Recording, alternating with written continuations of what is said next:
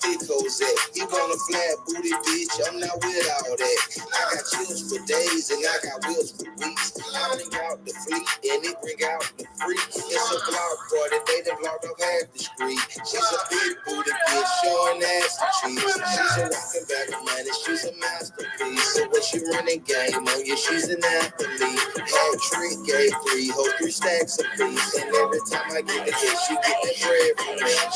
Big ol' ass is heavy, shake that shit like jelly. Put me on your plate and start that shit up like spaghetti. Man, I make this shit look easy. I ain't trying, I just eat me. I ain't never met a hoe I felt like I had to compete with. This the type of booty make a nigga drop his bitch. Wait, this the type of ass when I get home, he washing dishes.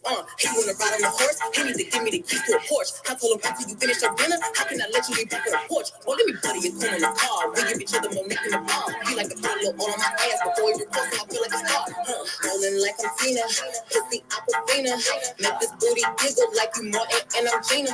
Put me in designer, let me meet your mama. If you got another bitch, don't put me in no drama. Tell the skinny hoes to call me where the thick hoes at. He want a flat booty bitch, I'm not with all that. I got chills for days and I got wheels for weeks. I bring out the fleet and it bring out the freak. It's a block party, they done blocked up half the street. She's a big booty bitch, showing ass and cheeks. She's a walking bag of money, she's a masterpiece. So when she running game on you, she's an athlete. Hat trick, gave 3 hoes, 3 stacks a piece. And every time I get the hit, she get that bread from me.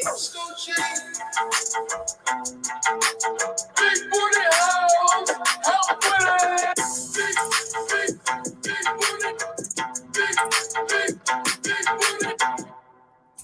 What's going on, Conscious crew? Hope you guys are having a wonderful Thursday. It is your favorite breakdown commentator, CTV. Welcome to another riveting episode of the Consciouztv platform. Girl, we got a lot going on. You already know what we're here to talk about. But before we get deep off into this thing, I need you guys to thumbs up the video until it is absolutely stuck. You know, you guys know that thumbing up helps with YouTube's algorithm, but more importantly, it triggers up the notification system. So when you thumbs up the video, you are literally inviting other Conscious crew members who are subscribed to the platform, support the platform, want to be notified when things go up, girl, okay, to get their ass up in the building, because you guys know that YouTube and its notification system sucks ass and balls. So that thumbs up is super significant. It's one of the most important things you can do here on this platform regarding any content that is produced, which is 2 thumbs up, okay, which is an engagement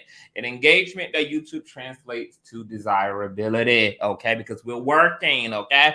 And the key word is we're working, honey, okay? So I do my part to produce the content, create the content, and you guys do y'all part to support it by thumbing up and engaging it. So whether you are a Bush baby or you're actively in the chat right now, or whether you are a part of the replay gang, I need the entire kingdom to always go up on the thumbs up, okay? Or Sal. Shout out to the 43.4 and counting, girl. We are almost at, I think we're like 15 subscribers away from 43.5. So shout out to all of the new subs. Love you long time and happy to have you here. Also, make sure that you have your notification bell set to all. Something that's better than nothing.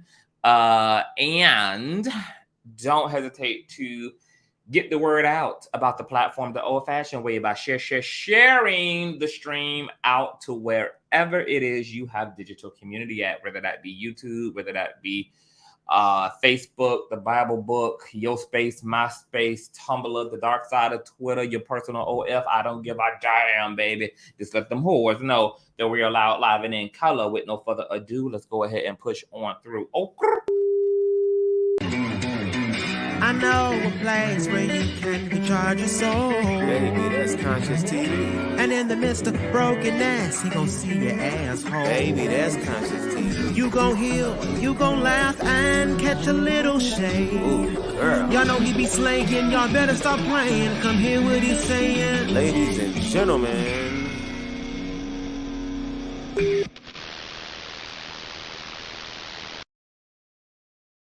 What's going on, y'all? Hope you guys are having a wonderful week, girl. It has been a really, really, really good week. I've been in here slaying hair, girl. I done got carried away thinking I'm Ice Spice and done did all this damn bleaching and coloring weave and units, ginger and stuff, girl. It's been quite the experience, honey.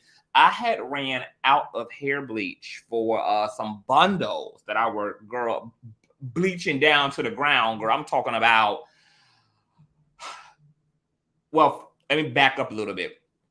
So I've been using is it L'Oreal's 30 volume developer and some other bleaching powder. I've been using, you know, the regular smegula stuff on the market for years when it comes to bleaching and hair coloring and all of that, girl. But I actually had ran out of my 30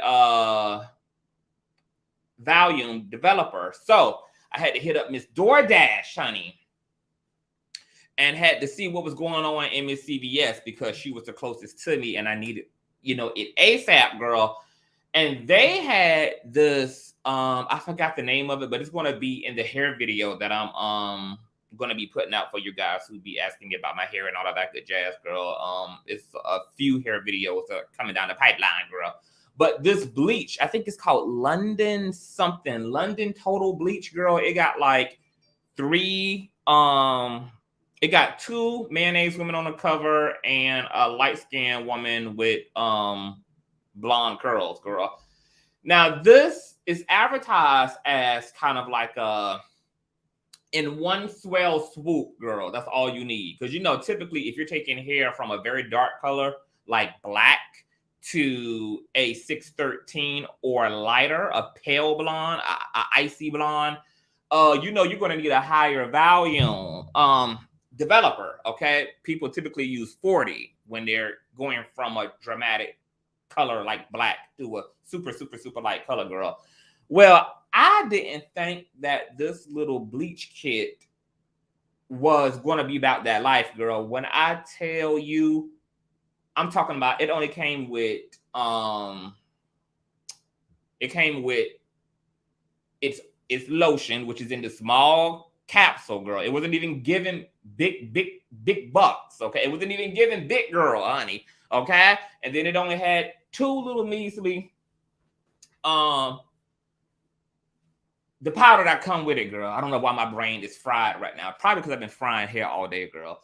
So I'm not thinking much of this stuff, girl.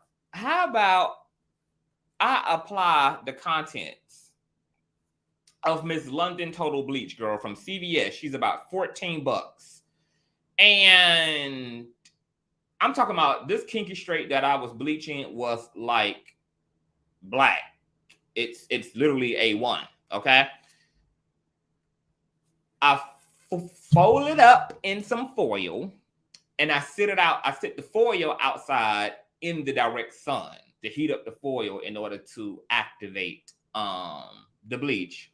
Girl, that fucking bleaching kit, y'all, took my 1B kinky straight bundles and turned them hoes albino.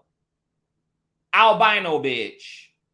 I'm not even yellow. I'm talking about albino. I'm talking about, girl, they went from identifying as African Americans to identifying as trans white, girl. Okay, the bundles are now trans white, girl. They done went from African American girl, born as African Americans. They are now trans mayonnaise, girl. In 15 minutes, bitch, I almost threw my wig off. Bitch, magic, honey. I don't know what type of damn Illuminati ass bleaching kit this is, girl, but I got me some new shit, baby. And this $13 bleach kit exceeded all of, what is the name? Hold on. What's the name of the regular popular shit? Let me see. 30 volume developer. Girl, what's doing? Salon Care. I use Salon Care, okay, which comes in a red and white bottle. And then sometimes I use Miss L'Oreal. And then, you know, you got Clairol. Okay, those are the three like popular developers on the line when it comes to hair bleaching, girl. Clairol, Salon Care, and Miss L'Oreal, honey. Okay, girl. Every time I've had to use these three motherfucking brands, which are super expensive, girl. When you go to your local Stallions and sit, girl, you're gonna pay, okay?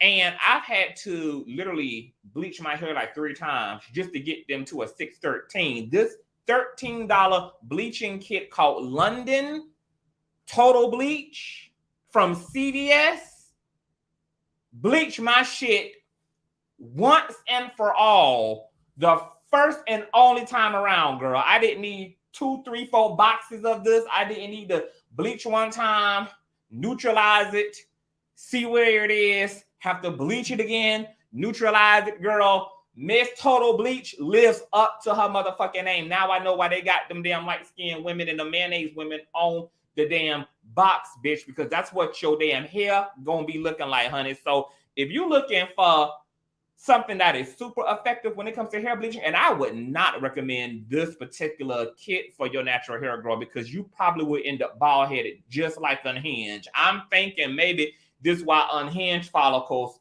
have been met with the cease and desist, girl, because she probably fucked around and put Miss London Total Bleach in her shit, bitch, and she been bald-headed and all, girl, since she been 8, baby. Okay, so, but I would recommend it for weave, girl. Weave. If you need quick, sturdy, white supremacist hair bleaching, top tier motherfucking product, bitch, Miss London Total Bleach is that girl. I put it all in the video that I'm filming for y'all, girl. So anyway, a mess. Now, also, before we get into today's topic, and I will be dropping the link in case any of you guys want to jump up and speak to this, because there's a lot going on with this conversation around India Arie, Megan Thee Stallion, and Miss Janelle Monae, girl. But also, I had announced on day before yesterday when I was live that I'm looking for some new moderators. I have removed some wrenches. The only reason why the wrench is removed is if I don't see you here all the time, okay? So it's not personal, etc. I love you. I hope some of my old moderators will still continue to support the platform, etc. But obviously, you wrench people up for a reason, and it's because you need that assistance every time you go live in order to keep links and everything moving about and to keep the chat regulated, etc. So I want people who actually have the time to moderate for the platform to be here. And my moderators have been here for a long time anyway, so it's probably retirement time any damn way, because I've had the same moderators for years. So I can understand their fatigue at this point. Okay, I go live sometimes multiple times a day. I'm live for 3-6 hours at a time sometimes. So it's a lot going on, okay? So if you have a lot of time to do a lot of moderating, let me know. And by hitting me up in my email at consciouztv@gmail.com, okay? Also, all donation information, etc., emails, Patreon, Instagram, all that stuff is in the description box as well.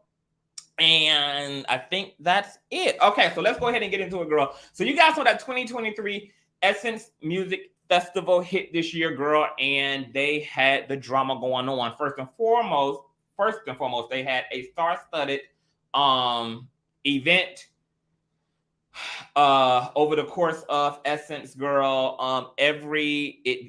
This was the 50 years of celebration of hip hop, girl. So they had everybody out from Trina to Lil Wayne to Juvenile, girl.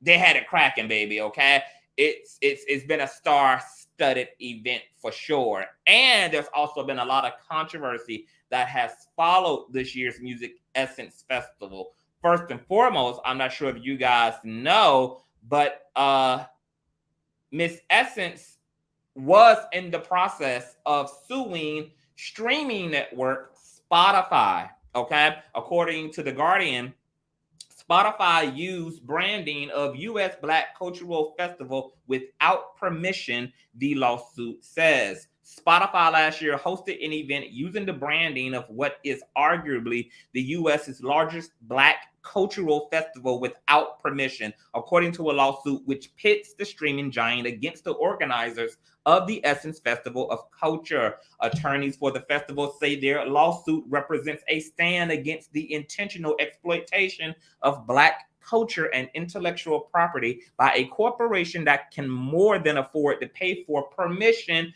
to use Essence's branding. Spotify did not immediately respond to a request for comment. The Essence Festival is held annually in New Orleans and is often referred to as a party with a purpose. In addition to celebrating Black talent, the festival also seeks to express and provide resources to Black communities in areas including health, wealth, civil engagement, and technology. Over the years, the festival has emerged as a highly lucrative gathering for both the city and the surrounding region of Southeast Louisiana. Organizers estimated that its economic impact on the area was $327 million, while employing 3,600 for the duration of the event in 2022. But those figures pale in comparison to Spotify's estimated $31 billion worth. And Essence ended up at loggerheads with Spotify after the festival's organizers said the streaming company in 2022 used Essence's branding and trademarks without permission to promote an event which Spotify hosted as if they were part of the festival. The festival's legal team responded with a lawsuit on the 23rd of June seeking compensation, saying the event in question was held within a zone where only entities with permission could advertise or sell merchandise associated with the Essence Fest. The suit added that the cited breach came after Spotify in 2019 struck an agreement with Essence that authorized the streaming outfit's use of the festival's marks for the promotion and hosting of an event that year promoted as the House of R&B. The agreement was negotiated as both Spotify and Essence contemplated a larger, longer-term partnership, the lawsuit said. Negotiations fell through in 2020 because of the COVID-19 pandemic, which forced the cancellation of the Essence Fest that year. Okay, so it goes on and on and on and on, girl. Miss Essence is not playing about their trademark. They don't play about their name, their image, etc. Girl, you can't bootleg off of them. You can't eat off them, girl. You can't go dig. You can't clout chase, bitch. You can't do nothing, girl. If it even looks like that, bitch, paperwork is getting filed, honey. And Miss Essence takes their imaging and their trademarking so serious as an entity and as in business that it didn't just stop with Spotify, okay? Which that lawsuit has been dropped, okay? So before we move on to them keeping that same energy, girl, with an old nasty piece of local bookstore in the area, child, who got an old nasty piece of cease and desist, girl, it appears that Spotify, oh no, this lawsuit has not been dropped. So they're going full forward, actually. So they want their coin, they want their payout. Miss Spotify held a whole event in their likeness, girl, last year, and they want their dollars, girl, because bands make Essence dance as well, girl. Okay, so they're coming. More than likely, they'll probably settle out of court, etc. Slide them their coin through PayPal, through Miss Cash App, girl, and keep it pushing. But Miss Essence also ended up in some controversy when they sent a cease and desist to a local bookstore, girl. Catch this according to wwltx.com. Essence Fest drops cease and desist against local bookstore. Lawyers representing Essence Fest has filed a cease and desist against a local bookstore for using its trademark to mislead customers, just like the Spotify lawsuit states as well. WWL-TV has learned that Essence Fest dropped their cease and desist against Baldwin and Company. However, their suit against event promoter Lit Diaries has not been dropped. Their statement can be read below. Quote, Based upon Baldwin Bookstore's apology and swift action in this matter, Essence has voluntarily dismissed Baldwin from its lawsuit. Essence is dedicated to protecting festival attendees, the public, and our customers, and will take all necessary action to ensure the integrity of Essence Festival of Culture. Essence will defend the rights, creativity, and hard work of our employees and our company, and continue to partner with Black-owned businesses in the New Orleans area and grow and develop our community. This is what the previous version of the story says, though. Listen to this. Lawyers representing Essence Fest issued a cease and desist letter to a local business saying it used its trademark to mislead customers. The festival is cracking down on businesses and corporations, it says, are taking advantage of the festival's audience. Friday, WWL-TV obtained a copy of a temporary restraining order demanding New Orleans bookstore Baldwin and Company and event promoter Lit Diaries, LLC, cease and desist using its trademark to promote and host an event scheduled for June 30th at Baldwin & Co. Friday morning, a Baldwin & Co. Instagram post announced all Lit House events happening on June 30th at the bookstore were canceled, okay? So, there were a lot of authors, a lot of entrepreneurs who had also signed up for this event at this particular bookstore called Baldwin and Co., who had planned for months and months and months on out to bring them and their team to this event for networking purposes and publicity and promotion, etc. So when the bookstore canceled this event, it led to a lot of small business owners and entrepreneurs being super upset.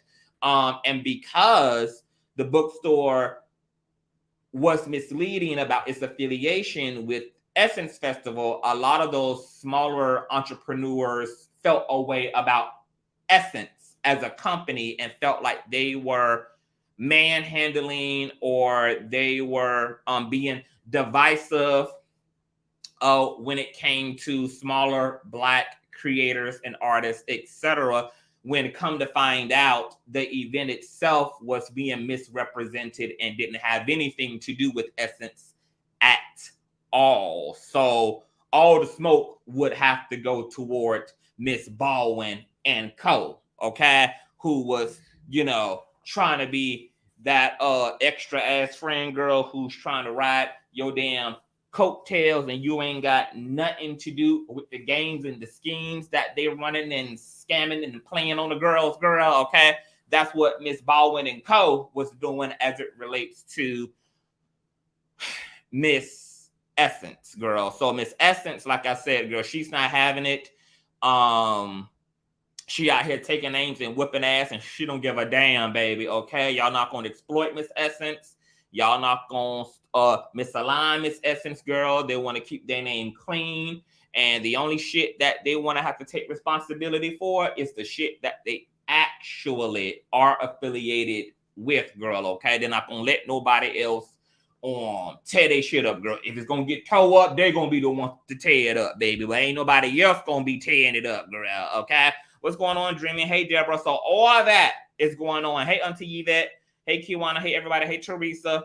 So, girl, it's been going down, okay? So while Miss Essence was out here sending Spotify lawsuit paperwork, girl, sending out the process server in the form of a Little Caesars delivery person, girl, they were also shutting down bookstores, lemonade stands, bitch. Essence is on one, honey, okay? But more controversy erupted out of this year's Essence Festival as well, because Miss Essence closed out their star-studded 50 years of hip-hop event with performances from Miss Janelle Monae.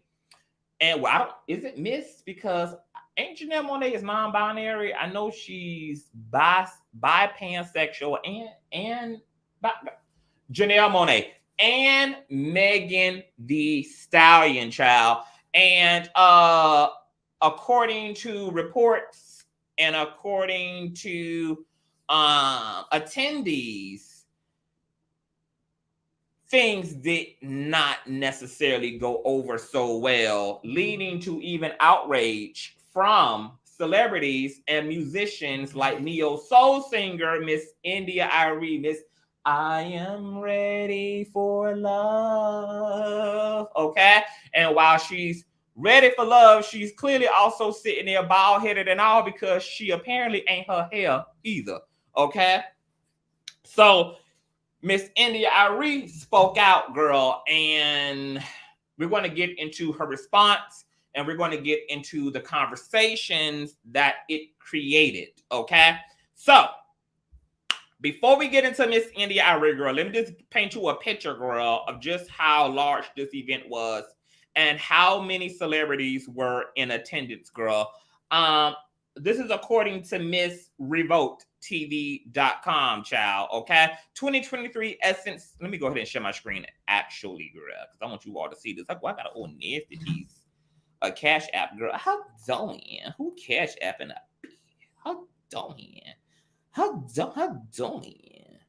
Thank you, Auntie Yvette. Thank you, baby, for just a little something with love. Thank you. And you guys make sure to subscribe to Dear Yvette in the chat, honey. Amazing content creator. Love to do inspirational posts and do feel-good content, self-love, self-create, and every now and again, slap a bitch if you need them to love themselves too, girl, and got you fucked up, okay? So if you loving all that type of content, baby, subscribe to Auntie Yvette, girl, okay? Get into the things of the things of the things. Thank you, Auntie. How doing? Let me heart does. Period. Okay, girl, let me show this old nasty piece of screen, child. Okay, get into this Miss Revolt so you guys can see just how huge. Hold on. They're telling me to subscribe. I'm not subscribing to Miss Revolt. How doing? Okay, girl, here it is, girl. Let me just show you how large this shit was and how many Black artists was in the building this year, girl. Okay, 2023 Essence Fest was an iconic event that celebrated Black culture and 50 years of hibbity hoppity music, girl. The Essence Festival of Culture returned to New Orleans in full force, bringing the heat as it celebrated the 50th anniversary of hip-hop. To honor hip-hop's legacy, the 2023 Essence Fest curated a lineup dedicated to the genre for the first time in the festival's history. All of the concert headliners were hip-hop artists, including Miss Nasty Piece of Lauryn Hill, Miss Missy Elliott, and Megan the mother-loving Stallion, girl. The star-studded lineup also featured Janelle Monae, Jill Scott, Wizkid, Ari Lennox, Juvenile, Teens, Toby, whatever the hell that last name is, Jagged Edge, Coco Jones, Monica, and Mooney Long. However, it was the specifically curated homage to hip-hop 50th that truly stole the show. You guys can see here, Dougie E. Fresh, Grab. The stage became a time capsule of rap greatness with legendary performances by Dougie Fresh, Big Daddy Kane, EPMD, Chris One, Slick Rick, Jermaine Dupri, Big Boy, Gucci Mane, Lil Jon, Ludacris, T.I., Ice Cube, DJ Quick, E40, Ice-T, JJ Fad, The Lady of Rage, and Yo-Yo. Angie Martinez curated and hosted a special in real life all-female hip-hop showcase featuring Eve, Maya X, Remy Ma, Salt and Pepper, and Miss the Baddest Bitch, Trina. Keeping the vibe lit were guest DJs Clark Kent, Kid Capri, and Spinderella, not to mention the hilarious hosting talents of comedians Janelle James, Dion Cole, Affion Crockett, I love him. I think he is so cute. And Spice Adams. The Essence Festival is known for its amazing lineup. Okay, Miss Toby kicked it off. Miss Arie, girl. Everybody was in the building, girl.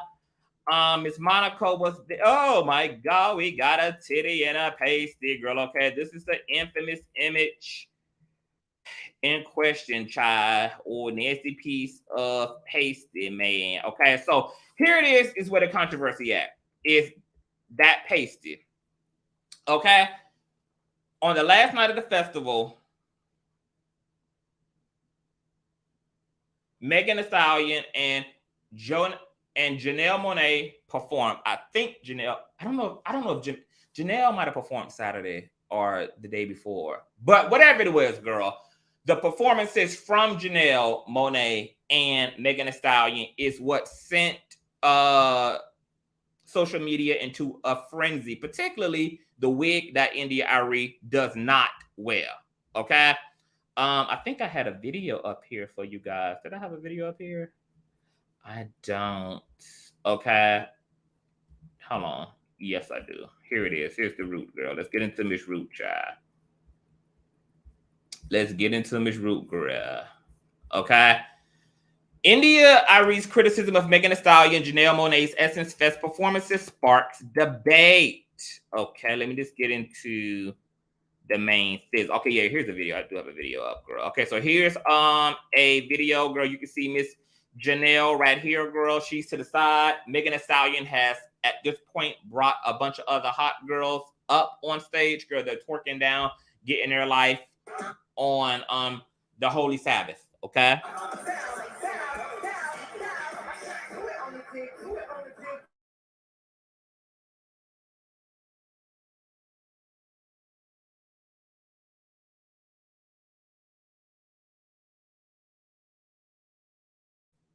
Okay, what's going on, the official titties? Hey, boo.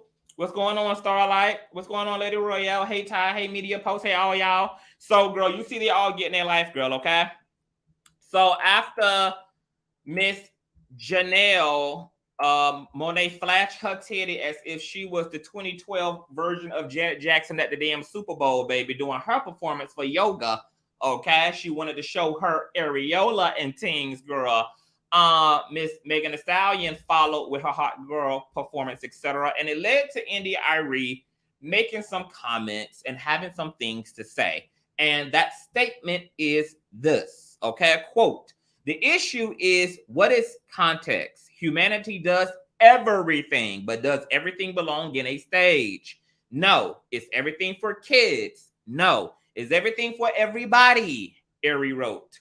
No. So when we as a culture make something like this mainstream, it shows a lack of discretion and discernment. Just as many folks have the right to want our mainstream international export out music to show us in a respectful light, she continued, I'd like to go on the record saying this won't age well, and that's my issue. I love Janelle and Meg the way I love us all, and I don't like this moment. Don't bother debating me, LOL. I don't care, and I do this. For 25 years, I've done this. So read, ponder, or don't. The I am not my hair singer's comments were dissected on Twitter with one user writing, don't nobody give a damn about what India Arie thinks about Megan Thee Stallion and Janelle Monae. Another person pointed out that it seems to come down to a difference in genres, tweeting, quote, I wouldn't say it's a drag, it's just hating and unnecessary.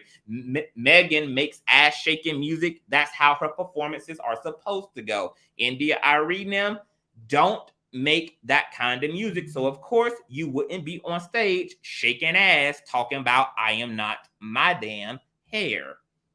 Woo child. And somebody else wrote, I don't have an issue with what India Arie said because I noticed at that one award show, all the mayonnaise female acts were G-rated and PG-13, and all the black girls weren't. The black artists were pornified as hell. That being said, I also don't give a damn. Well, someone else said, expressing your sexuality and femininity as a black woman isn't monolithic. India Arie is just as important as Meg and Janelle. Ken Barbie on Twitter wrote, India Arie once proudly proclaimed that she is not her hair, so she should also understand that Meg and Janelle are not their ass. If they decide to embrace their bodies and have fun, there's nothing wrong with that. It doesn't completely define them as artists or women. Go off. 2 snaps for the girl, Ken. AKA the Shetland Pony said, I tire of folk complaining about sex in music. Sex has always been in music, specifically black music, since the juke joint. Just more visual avenues. India Arie is being disingenuous. Someone else said, why are so many black women attacking India Arie for pointing out that black women have allowed the music industry and television to turn them into hoochie mama characters. On your next interview, they may ask, do you twerk? Okay? So the reviews, girl, were pretty mixed down to the ground. Now, while I was in here bleaching the goddamn thread out of weave, girl, I had put on Miss TGIF with Miss Claudia Jordan and Funky Dineva and Al Reynolds over there on Fox Soul. And they also had covered the India Arie, Megan Thee Stallion, Janelle Monae drama, girl. So just to give you a bit more context before I get into their commentary, is apparently, according to Essence Festival goers, and I think Al Reynolds and Funky Dineva actually attended the event. I'm not sure if they were there for these particular performances, but I know they were there for that for those period of days. Al Reynolds and Funky Dineva was down there, girl, and Miss New Orleans chasing down Trade on Hennessy, girl, getting drunk as hell. It'll be me next year. Anyway, apparently this was on a Sunday, and people had their children out at the event, girl. And so some people felt like the event was very inappropriate, considering that there were underage young folk who also were attending what is oftentimes, as Essence Festival, branded as a family event. Okay. Apparently people also got up to leave. People were walking out. Some people were visibly distressed, disheartened, upset that they had to see a titty on a Sunday, girl. So there were all those feelings. Okay. Now, when I had listened to Fox Soul TGIF's commentary between the three amigos, girl, they all were an echo chamber, and they felt a way as well. They agreed with India Arie's rhetoric, who wanted to make it clear that she wasn't dragging. She just had questions and concerns, apparently. And what I found fascinating is that most of the commentary from the people who are kind of like outraged over Megan Thee Stallion and Janelle Monae's antics are conservatives. So that bias was there. I wasn't really surprised. And of course, TGIF, they echoed basically everybody who was outraged in terms of feeling like this culture is overslayed. This thotty, my pussy, my bag, and my pussy culture has to go. Feeling like female rap is very hypersexualized. They ain't got nothing else going on. There's no substance. This culture of vulgarity, etc. Black women being reduced to their genitalia and blah, blah, blah, blah, blah, blah, blah. People are suffering. The conservatives are suffering from thought fatigue, girl. Okay? Thought fatigue, girl. They can't take it no more. But like one of the Instagram users, not Instagram, girl, one of the Twitter users said, and I fully agree with Ken Barbie's tweet, because Claudia Jordan's point was balance. We need balance. Ironically, in talking about balance, which is why I say that there's definitely a bias here. While talking about balance, the show was balanced because Claudia Jordan, them, and all these folk who locked on to Janelle and locked on to Megan did not speak about Salt and Pepper, who performed, did not speak about Spinderella, did not speak about Eve. Missy Elliott was honored. All these other versions of female rappers who had less sexual, less provocative performances and identities were in the building. The show was balanced. The issue is conservative folk are just being conservative and are resurrecting. Sorry, I'm eating a fucking pear. resurrecting respectability politics. And that's really what this is. Conservative folk need to shut the fuck up. Ass and pussy and autonomy and sexual agency and liberation is also very, very significant when it comes to the liberation of specifically Black women who need autonomy everywhere, who need freedom everywhere. The freedom to be India Arie and to chop their motherfucking actual hair off their head, girl, and to be walking around here looking like Sandman. And the right to be a pussy popping on a handstand asshole. Okay? That is what freedom looks like. And the fact that there was only 2 of these, what can be argued, provocative performers out of the other cascade of female performers who were not sexual, just goes to show you how biased conservative folk are. Because even when it's only one Megan Thee Stallion in a room full of 6 conservative non-Megan Thee Stallions, there's always going to be a witch hunt. Because the reality is conservative Black America just don't want that there. They don't want it apparently in the culture. They don't want women to be that at all. They will say the word balance. But then, as we can see, when there is a balance, the lineup was balanced. The only thing they can focus on is the aspect of the picture they don't want. And I think conservative Blacks need to check their gatekeeping. There's always been an attempt in our community to conform and tailor everyone to this modesty and to tailor everyone to this, to being palatable, which for a lot of conservative Blacks, we don't realize is a byproduct of surviving white supremacy.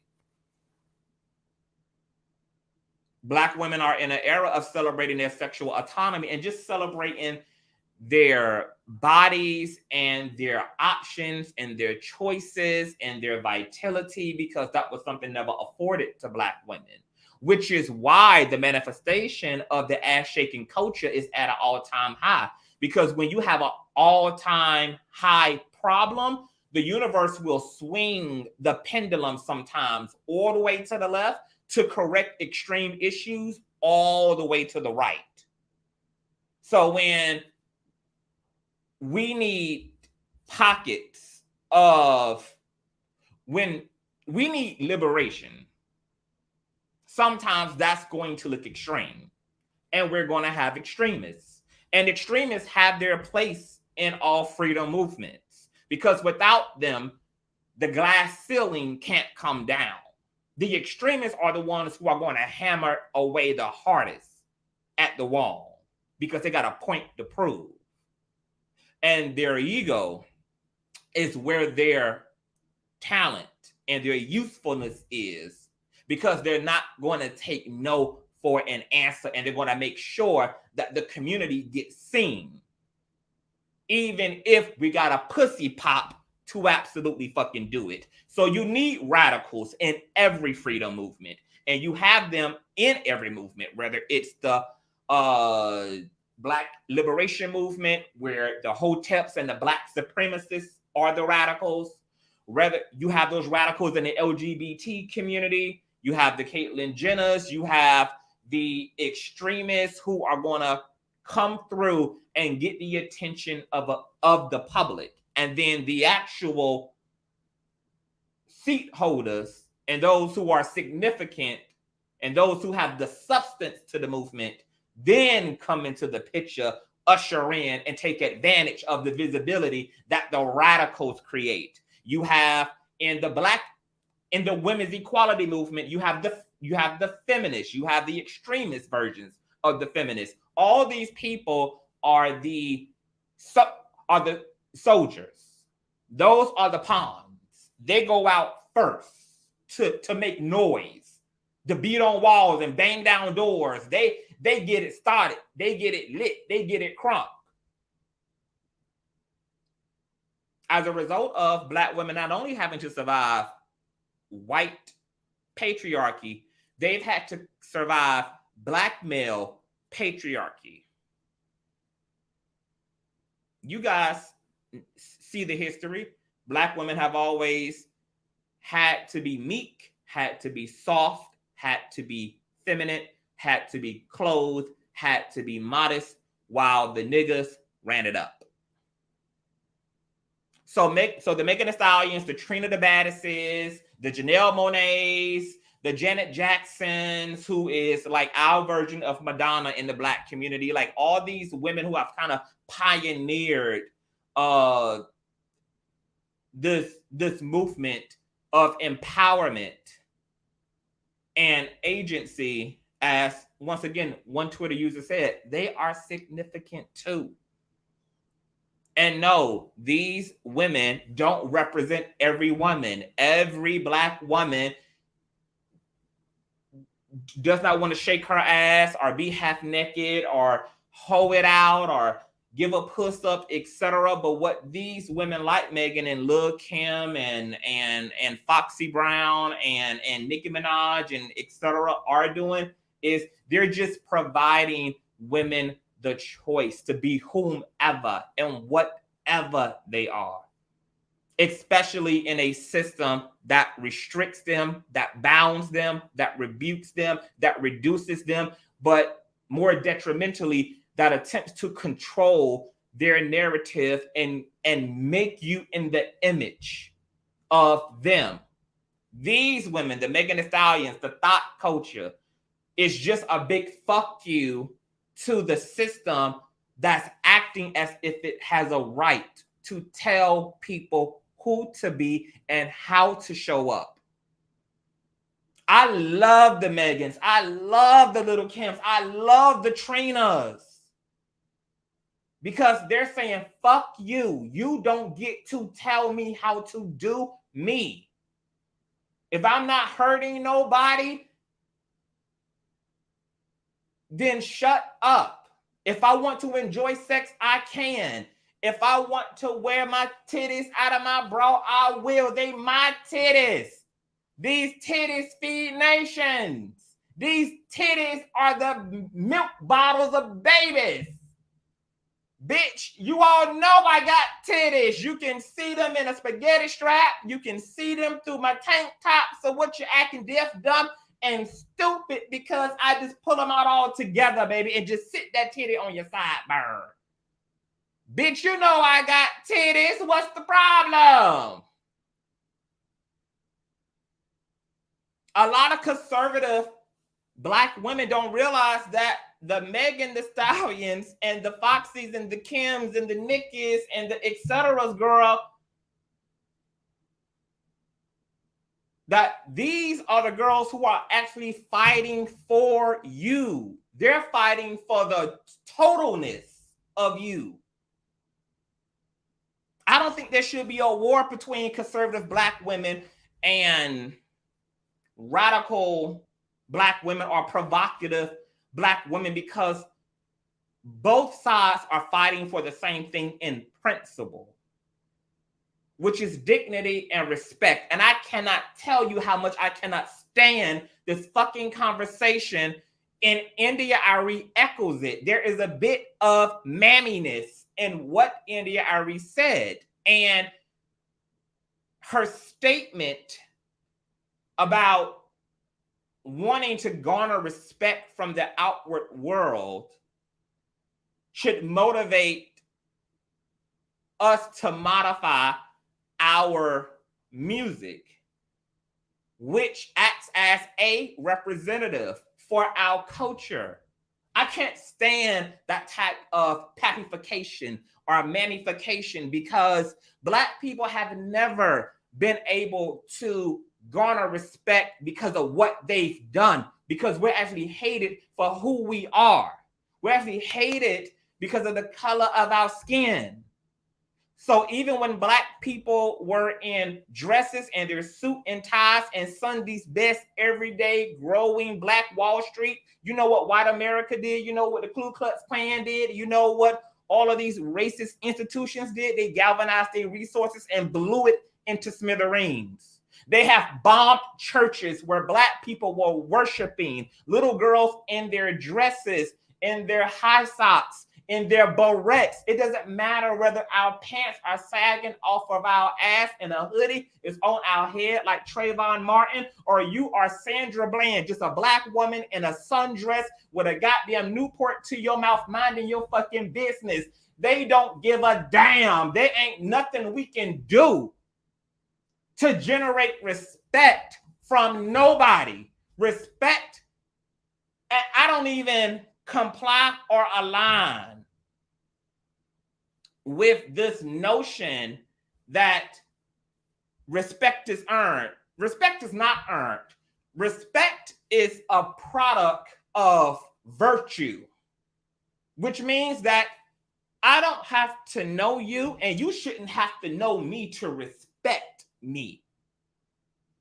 And you're going to get my respect regardless of how you show up, unless the way you show up literally and physically interferes with me. This idea that because Funky Dineva said, you know, because he brought up the Sukiana situation that happened recently between her and the guy who tried to kiss her and that whole conversation, and his whole attitude was, we can't have it both ways. Black women can't want to act like a hoe and then be mad when a man treat her like a hoe. Yes, she can. Yes, she can. I don't give a fuck whether I'm popping this puss, popping this ass, popping this bussy. I don't give a damn what I'm doing. You don't have a right to treat me like anything else but a fucking human. I don't give a damn if you just saw me coming off the pole in my damn drawers and cash falling out of my goddamn duffel bag from the strip club. You still have to respect me like a fucking human. I don't give a damn if you just looked through my damn hotel and saw me getting gang banged by 8 motherfucking niggas, in the words of titties, plowed and wild. You still have to treat me like a human. I don't give a damn if I cuss, if I fuss, if I got pink hair, if I'm half dressed. You still have to treat me like a human being. The fact that there are actually people who think that they have the right to dehumanize people simply because of their politics and their worldview is absolutely out of this fucking world.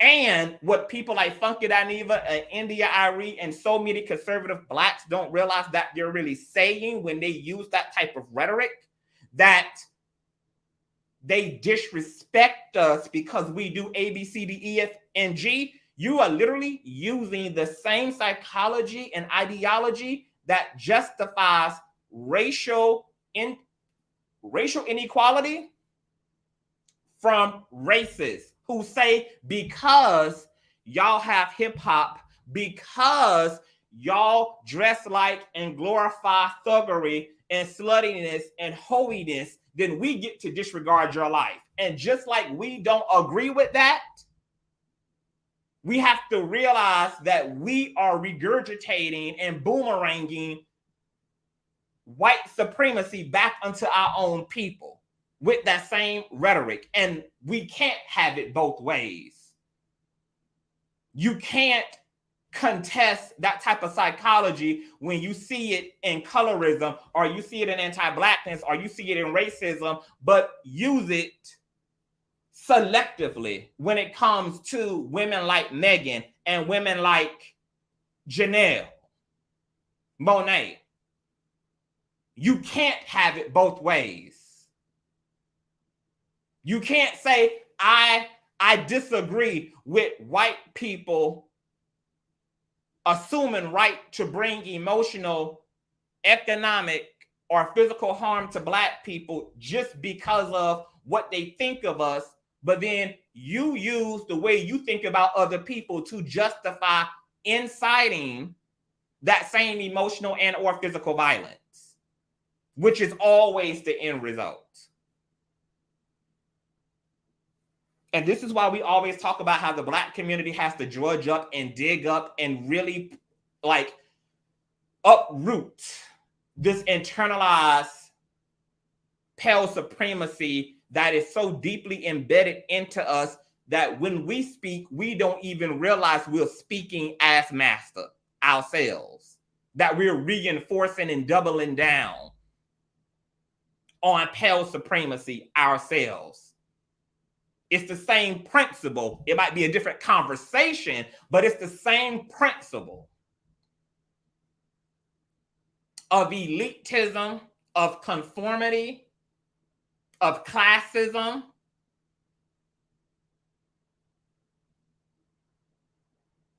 It's the same.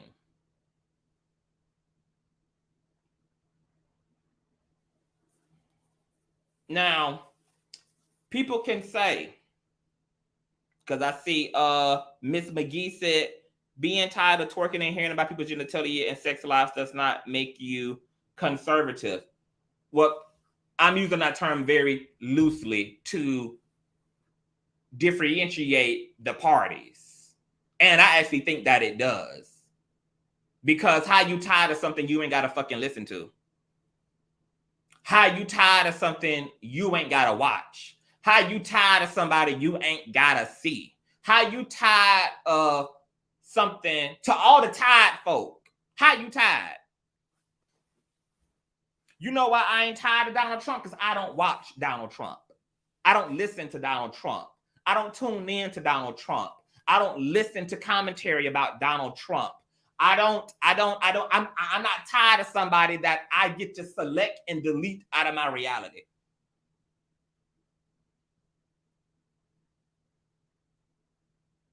And why the people who so tired not spending their time highlighting all the artists and all the narratives they do love and want to see? Because all the three tired amigos on TGIF could have spent their time talking about Missy Elliott instead of Megan.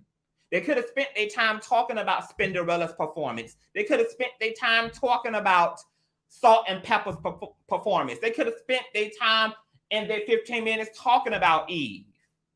Because there are so many other people that were not a Megan. There were so many other female musicians who were not a Megan who picked up the microphone. Why highlight Megan? Why highlight Janelle? It's not that you tired. You just don't like these type of women, and that's the issue. You don't like this type of self-expression. That's the problem. And that's why I call it conservative. One fucking Megan out of all these non-Megans on stage, but yet Megan and Janelle become the problem. But there are several other females who could have took up the talking time and the talking points, who didn't pull out a titty and who didn't bring up 20 other Black women to shake their ass. Not to mention that I'm sure that Lil Wayne, who also closed out the festival on that Sunday, more than likely did not perform a gospel song, and yet there's no backlash because Black women also have internalized misogyny and will fence and be a gatekeeper amongst each other, sometimes more than patriarchy and men will. I'm sure that when Lil Wayne hit the stage to close out the performance in front of all the kids and all the children, he wasn't coming up there to sing about Jesus and the Holy Ghost.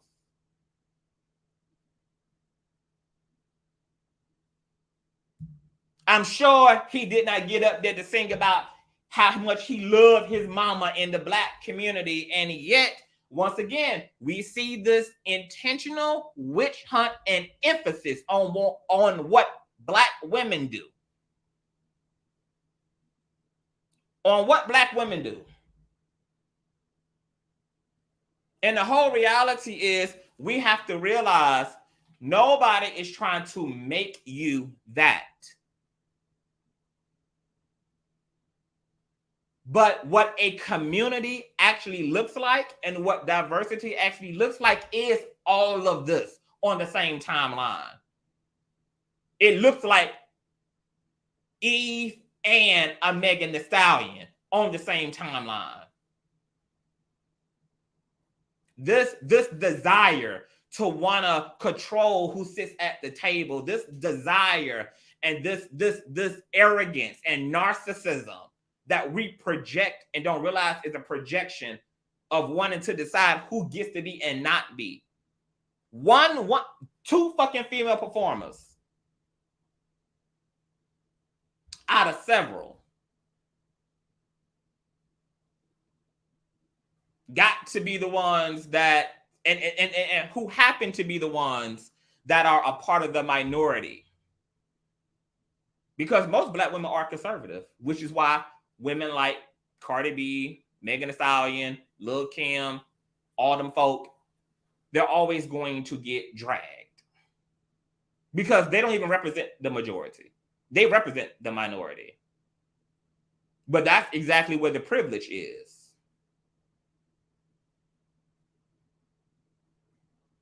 I don't always listen to gang banging, shoot them up, beat them down, fuck them from balls to the wall, suck my pussy music either. But I appreciate it. I understand it. And I would never vote against it because we have to have the option to also exist and show up that way as well. That type of art has its place. Just like I would never vote violence out of movies. I would never vote horror out of the genre.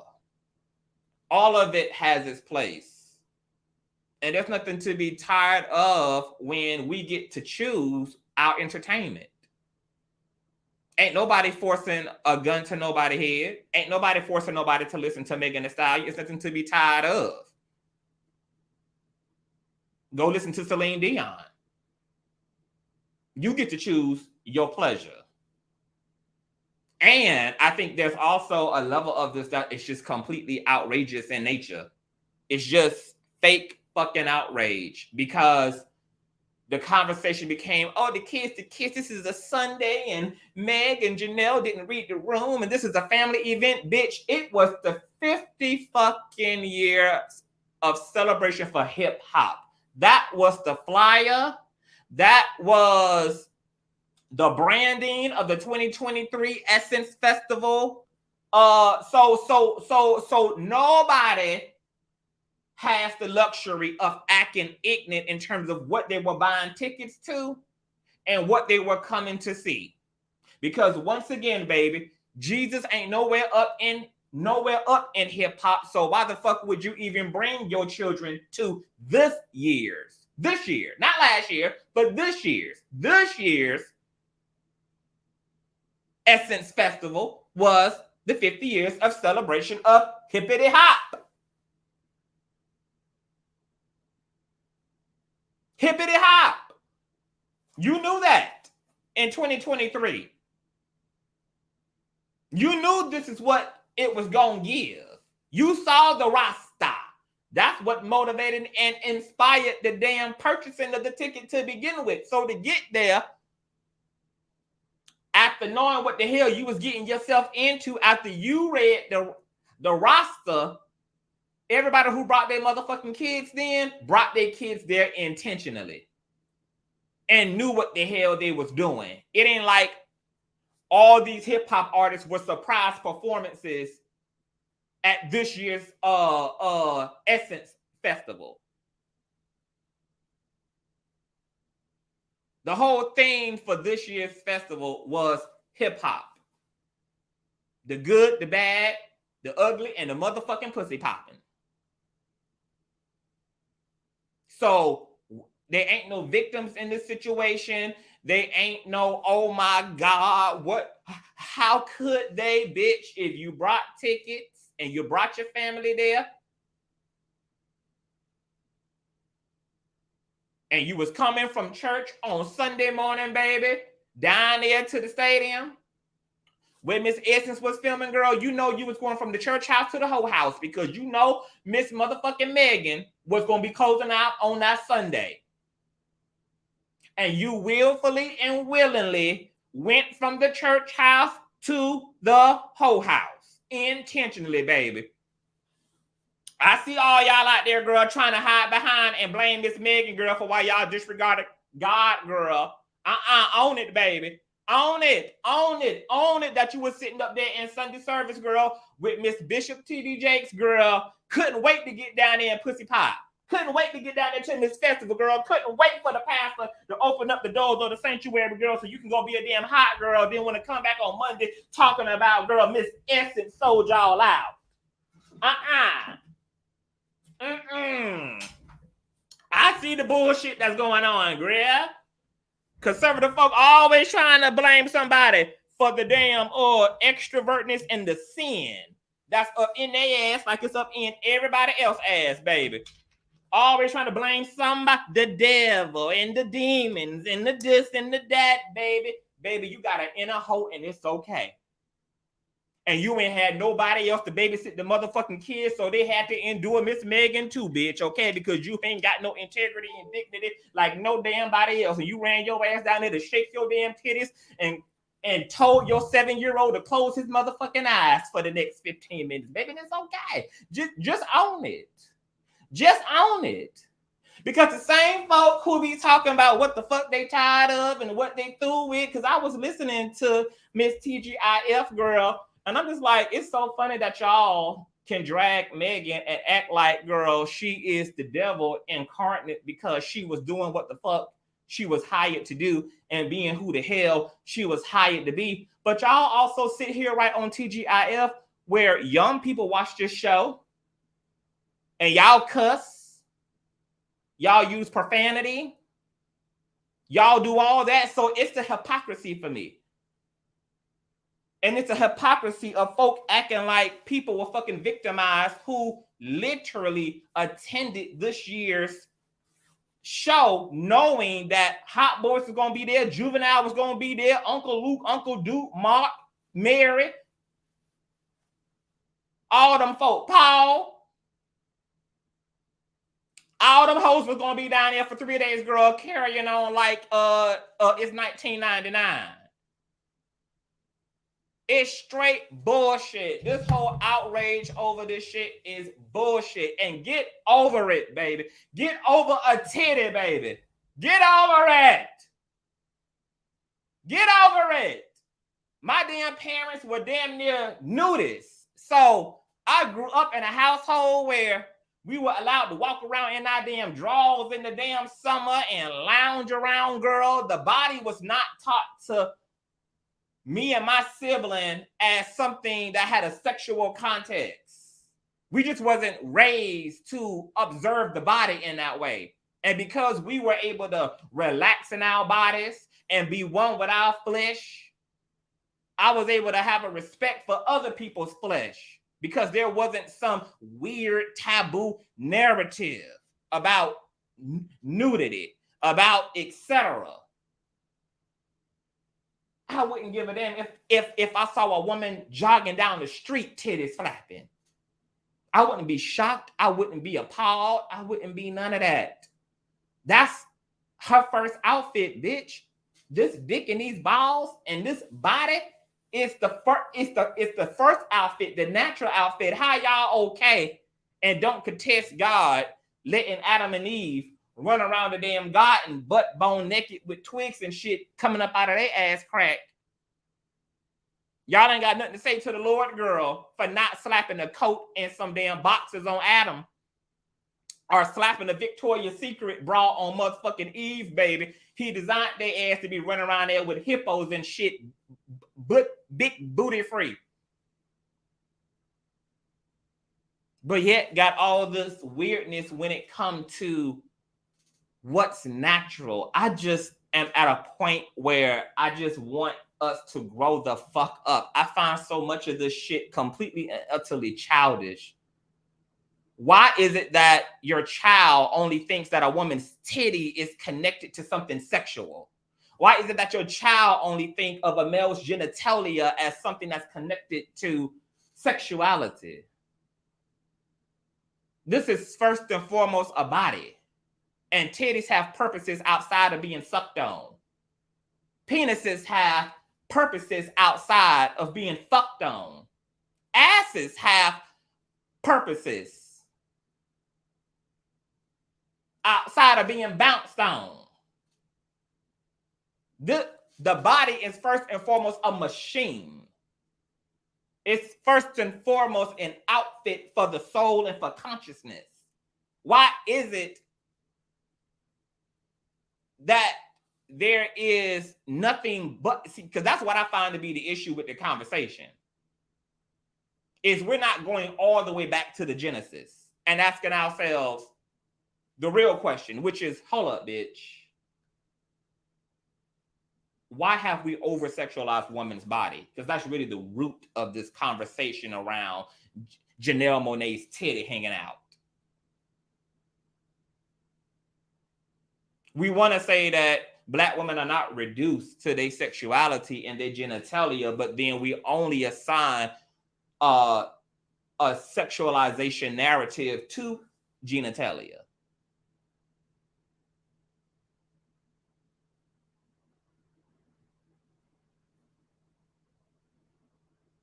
The whole conversation is out of whack. The respectability politics in this conversation are stupid as hell and deaf tone.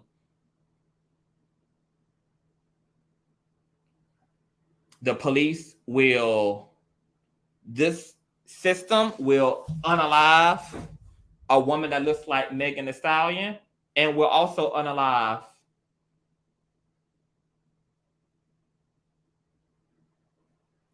a Sandra Bland, will unalive a Philando Castile, will unalive the list goes on and on and on and on and on. Let's stop acting like respect is something that we can really garner from other people. Respect has to come out of other people.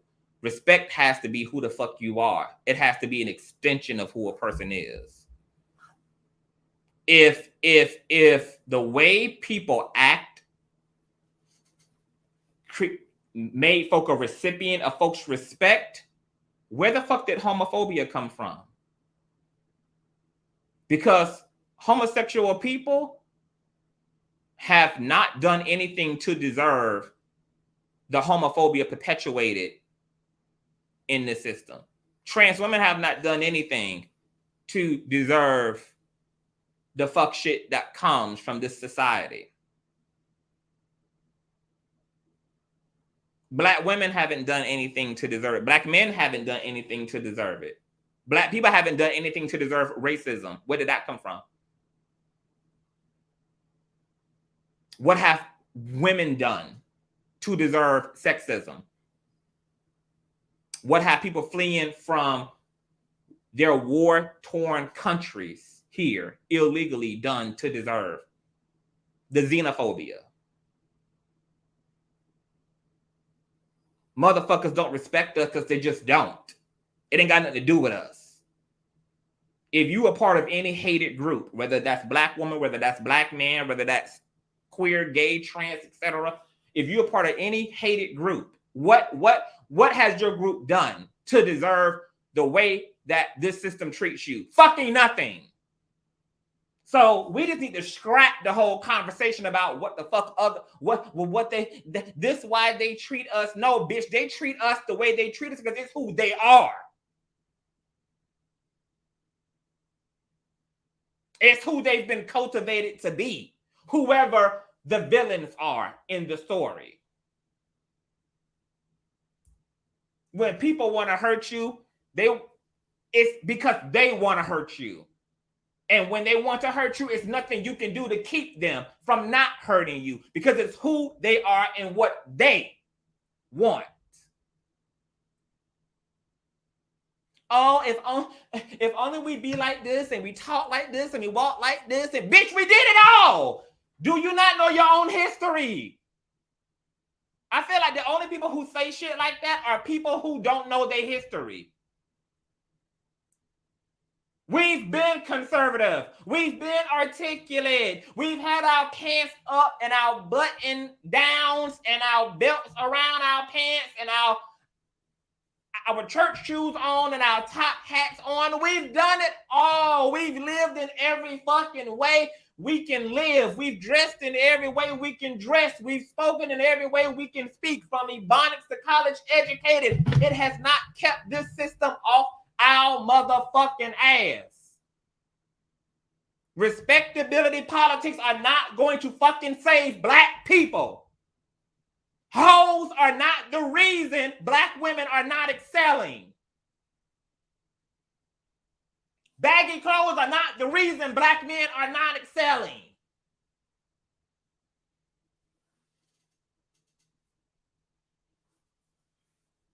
This shit that we dealing with outside of us ain't got shit to do with us.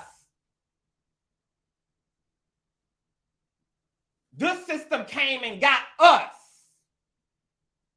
It came and colonized us.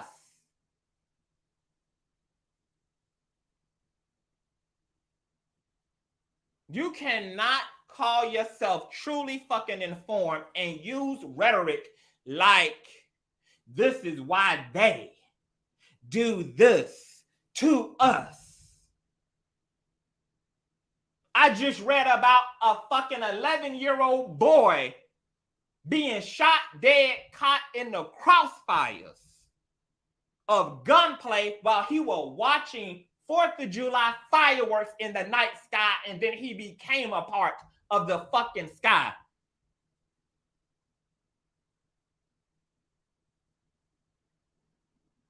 I just read about a black woman with cancer, a middle-aged black woman with cancer, filming the police, falsely arresting her husband, and as a result of her recording the police's interactions and inappropriate behavior unto her husband, she was body slammed by police because she utilized her right to record with her personal property what was happening to her husband. She wasn't a hot girl. She didn't have on a bikini. She wasn't talking about sucking dick. Her titties wasn't out. She wasn't dressed provocative. Most of the fucking violence being experienced in our community aren't even being experienced by the Megans, the Stallions of the world, but by regular smuggler ass people who are enduring fuck shit that they didn't ask for in no way, shape, or form from those outside of themselves.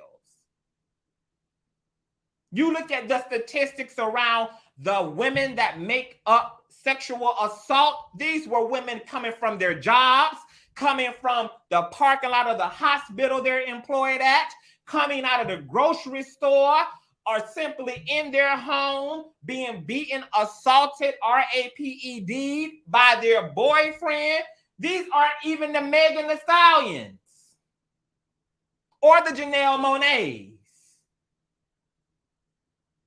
Women have been beat, bruised, disregarded, and completely disposed of with stockings down into their damn shoes. It's a misrepresentation of the real issue when we get petty and reduce the issues and reduce the real problems to what's happening on the chessboard rather than focusing on who designed the chessboard to begin with. Who designed it? Because the Megan Thee Stallions and the Janelle Monaes and all of the liberated, sexually liberated, provocative women, they're the ones who are trying to survive the chessboard. So the intelligent question has to be, who the fuck created the fucking chessboard? Who? Because that's where we need to aim the missiles. That's who. Twerking is an African dance. That's how far back twerking goes. You can go to many communities, countries in Africa and see variations of twerking within the culture. There are a trillion fucking videos on YouTube of Africans, natives in the motherland doing what we call twerking, rolling and using their buttocks and hips. Matter of fact, let me pull up some shit. This shit is in our cellular DNA as descendants of African people.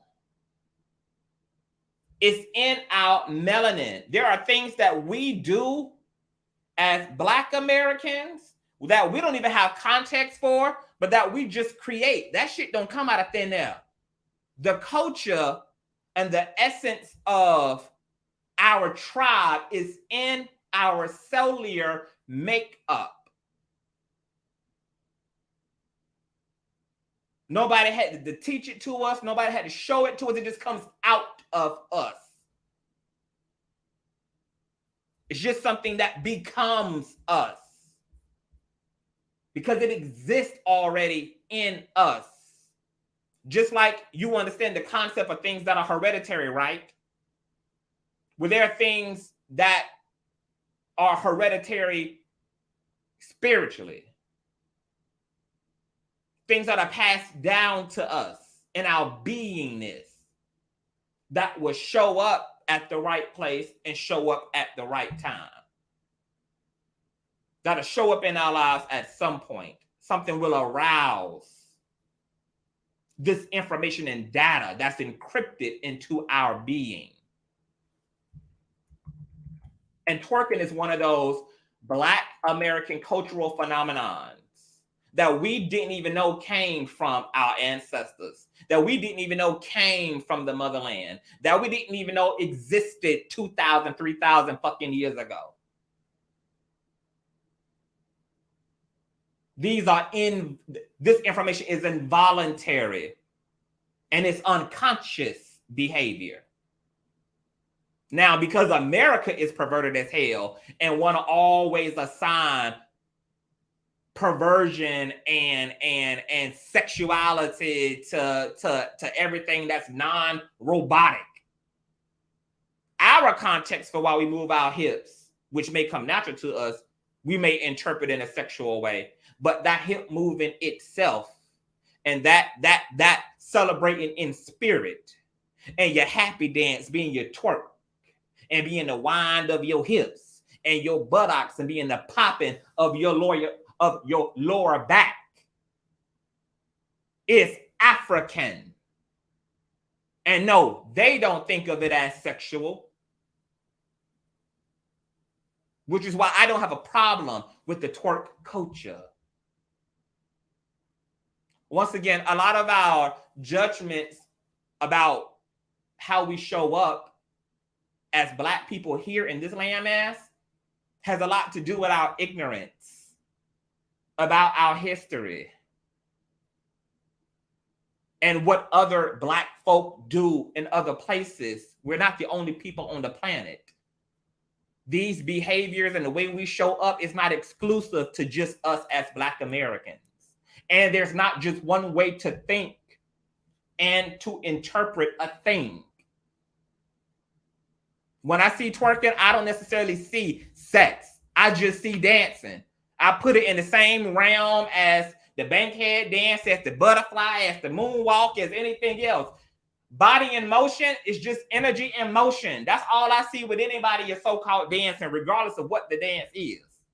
Whether you dropping it low for Jesus or pop locking and dropping for your sugar daddy. All I see is energy in motion. I try to go out of my way to decolonize my brain because I just don't have. I just don't want to use this computer in my head to store up this much dumbass shit. I don't want to be outraged about dumbass shit. What the fuck is there to be outraged over? With a motherfucker moving a body. What the fuck is there to be outraged over? Over a fucking titty. All women have it, and some of these niggas got them too.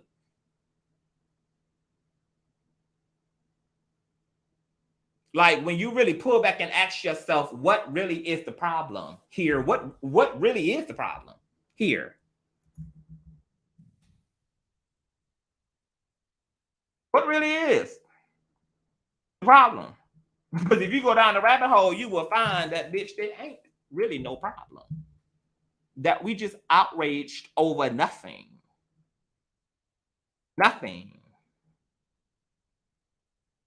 Hold on, I'm trying to find what the hell I'm trying to find. Because I want to...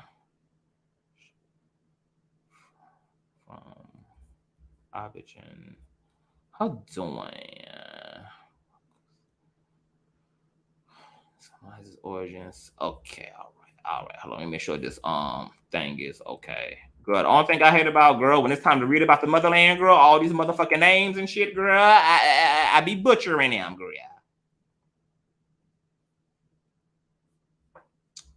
Let me see here. So this is the article, girl. This is worldcrunch.com.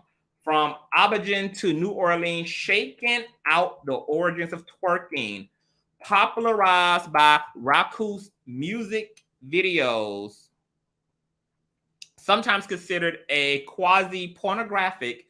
This phenomenon has its origins in the ancestral Afro-descended dances and advocates the liberation of the body. The body, yada, yada, yada, yada. Quote, make your butt jump like a pancake. Did we come here to sit and hide it or to show it?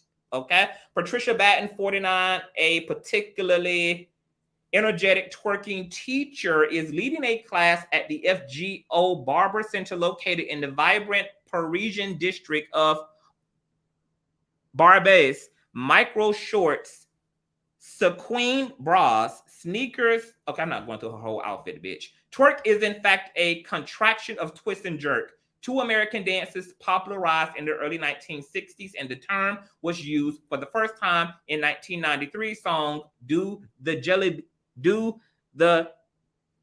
Jabali All by DJ Jubilee, a rapper from New Orleans. Facing the mirror, three rows are formed behind a human circle takes shape. In each room, the dancer, girl, get to the history. I want the history. To twerk the body, you move the butt off, smiles, blah, blah, blah, blah, blah. Sisterhood and self-acceptance. We won't even consider American singer Miley Cyrus, who has been wrongly credited with inventing the genre since her explicitly, oh my God. All right, here we go. African roots, here it is.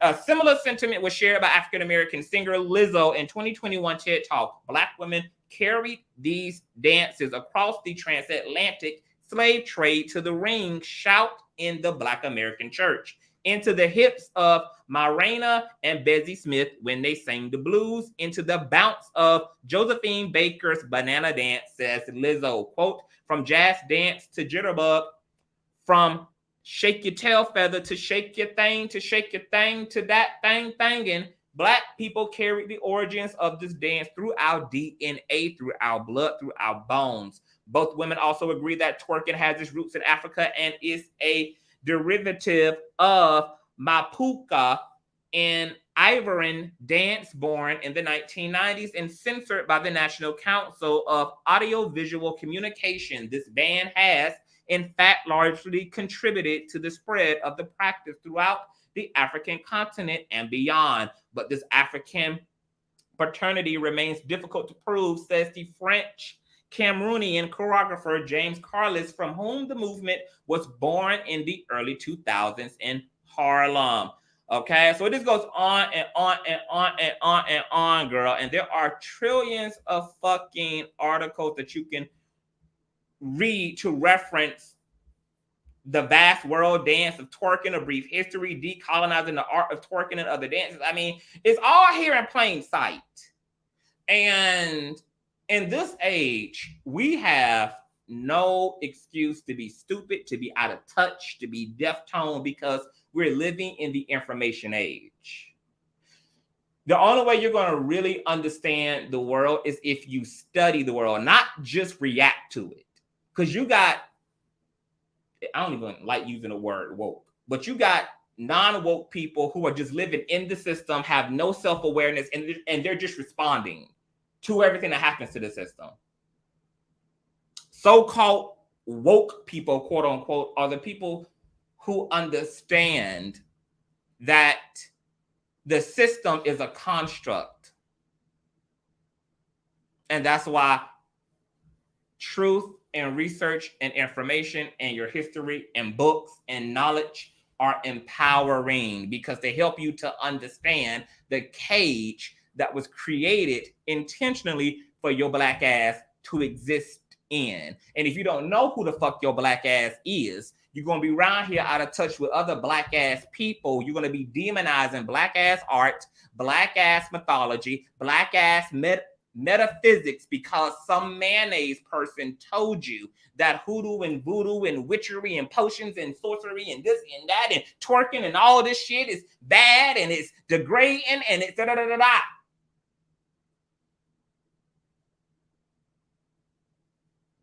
You can't even beat your enemy until you properly understand who your enemy is and what they've done and their relationship to the issues you directly face in the system.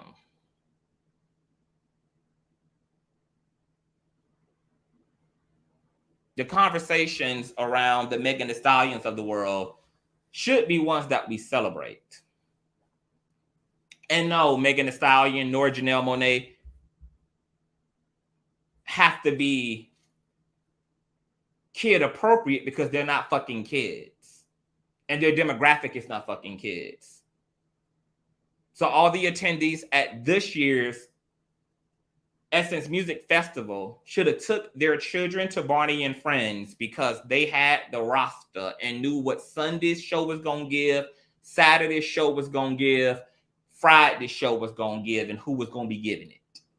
And it wasn't nothing but hibbity hop the whole fucking weekend.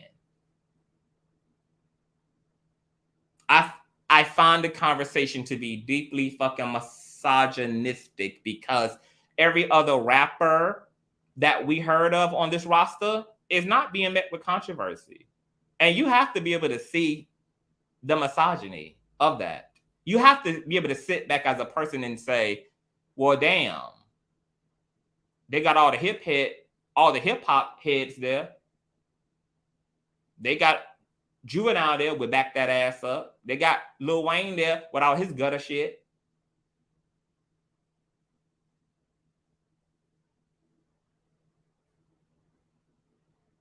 And the fact that people were also saying, Missy Elliott, why can't Megan, why can't these girls be like more, why can't they be more like Missy Elliott? Missy Elliott is Missy Elliott. The Missy Elliott's of the world are the Missy Elliott's of the world.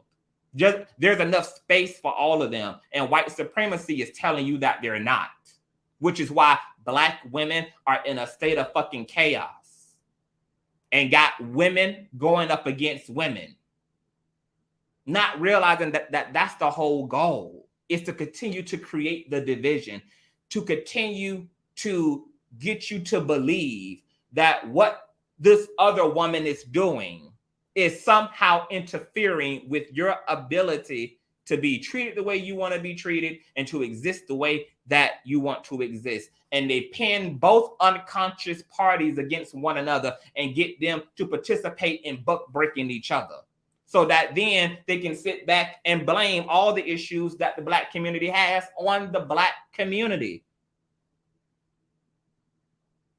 Don't you see that the whole goal is the division? That's the whole goal. That's why there's a left and a right wing. There's conservatives and liberals. And you fit into some square peg, into some fucking category, into some fucking club. Because once you come under the belief, because once you align with the club, then you naturally inherit the attitude that there's us and there's them. And then from there, you have no choice but to fight, because to even have to join the club puts you under the impression that there's war out there, and then war commences.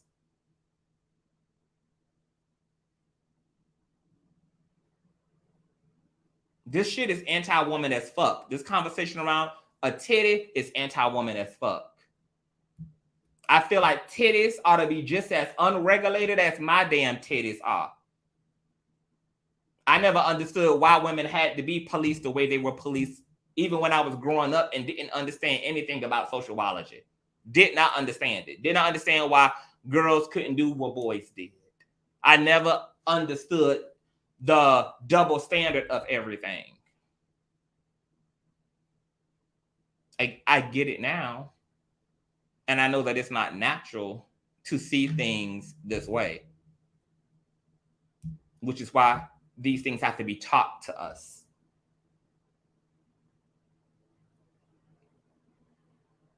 Conservative women, liberal women, non-provocative women, provocative women need to come together and realize they're part of the same team, baby, and they need each other. You need the radicals like Megan to say, fuck you, bitch, pay me.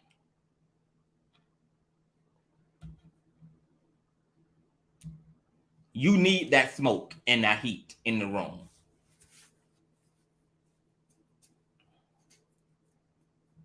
They started. The non-provocative women finish it. Teamwork can make the dream work. Once again, the radicals have their place in each movement. You ain't got to agree with everything that they do, but in principle, you understand their place on the chessboard.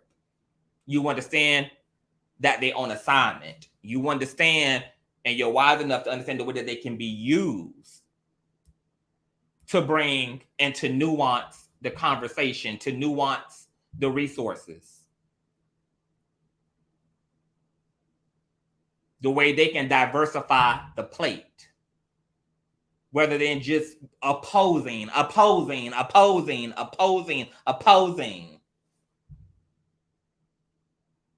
Why Black people can get our shit together? Because we don't know how to organize the diversity. So the diversity has just led to us being instead a chaos. But it's not the diversity that's the issue. It's the fact that we don't know how to organize it, and we don't know how to use all of this difference to embolden and empower ourselves.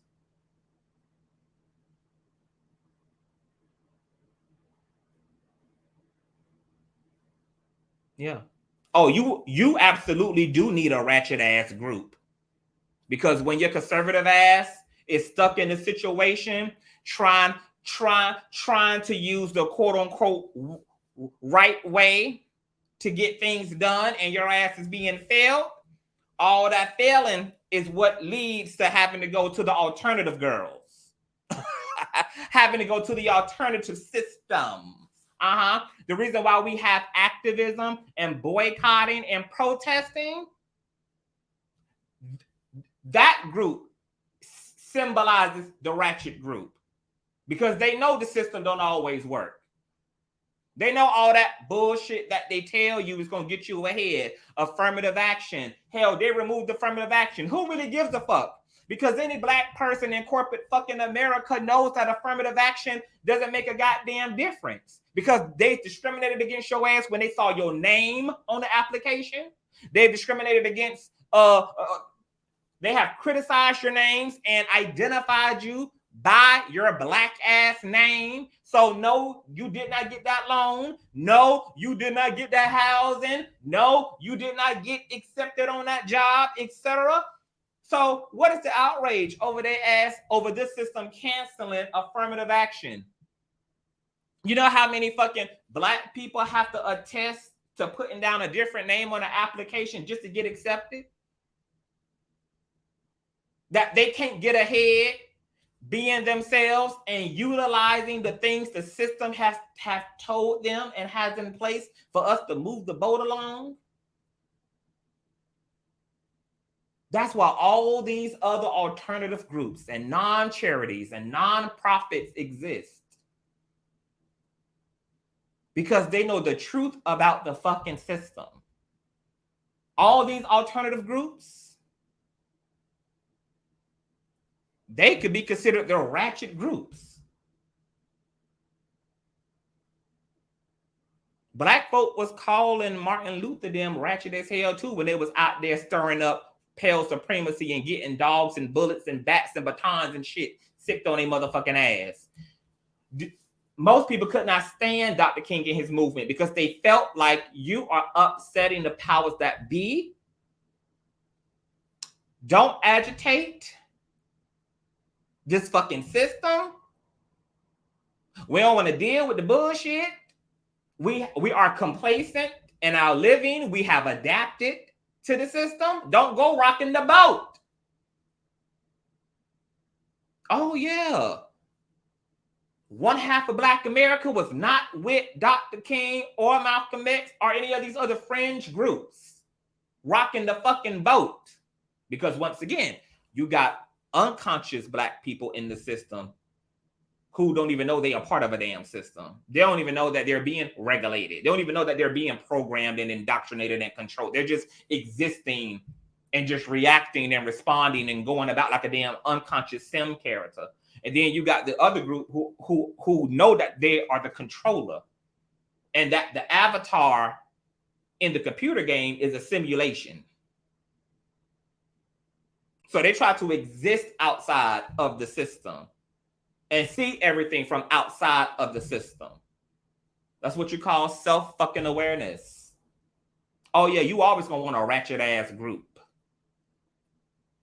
Because this world is not built to save our asses. And the principle of the ratchet group is fuck these motherfuckers. Because I know they don't give a fuck about me anyway.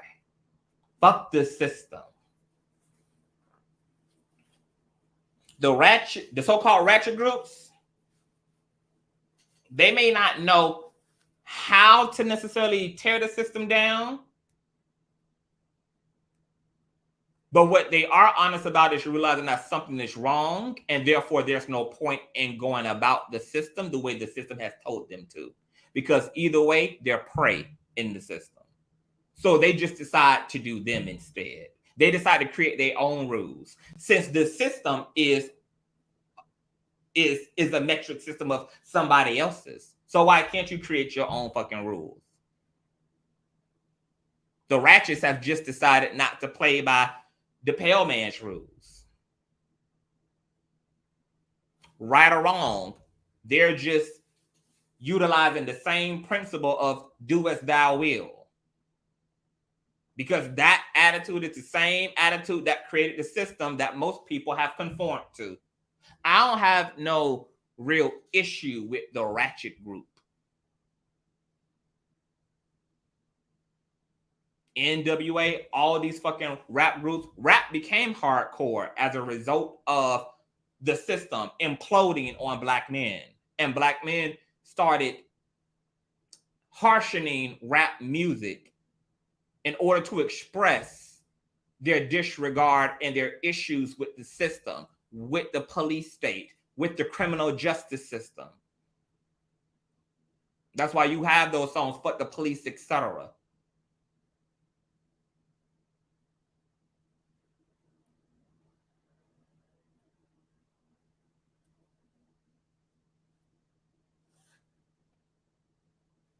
We got to take it a step further. We just got to take it a step further. We got to take the conversations deeper. We just got to. I can't believe people are outraged over a titty with a pasty on it. But the same group is celebrating Lil Kim's iconic MTV VMA appearance, where she had a pasty on her titty. And Diana Ross jiggled it. It's the selective outrage. It's the ridiculousness. It's the lack of accountability. It's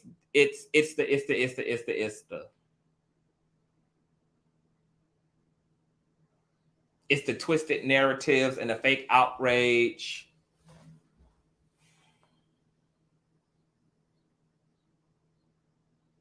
I stand behind Janelle Monae and Miss Megan. Oh, y'all want to come up? Okay, let me drop the link. I understand India Arie too, but India Arie, I just want the India Aries to know that these women are not against you. Y'all just have two different methods of surviving the same problem or solving the same problem. It's just the difference in methodology. The India Aries are trying to navigate the system just like the Megan Thee Stallions and Janelle's are. One group of women are just more aggressive and unapologetic, and they're vocal and seen, and they work the system to get what they want. And the other group are more meek. They liberate themselves another way. They liberate themselves through education. They liberate themselves through marriage. They liberate themselves through etc. But both want the same thing out of having the same problem, which is freedom, which is the exhale, which is right, a quality of life, a sense of authenticity. Both groups want the same thing. They just go about solving the problem differently. One group gonna say, I'll marry these niggas to help me to survive this misogynistic patriarchal system. The other group says, I'm going to use these niggas and trick these niggas out and pimp these niggas out like they do us to survive the system and to get to the gold at the end of the rainbow. Both going for the gold at the end of the rainbow. They're just going about getting to the motherfucking bag, getting to the goddamn gold differently. Want the same shit. One think they can get to the resolve by conforming to the system. You know the old saying, if you can't beat them, join them. That's the attitude of more conservative Black women. Okay, I live in a male-dominated ass world. I'm going to comply. I'm going to be meek. I'm going to be soft. I'm going to be the essence of femininity. I'm going to align myself with good men. But aligning yourself with good men doesn't solve the issue of misogyny in a patriarchal system.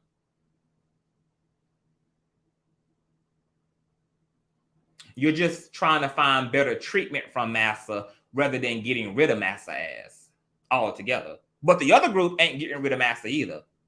The other group, the Megans, are like, I exist in a male-dominated ass world. And I'm going to use massa to challenge myself as a woman and prove this motherfucker wrong. So, bitch, watch me do me. Watch me get mine without you. Watch me come up the ladder without you. But that group, too, still never took care of massa. So while they may be getting to their bag and getting to their best life, and the other side too, maybe walking down the aisle, that traditional American lifestyle, the all-American lifestyle, both going for their ideal of happiness and femininity, etc. But what both parties have failed to do is actually address the issue of massa, who is still there. And because massa is still there, massa is able to always pit the groups against each other. Because both groups really don't understand that massa is the fundamental issue for the division and for the line of demarcation. And because we're not getting rid of massa, we keep doubling back around to making enemies out of each other. Because you only got one group of the black, one side of the black community is just trying to adopt and trying to join them because they don't feel they can beat them. And the other one are trying to beat massa at his own game. But the only way to stop the issue is to realize this is what's going on, and to also dispose of massa's ass, to get rid of massa's actual power. Whatever is giving massa the power and the authority to do what he does. We have to come to self-realization about the aquarium we live in.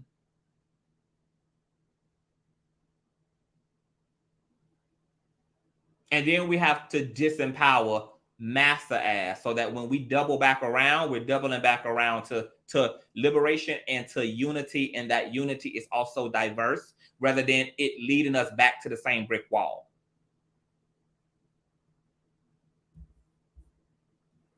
Somebody said the Willie Lynch. Let me drop this fucking link real quick so I can get the fuck up out of here, because I got hair I need to go continue to sew down and sew in. Yeah. Just drop the link. So if you're coming the hell up, get the hell up here. And I got another nasty piece of cash out. Oh my God, today. My kid goddess, my kid goddess.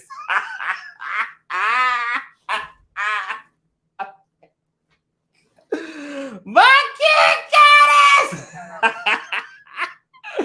Oh, for you are so right. These excuses have to cease. Oh my God, baby. Girl, Ken is my big donor, girl. Ken is just my big donor, honey. Ken say if she gonna do it, baby, she's gonna do it. Period. Thank you so much, baby mother. My God, so freaking day. Thank you. God bless you, Ken. May the I think you said that you are an officer of the law. May they continue to gainfully employ thee, honey, so you can be a blessing to the platform like your bitch, sugar, love you long time. Thank you, Ken. Now, I done dropped the link after y'all done asked me for the link, and y'all ain't got your ass up here, okay? So when I was in the comment section, the folk was saying drop the link. The link is dropped. If you have anything to say about the issue, girl, if you feel like the whores ought to be exterminated, it should be death unto the thoughts of America, come up here and sound off. If you are a thought of America and you think that the non-whores and the bald-headed eating mushrooms and who got altars in the country like India Arie need to shut the hell up, come and pop out. Okay?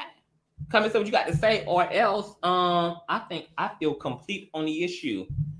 Complete on the issue, girl. As once again, one Twitter user said, girl, both parties are important and necessary, girl. A spectrum, it has two ends, two never-ending ends, girl. The India Aries and the Megan Thee Stallions are the two distinct ends of the polarity. They just represent the polarity, girl. East and west, north and south. Welcome to the platform, Pert. Welcome to the platform, Tiff. Condense me your thoughts, Pert. What are your thoughts about this controversy, and issue. Thanks so much for having me, CPD. All I wanted to say is the wealth of ignorance for me. Because, like he said, they knew what they were getting into. And why are you bringing children to a show that you seem to think is inappropriate for them to see in the first place?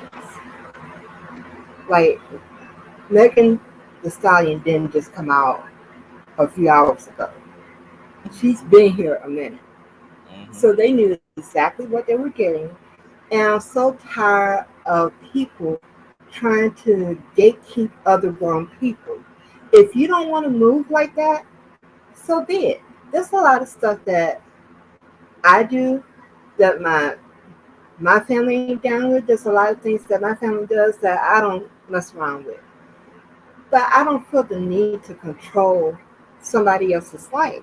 When you feel like you have to control other people, it's because you lack control within yourself. And it's blatantly obvious. These things have been going on, like you said, by the powers that be, because one thing that the quote-unquote founding fathers learned very well was that in order to maintain the status quo here, they could not afford to allow those who were not in power to be united, because they had seen time and time again, because they actually learned from their history, that if you don't divide people, if I'm sitting in a bar with you and we both going through the same struggle and we both notice the root of our struggle is that person down the road, it used to be we would go and get the person down the road and be a problem to the person that was a problem to us. They did not want that happening here. So they purposely implemented things so you would be divided. And instead of people paying attention, by the way, they actually admitted to doing this, you choose to be willfully ignorant and go down the path of your own destruction willingly. And at this point, that's on you if you choose to do that. Thank you for allowing me to sound off. Okay. Thank you for that, Tiff. Hey, boo. Hey, now let me just start off with the caveat to say I'm not coming up here to like debate or argue, but definitely my thoughts are slightly different, and my thoughts are condensed. You know, I come with notes. Yes. So I will say that the article that you read from, it didn't go into depth about how India, although she said it is what it is, she did come back and say some more, because the manosphere took what she said to a different level and tried to make it out to be something that she wasn't trying to say. And I took more of what she was talking about as about artistry, more so about attacking Meg and Janelle. Now, our good sis Janelle, though, I will say, because even at the beginning of your commentary, you talked about binary, non-binary, then you was like Janelle, because good sis Janelle, she has been, you know, in the atmosphere, confusing us, where 1 minute, you know, is they, them, then she's on the cover of her album, doing just what she did on stage with the pasties, showing her breasts. So I have to agree to disagree with you, my love, because you know I love you. Yes. That they're trying to liberate us, because this was not liberation, in my opinion, my humble opinion, for especially Janelle. For me, Janelle is about her bag, and my good sis Megan, they're about their bag. So I have to say that I don't see the liberation part as far as this situation, this Essence Festival was So you must not concerned. have listened to my commentary all the way through then, Tiff. What? I've been listening. Listening. Okay, and so I have a question for you then.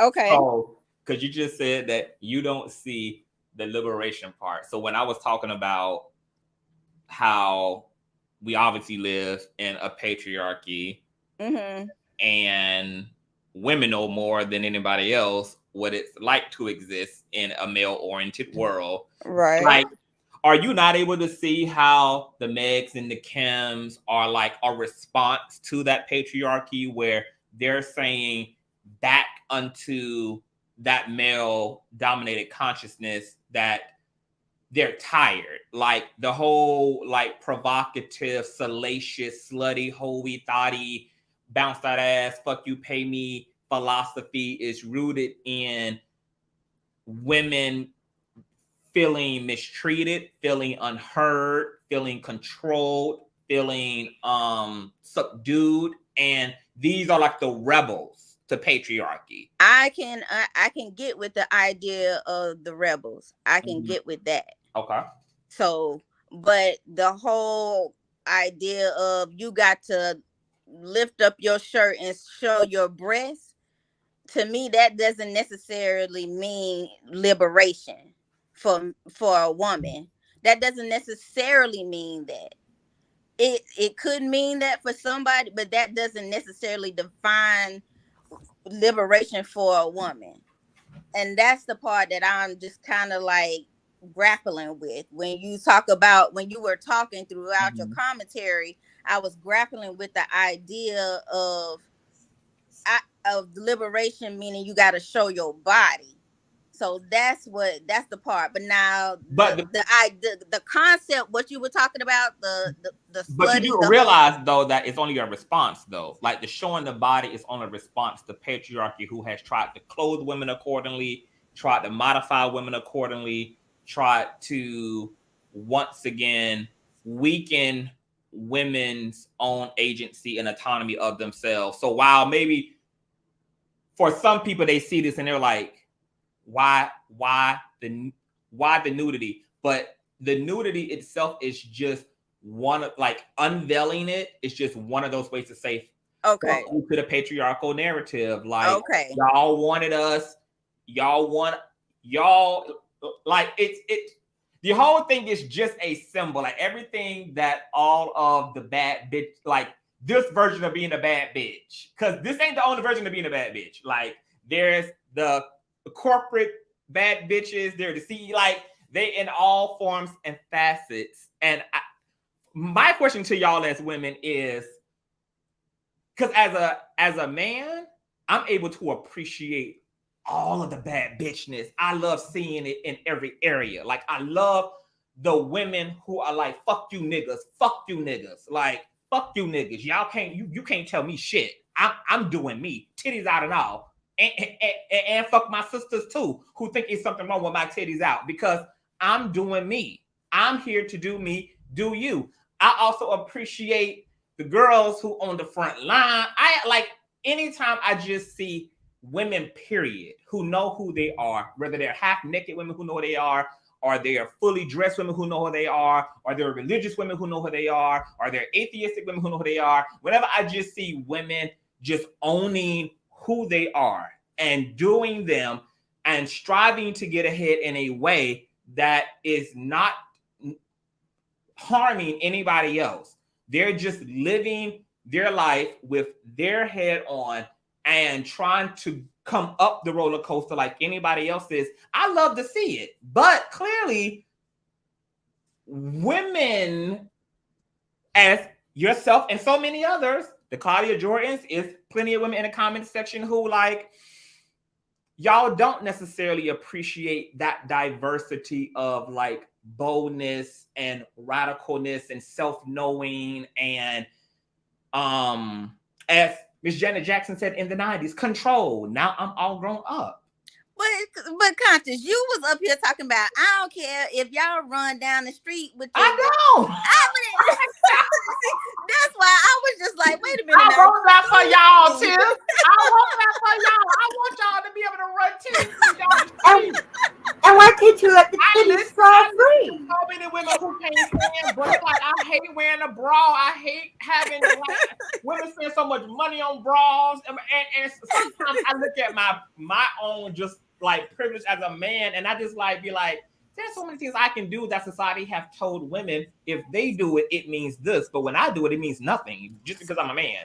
And I don't think that's fair. I literally just think, like, why is it? Because I don't understand either why a woman's breast is sexualized. Like, when I saw Little Kim's titty on the VMAs, I think I was a teenager in high school. And once again, because I come from a semi-nudist household, when I saw the titty and even saw Diana Ross like comfortable enough in her own existence to be playful with Kim in that moment and flirty, I felt like when I saw those two, I thought that was such a powerful merge of both worlds. Like, look at how you have this classy, glamorous symbol here that's able to coexist in this moment with this more radical, provocative femininity. And it doesn't have to be a divide because both women need to exist to represent all the ways in which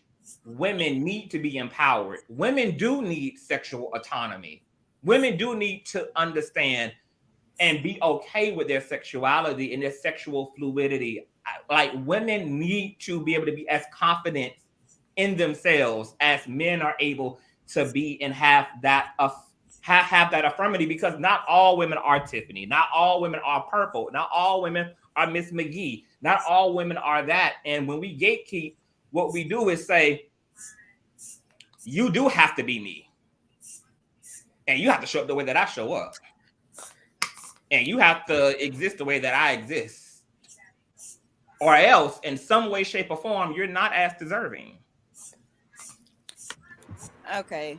Well, I just feel like, as far as India Arie, it didn't seem like it was in whole outrage. It just seemed like it was a conversation to be had. She brought it up and she made some points. And as you showed on screen, that you had ideas from both sides, and it was just a conversation to be had. And I'm thankful that you ended by saying just that, she had points, then there are points on the other side. But it just seemed like listening to you throughout the commentary, it was just like F this, F that. And it was like, but I mean, there had, again, just like you said, there is a balance. And no, I mean, I feel like no one should tell me if I did wanted to run outside, whatever. Right, that should be my right. But then also we have laws that we're governed by as well. So that's, but guess what? In the state of New York, a woman can legally walk down the street titty free. Well, I live in the South, Conscious. I understand. But we should be able to walk down the road titty free and just let them all hang out and swing and poke people in the eyeballs and do everything.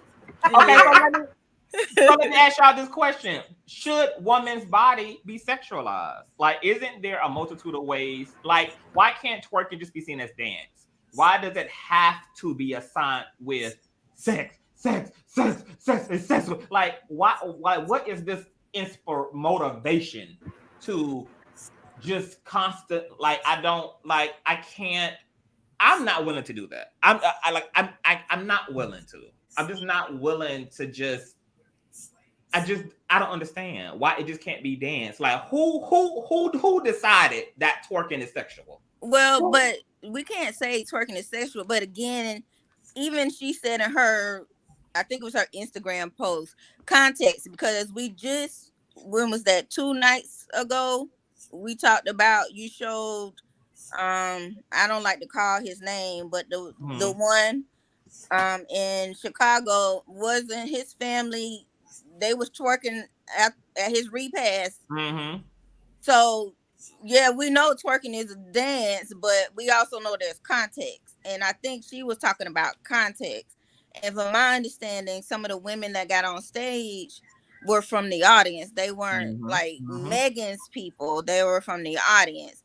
So again, it's context, because even Megan, when she twerk, I mean, she not, from when I've seen her, she not even just just doing a whole lot. She's real from what you showed and what I was seeing Megan do is still different. So I think it was something else that maybe we didn't see, but the video you showed or the clip you showed, I think it was context that India Arie was talking about, and she even said she wasn't necessarily directing it at her sisters. It was the festival itself. So it's something else. But she also literally spoke about the collective and was basically like, this is why outsiders see us the way they do or treat us the way that they do. It's like she was literally reinforcing respectability politics. And I'm like, this is exactly why the little Kims can't, like, this is exactly why they showed up. They showed up to stir up respectability politics, like, which is baseless and rooted in the fear of white people and trying to survive them. Okay. Well, like I knew. I mean, I just said know that we're gonna agree to disagree. But well, can we agree? Do we agree on this?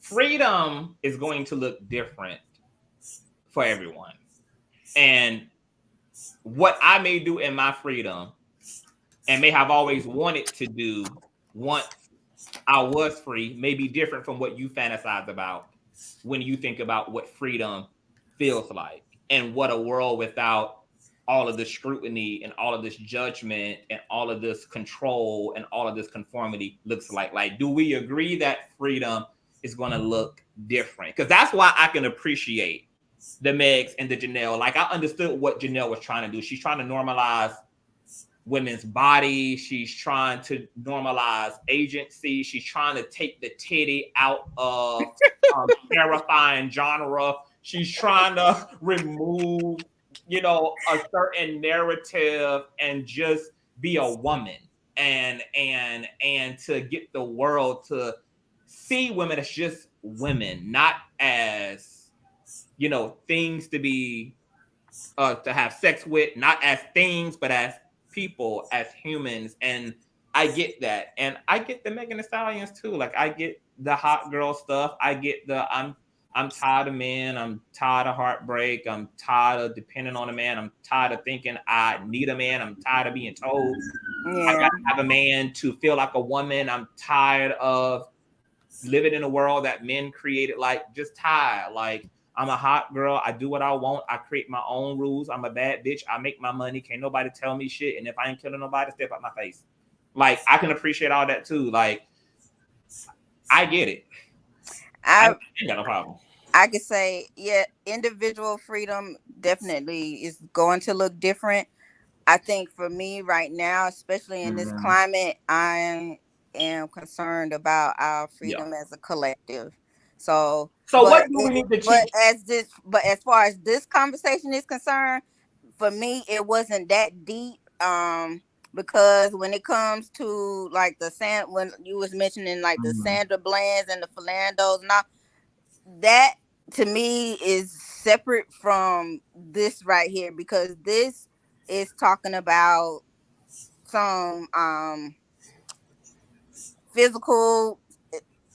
To me, this wasn't as deep of a conversation as far as the autonomy and. No, it is though, because Janelle Monae, she's an advocate, and she like purposes herself on standing for things and using her music and her art to change the culture. So, and like that's something art and like civil rights and or just changing the culture has always been synonymous with music.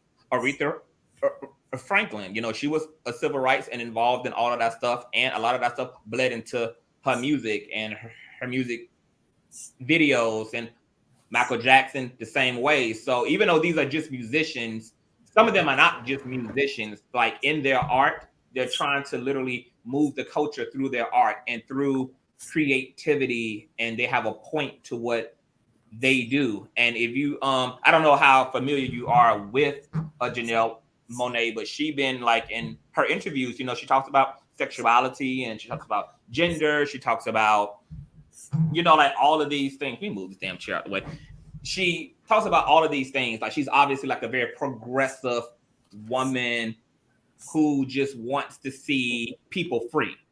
And just like India Arie, she the same Joe Rogan was talking about the other night, along with Ice Cube. She went to Spotify along with other artists to pull her music because that same Joe Rogan she pulled clips and showed that he was putting out racist language, literally using the N-word. So I mean, so that's why I say, for me, this thing, you know, as far as the liberation, I didn't take it as deep. I know it can go that route, but India Arie also has done her part, and she's doing her part as well, where the same Spotify that Essence is putting up a lawsuit against, she went along with other artists to say, hey, y'all paying this man hundreds of thousands, well, not even thousands, millions of dollars on your platform, but he's out here putting out harmful language towards my people. So we are taking our music from your platform. So that's why I say, you know, it can be deep, and I know it is deep, but I just feel like this conversation really could have been lighter if we could have talked about it on a lighter scale and maybe kind of moved it, you know, further. But I think that clip you showed did show but how you don't see the biasness until like. And I didn't see TGI. I'll go watch that TGI. What I be saying TGIF. What is it? Yeah, a TGIF. I think TGIF. I'll go watch that because I didn't see what they said. So. But don't we see but India Arie is not, and I love India Arie. I have her music. I am a fan of India Arie. I love her.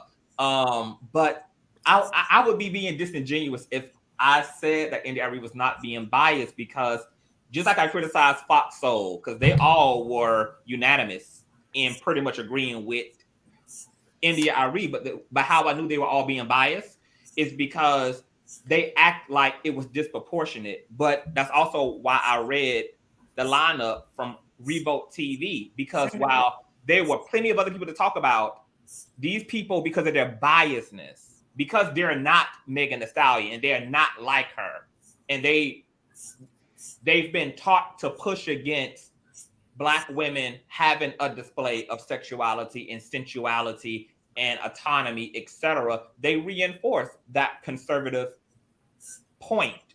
And I'm like, if this wasn't biased, why did y'all single Megan Thee Stallion out? There were literally 50 million 11 artists, and they all came with their hip hop. They all had backup dancers that twerked, that did splits, that pop, locked, and dropped it. The men came there to do what they do in hip hop, and the women came there to do what they did in hip hop. And there was Spinderella and Cinderella and everybody else there. But the group that was outraged was the more modest conservative group, which is why you don't stop saying that I'm gonna walk to Alabama because it is. I'm gonna walk to. It is that conservative attitude of be covered up, be toned down, tone your personality down, tone your body down, tone your existence down. Like all of that policing, that's what conservative folk do. But as soon as you said conservative, folks started. As soon as you said those are trigger words for. Why is it a trigger word though? Is it a bad thing? Is it a bad thing? Let me tell you. Yes. I told you I'm about to drop down because you know as soon as you said it, I told you in Patreon how I be watching. As soon as you said it, they started talking about the White House and all of that stuff. A couple of folks started talking about the White House and the cocaine at the White House and all of that in the chat. I said, see that? He talking about you went off on my sister in the chat. I don't know I forgot who it was, talking about conservative. No, when you say conservative, let me leave you. I done been up here too long. Bye, I see TV just calling a thing a thing. Before you go, give me another word to classify the group. You just said it, modest. You just said it, modest. Okay, the modest group. All right, the modest conservatives. No, Bye. I'm petty, I know. I'm gonna get you in Patreon too. Again, when I come up here, I'm gonna have to tell y'all Patreon I $5. love you. Talk to y'all later. Bye. All right, babe. Hey, Miss Magina, I know you part of the Tide crew. I'm tired of the genitalia talk. I'm tired of their body parts. I'm tired of it. What's going on? Hey, Conscious. Hey. You know I love you, and I love you too, boo. Yeah, and I told you I found you in a hard time, and how happy you and your crew make me. Oh, thank you. So at first, I want to say I'm always saying I'm from Louisiana. I'm from New Orleans, so bounce is a part of my life. I've seen bounce all my life. I love Big Frida. I want to say that I love Big Frida. Yeah. So I think, I think it's a lot. The conversation is nuanced, and we just went to.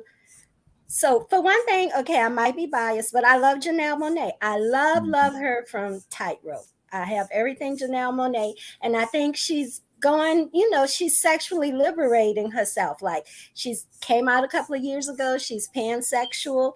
I didn't like that comment someone said about the gender. I never heard her say she switches gender, but I don't care. I feel people need to identify how they want, and we should respect that. And yes, conservative is an insult to me because I am progressive. I'm left a little. Oh, okay. Yes, I think. But I think we need to talk about how far has hip hop, is it really servicing us? Is it? And I don't believe in, like you saying, they're liberating and their freedom and they're fighting for us. I don't think it's that deep with them. They're making money, sex sales. And the reason why I don't feel is women empowerment. I'll never forget, I told y'all I'm 50. Like years and years ago, I read this article on Lil' Kim, and it was actually kind of sad. All these men were in her house. They told her what to do, what to wear. They orchestrated her persona. And the same thing, just like, Lotto and Nicki Minaj. I know Nicki is supposed to. I don't listen to rap. I only know what's popular, and actually, I've learned a lot about it since discovering you. So I don't digest what I don't like. So, but a lot of men write their songs. Like, didn't Luke Campbell from Two Live Crew? He wrote "Super Freaky Girl." He wrote Lotto's song. He wrote.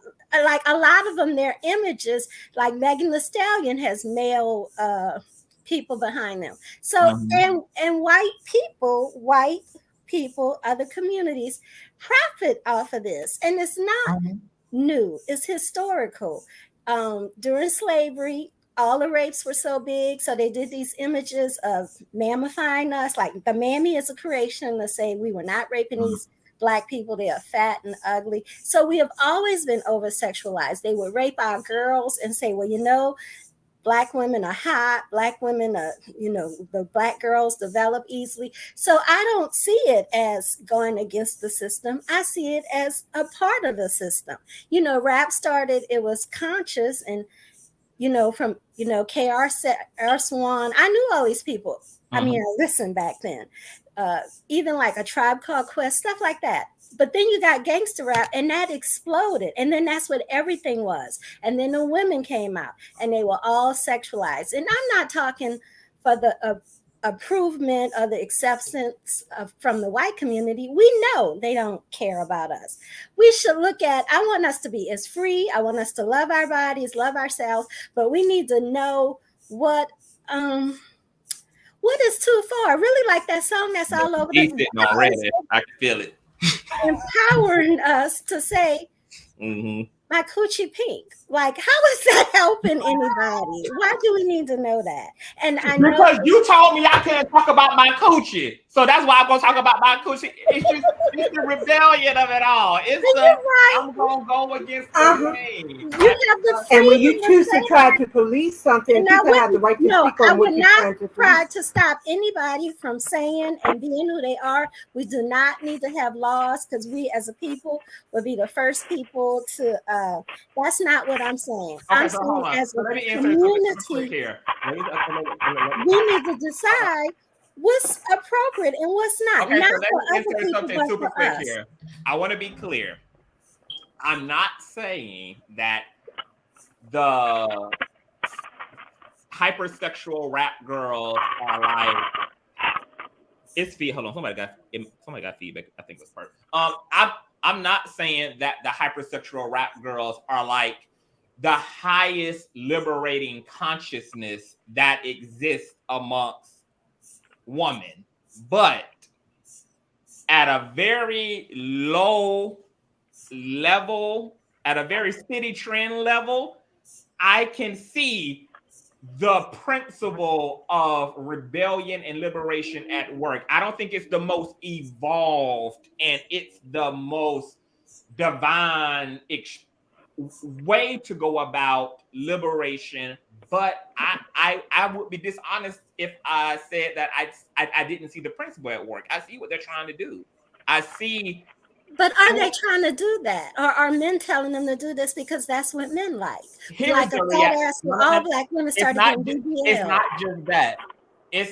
There's a reality amongst the dichotomy. Like, those girls have looked at the modest girls and said, y'all dress the part, you talk the part, you do what your mother say, you go and get husbands, you start families, and then you end up in the same fucked up predicament that we end up in. You get cheated on, you get slutted out, you get STDs, you have to abort your children, you get beat, you get cut, and you live in silence amongst it.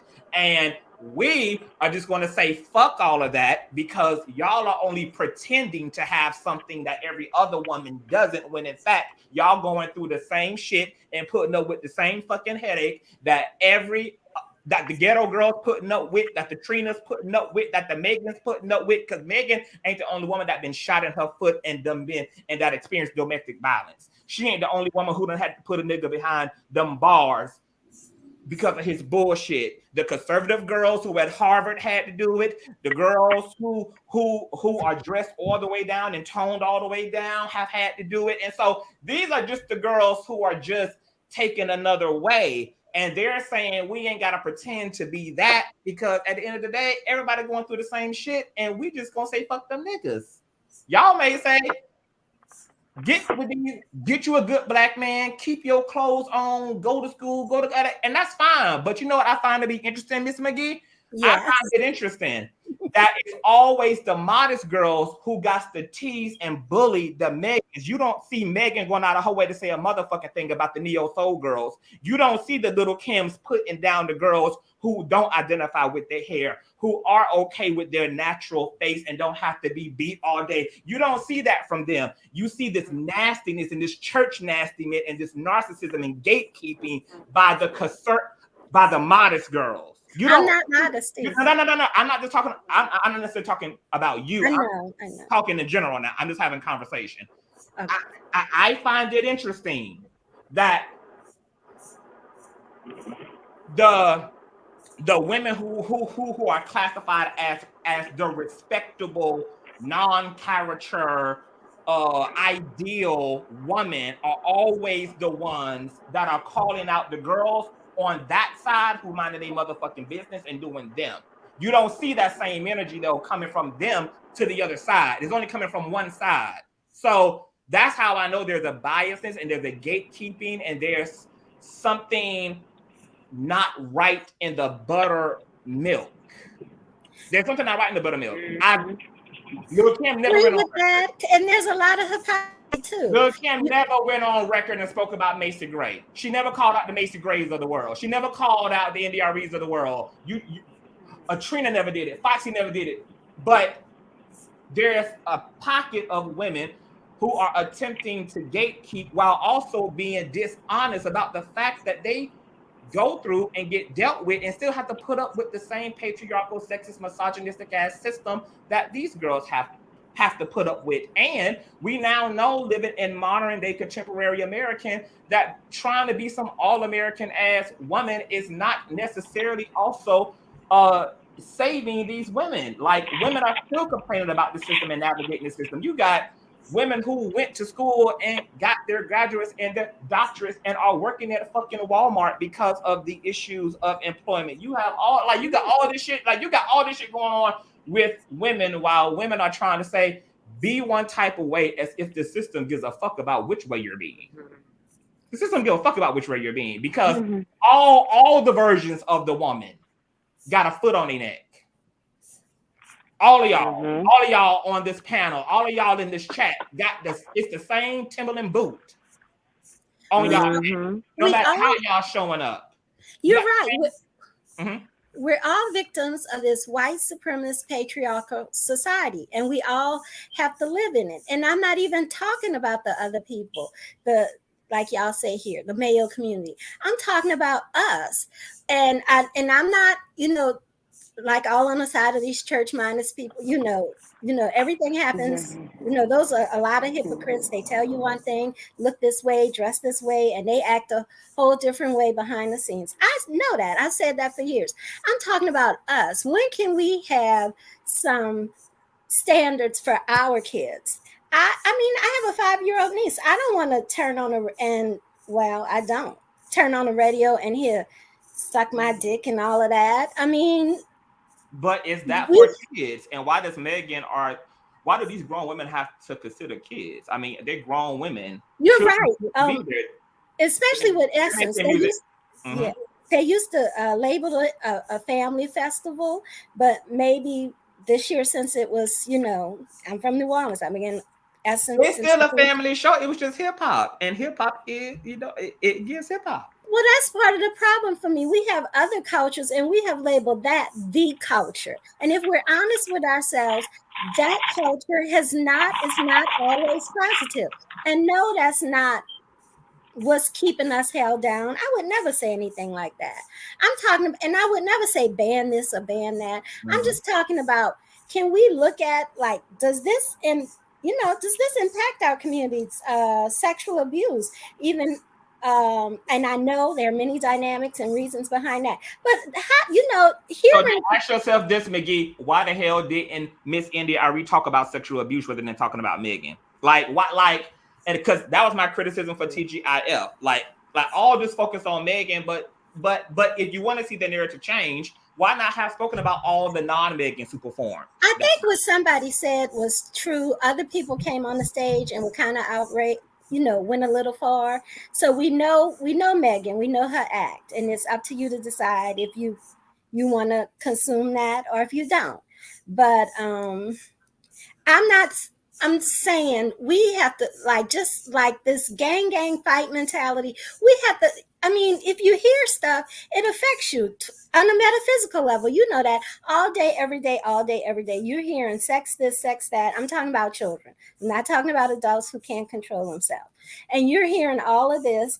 Is that really good for us as a people? Okay, it means that those kids are not being when white people make the money and black men are consuming it.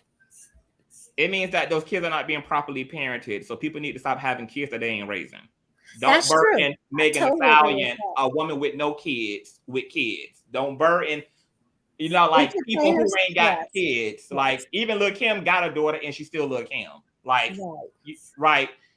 But so when we're talking about this, then I don't understand what y'all want the world to look like then, because there has to be Megan Thee Stallions in the world. There has to be Frank Oceans in the world. There has to be India Aries in the world. Like, there has to be Macy Grays in the world. There have to be Music Soul Childs in the world. There have to be Chris Browns in the world. Like, it all has to be for the world to be a world. Like, it's not a one. We all have to be there. But we have called that the culture and said that's all we are and that's who we are. That's defines us. And we're not looking at all of us in our entirety. That's what I think. And I don't think it's bad to say, I don't like something. I don't think this is good for me. Nobody's saying ban it. Some people I just think it's a pattern when it's the same people being bullied by society. And it's always these women. It's always this type of woman that gets that smoke. And that's my issue. Like, I think it's always bad to continue to see the bad in people who also contribute to the culture. And it's not Megan Thee Stallion's fault or Janelle's titties fault that other people decide that hip hop and rap and thought culture is the culture. And I always feel like collectively, when we get into spaces and we have these conversations, that we always deal with the symptoms and never the root.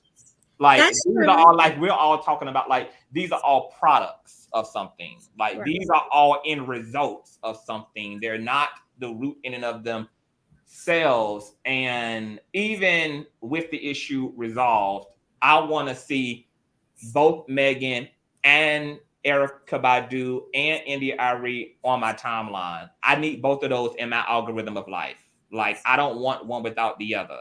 I have all these aspects to my own personality. I know how to be conservative. I know how to be modest. I know how to be educated. I know how to have decorum. I know how to carry myself. I also know how to be a ratchet ass, gutter ass, fucking nigga as well. I know how to give all of that. All of the energies and consciousnesses are inside of me and have their time and have their place and have their context for when they are aroused and for when they're stimulated. And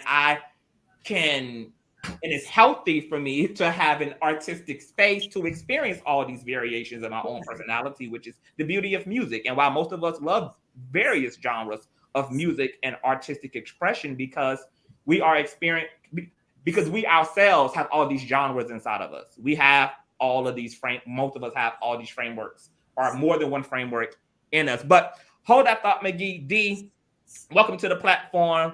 You look great. You always come up here looking like a doll, baby. And I love it for you. What are your thoughts about I'm very curious to know what you think about all of this. What do you think about what's going on in this conversation? Yeah, I've been paying attention to it a lot. Obviously, I'm a Meg stan, so I pay attention to a lot of news that surrounds her. But I think, of course, but I think it's interesting because the same principle can be applied to a lot of different hot topics going on, like Keke Palmer, the women who went to Ghana. There's just always a conversation about a woman and her body. Like constantly we're having the same conversation. For me, I'm not going to make the argument that it was activism because I don't know. For me, that's not even the point. If women want to have fun, women want to have fun. There was literally a whole movie, Girls Trip, about women wanting to have the time of their life going to Essence Festival in New Orleans. If you can't have fun in New Orleans at Essence Festival, where can you have fun? How is that not the proper context to twerk? I don't know how that makes any sense. Or to bring your titties out to get beads. This is literally right. That's what that whole city is about. It's the Mardi Gras culture. What are we talking about? Right. Like we should have had it in an Amish town if that's how y'all wanted the vibe to be. It doesn't make any sense to go to Essence Festival and start policing women. That's ridiculous. It's backwards to me. I also think a lot of what you said was true about there being a specific type of Black woman that feels that her archetype of femininity and her Black womanhood is what we all need to subscribe to in order to be respectful. And I think India Arie has been doing that for a very, very long time. And it's unfortunate because I love her music too. A Voyage to India is like something I heard in my childhood a lot. So like it stuck with me. But at the same time, it's problematic because even with this sector of women who twerk, those same women probably have degrees. They probably work hard. They're probably established. They're probably popular. Megan like me, the only time in college, she literally graduated. Like she literally got like honors and shit. So yeah, that's what I'm get into it. Meg too, it. Come on, dig in. Come on, dig in. Put your shovel in this shit. Come on. Exactly. So the only time we ever get to act up is in spaces like these. These are supposed to be spaces where we can express ourselves creatively, artistically, have a good time. All the other time, we're working a 9 to 5. Some of us are raising children. Some of us have these other obligations going on. We don't get to be city girls. We don't get to be hot girls, only in these moments. And now you're saying in these moments, we also can't let loose. So we just have no opportunity to let loose and have fun. That's ridiculous. That's a good point. And it echoes my point about we forget that this is art. This is art.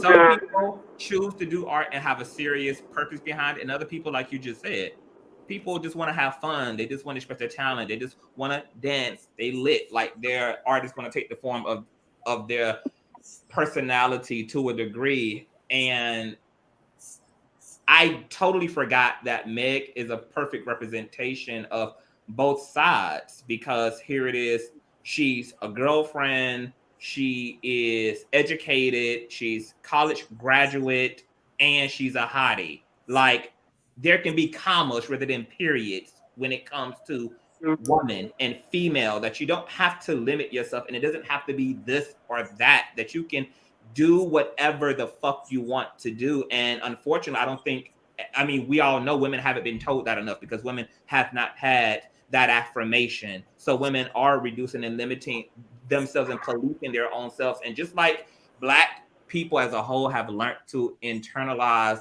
being massa unto themselves, women unfortunately you got echo in your phone. It's something with your mic, babe. If you're on a Bluetooth, it's best to not do Bluetooth or StreamYard, to just talk through the device as a regular smuggler. But she's a perfect example of comma. Once again, and you still got to echo. So once again, what is exactly the issue? What is the problem with the Megan Thee Stallion divorce?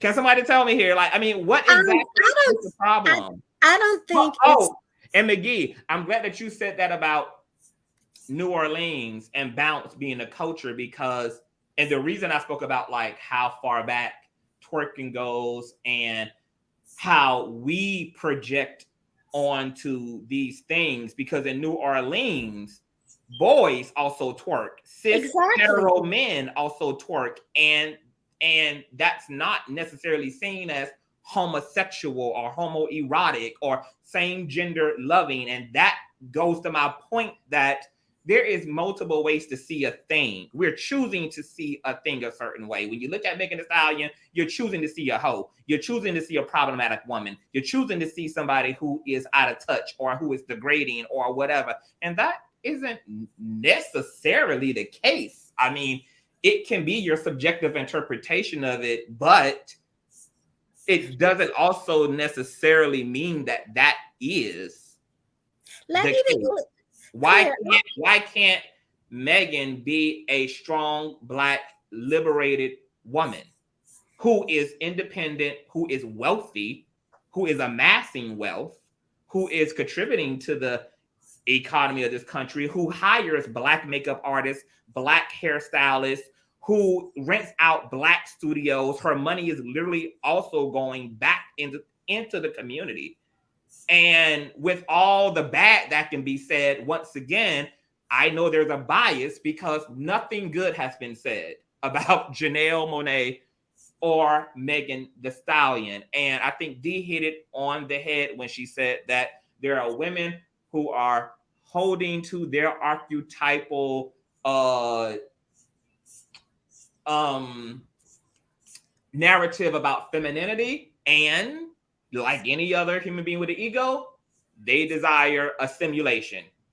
This is the way it should be. This is the way you should act as a woman. This is the way you should show up as a woman. This is how you should talk as a woman. This is how your body should exist in clothes as a woman, etc. And if it's outside of that, you are deserving of stoning. No.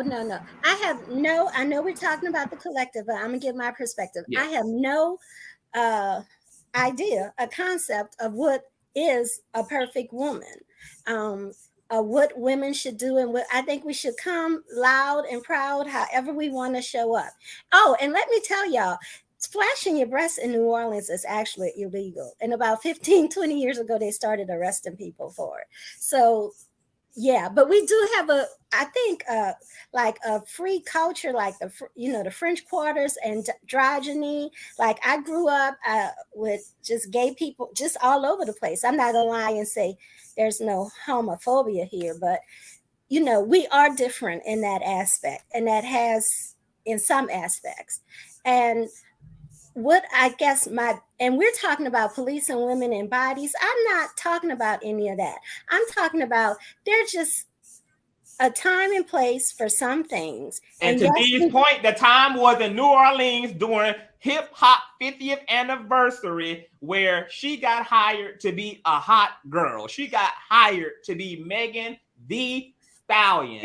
And I'm not talking about Megan personally. I mean, I've seen her in interviews and she seems like a nice person.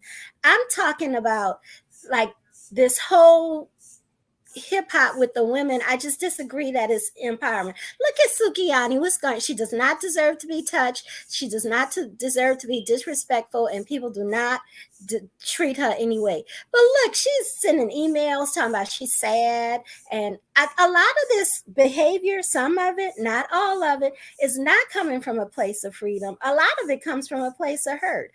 Sukiyani's mad when people treat her a certain way, but then she acts a certain way, and she does not deserve to be mistreated. That woman could walk around butt naked. Have those statements then, so you're gonna have to choose a side because you are talking out of both sides of the neck. You got it can't, you can't say because I can hear the undertone of she is stupid to act the way she acted, expect to be treated any differently, while also saying she deserves not to be treated with any disrespect just because of the way she shows up.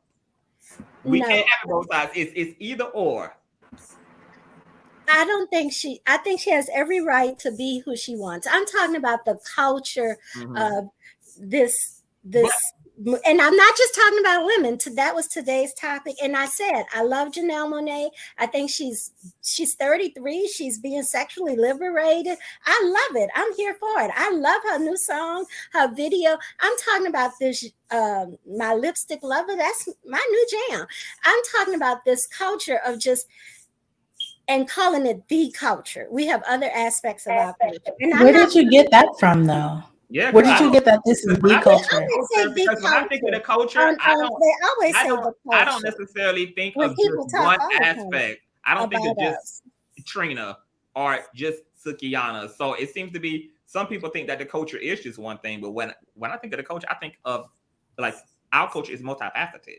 That's what I think. But a lot of times you hear, and I don't mean white programs. That's not what I digest. I mean, when we hear people talking, I mean, you say the culture, in our culture, we did it for the culture, but this is the culture. And it's not the culture. We're larger than that. We have other aspects of us, and we do other things. We create other things. We've created other genres.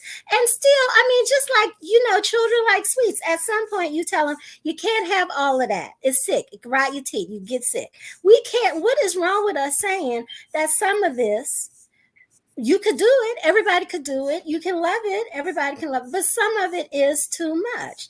And I'm not just talking about the women. I've been done with hip hop 20 years now. I think some of it is just too far, and it's not progressive, and it's not helping us, and it's not always empowering because it's white people making money of it. It's white people orchestrating it. It's white people profiting. And it's a lot of macho men telling these women what to do. They don't have now Nikki says she writes her stuff, but a lot of men, hypersexual black men, write that stuff for those women and tell them what to do and what to wear. Now, I believe in freedom. Everybody do and like what they want. That was just my opinion. And I will be honest and say, I'm 50 and I do see, sometimes I'm shocked by some of my views. And I believe India Arie is closer to my age. So that could be some of it too. I'm going to be honest about that. So, because we lived in a different time where there were ballads. I knew he was in the room. I don't know why I'm not that much biased. It's okay. And we know R&B is sexual. I mean, India Arie has brown skin. I mean, how sexy, sensual is that song? I think it's some of the graphic nature of it, like violence. You could see a horror movie, but you cut off an ear. But I'm not that much younger than you, honey. We come from the same generation, and you conveniently forgot how Foxy Brown was out there showing her behind. So was Lil Kim. Prince literally showed up in a damn diaper on stage. Stop playing. We were not in a time of innocence. This is that selective memory that people love to have.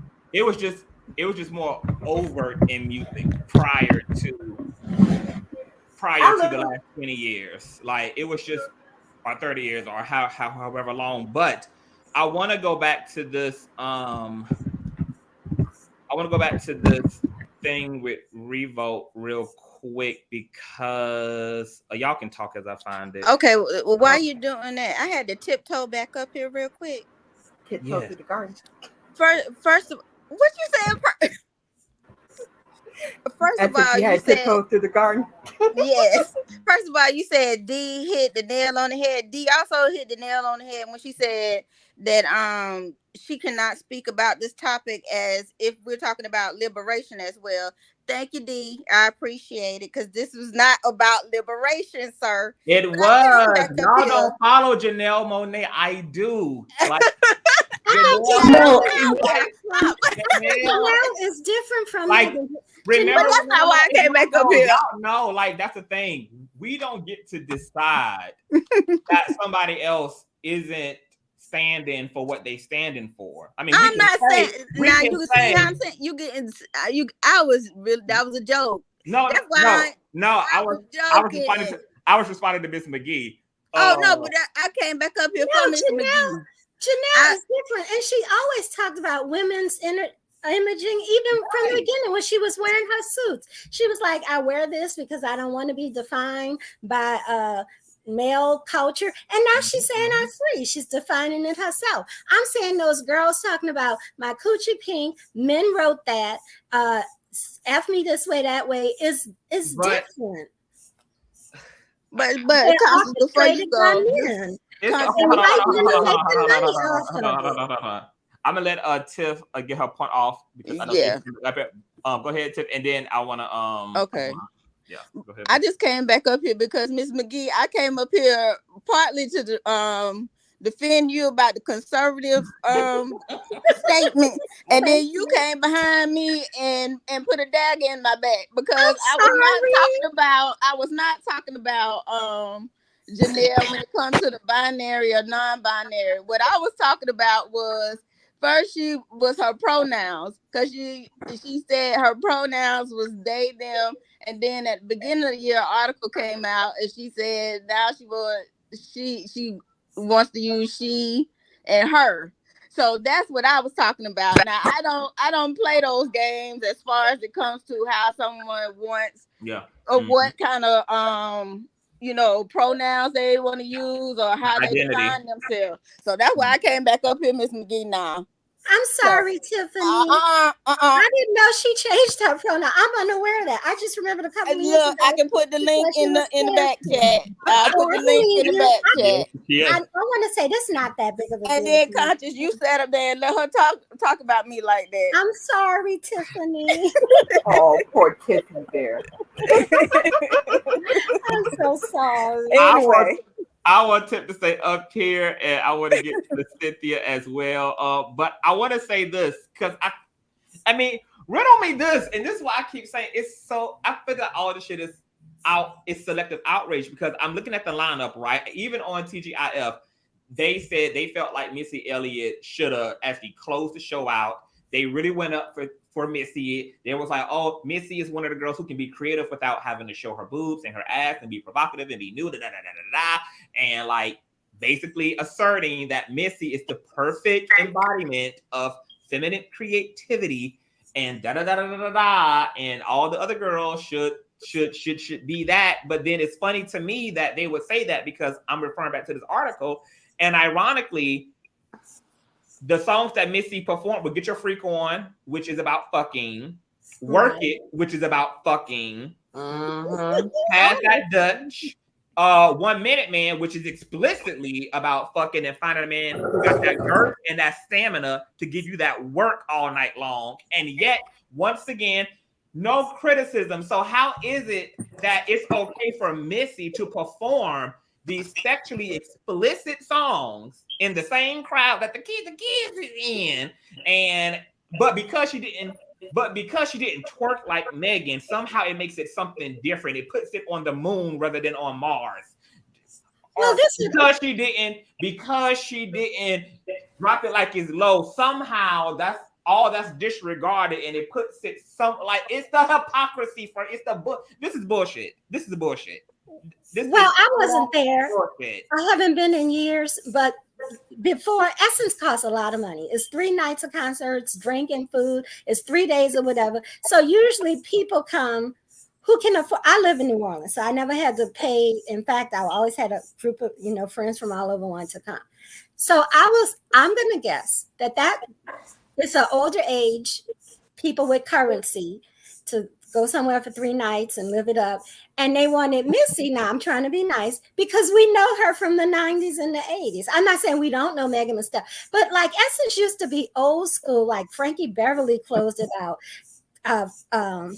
What's his name from the Gap Band? He's closed it out. Like the Isley Brothers, that's what used to be there. But they said it was the 50-year anniversary. So they were looking, I don't know who the crowd is anymore, to tell you the truth. I haven't been in years.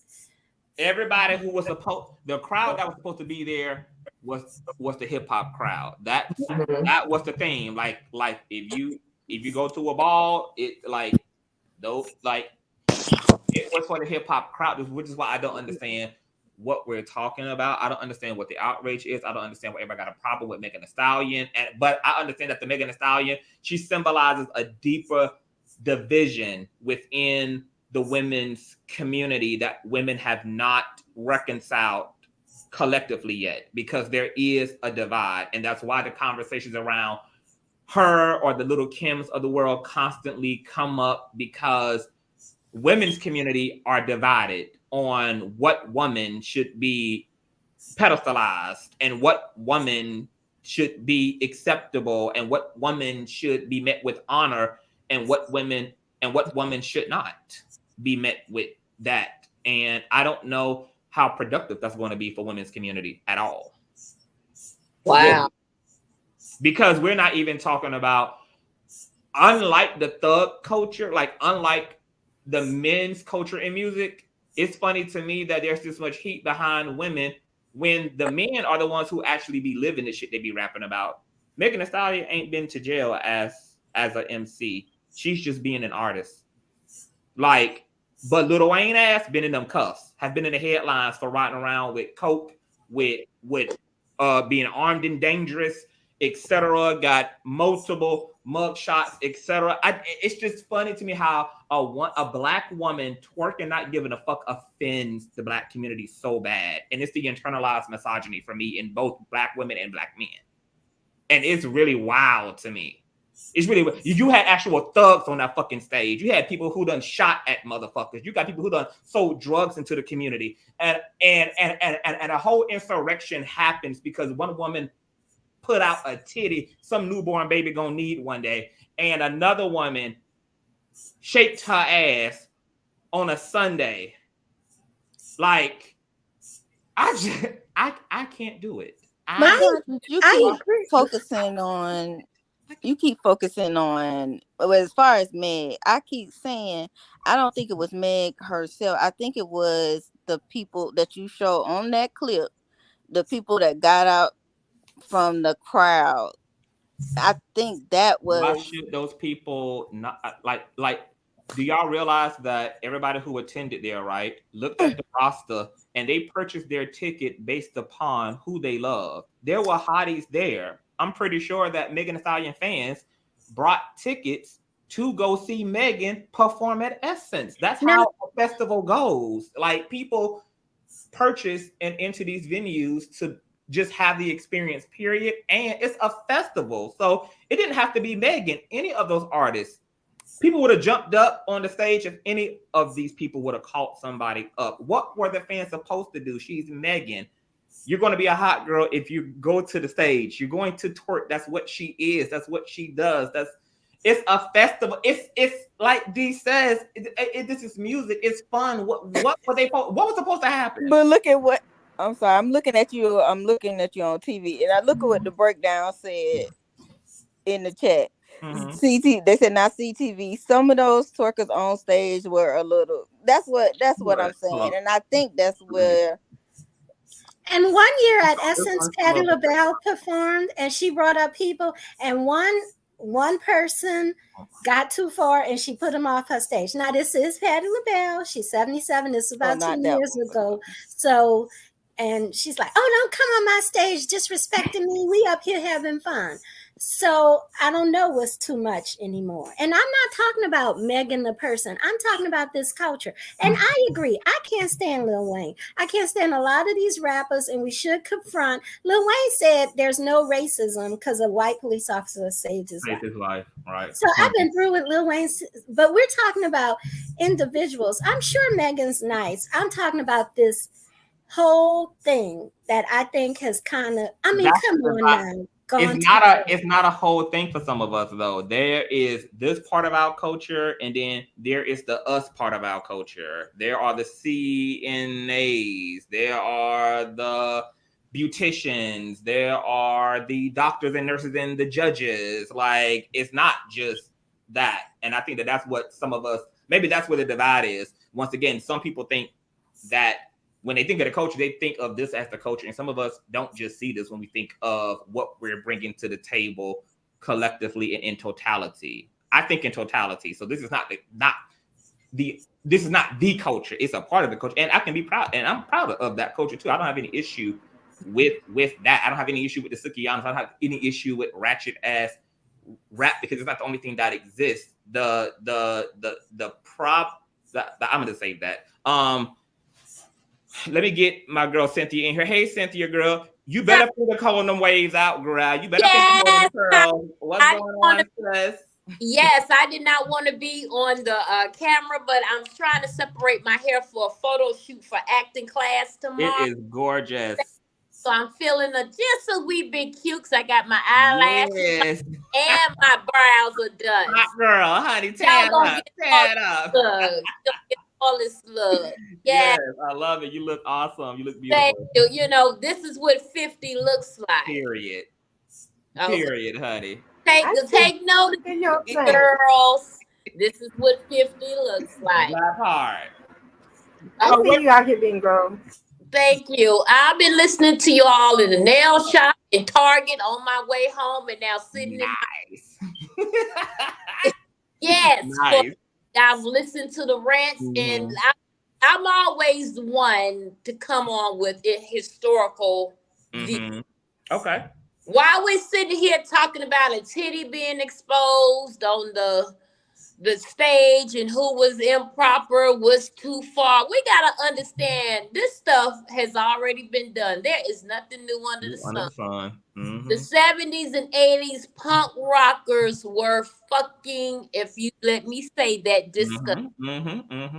I got a cussing ministry, yes. Yes, I am your your mother. I'm mother cusser here. Yes. Okay.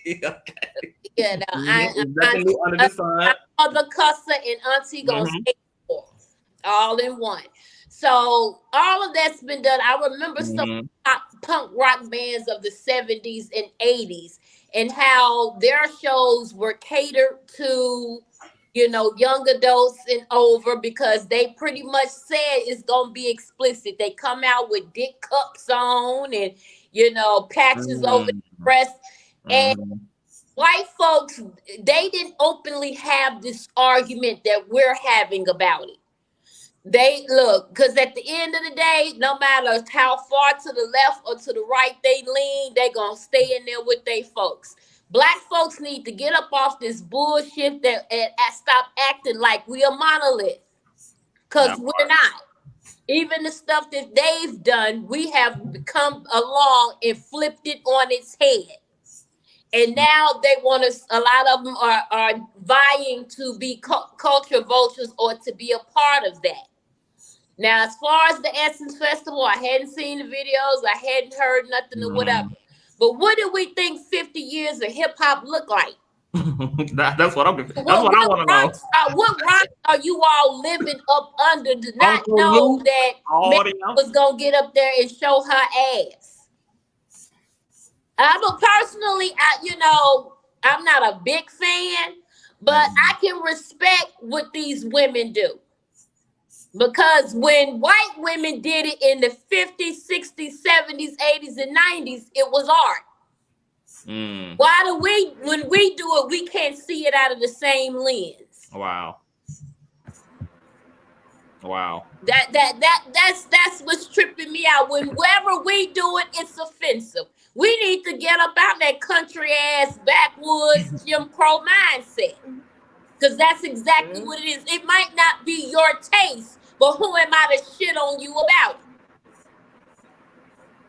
And that's my point, because we keep going back to there's a time and a place for everything. And like CTV said earlier, that was the time and place for it. Let's not forget, in the 1990s, we had acts like Two Live Crew that was damn near simulating sexual acts on stage. So let's not act like we came from this pure, wholesome time that we didn't come from. Baby, they were having sex on the stage at their concert. Okay. R. Kelly got caught. Remember, he got arrested for simulating a sex act on stage. Yeah, they actually raped a 13-year-old girl on stage once and was arrested. One of the members. Right. You got to understand, the responsibility does not lie with the venue. It lies with the parents. They know what it is. They not stupid. You can listen to WAP, the clean radio version or whatever, all day long. You know what she's saying. The kids know what she's saying. But then you want to go to a concert and act a Paul. Miss me with the bullshit. Let's not forget I bet you 10-1, everything she rap about, she is a polar opposite. You said something so profound, Cynthia. You said when the other woman does it, it's considered odd.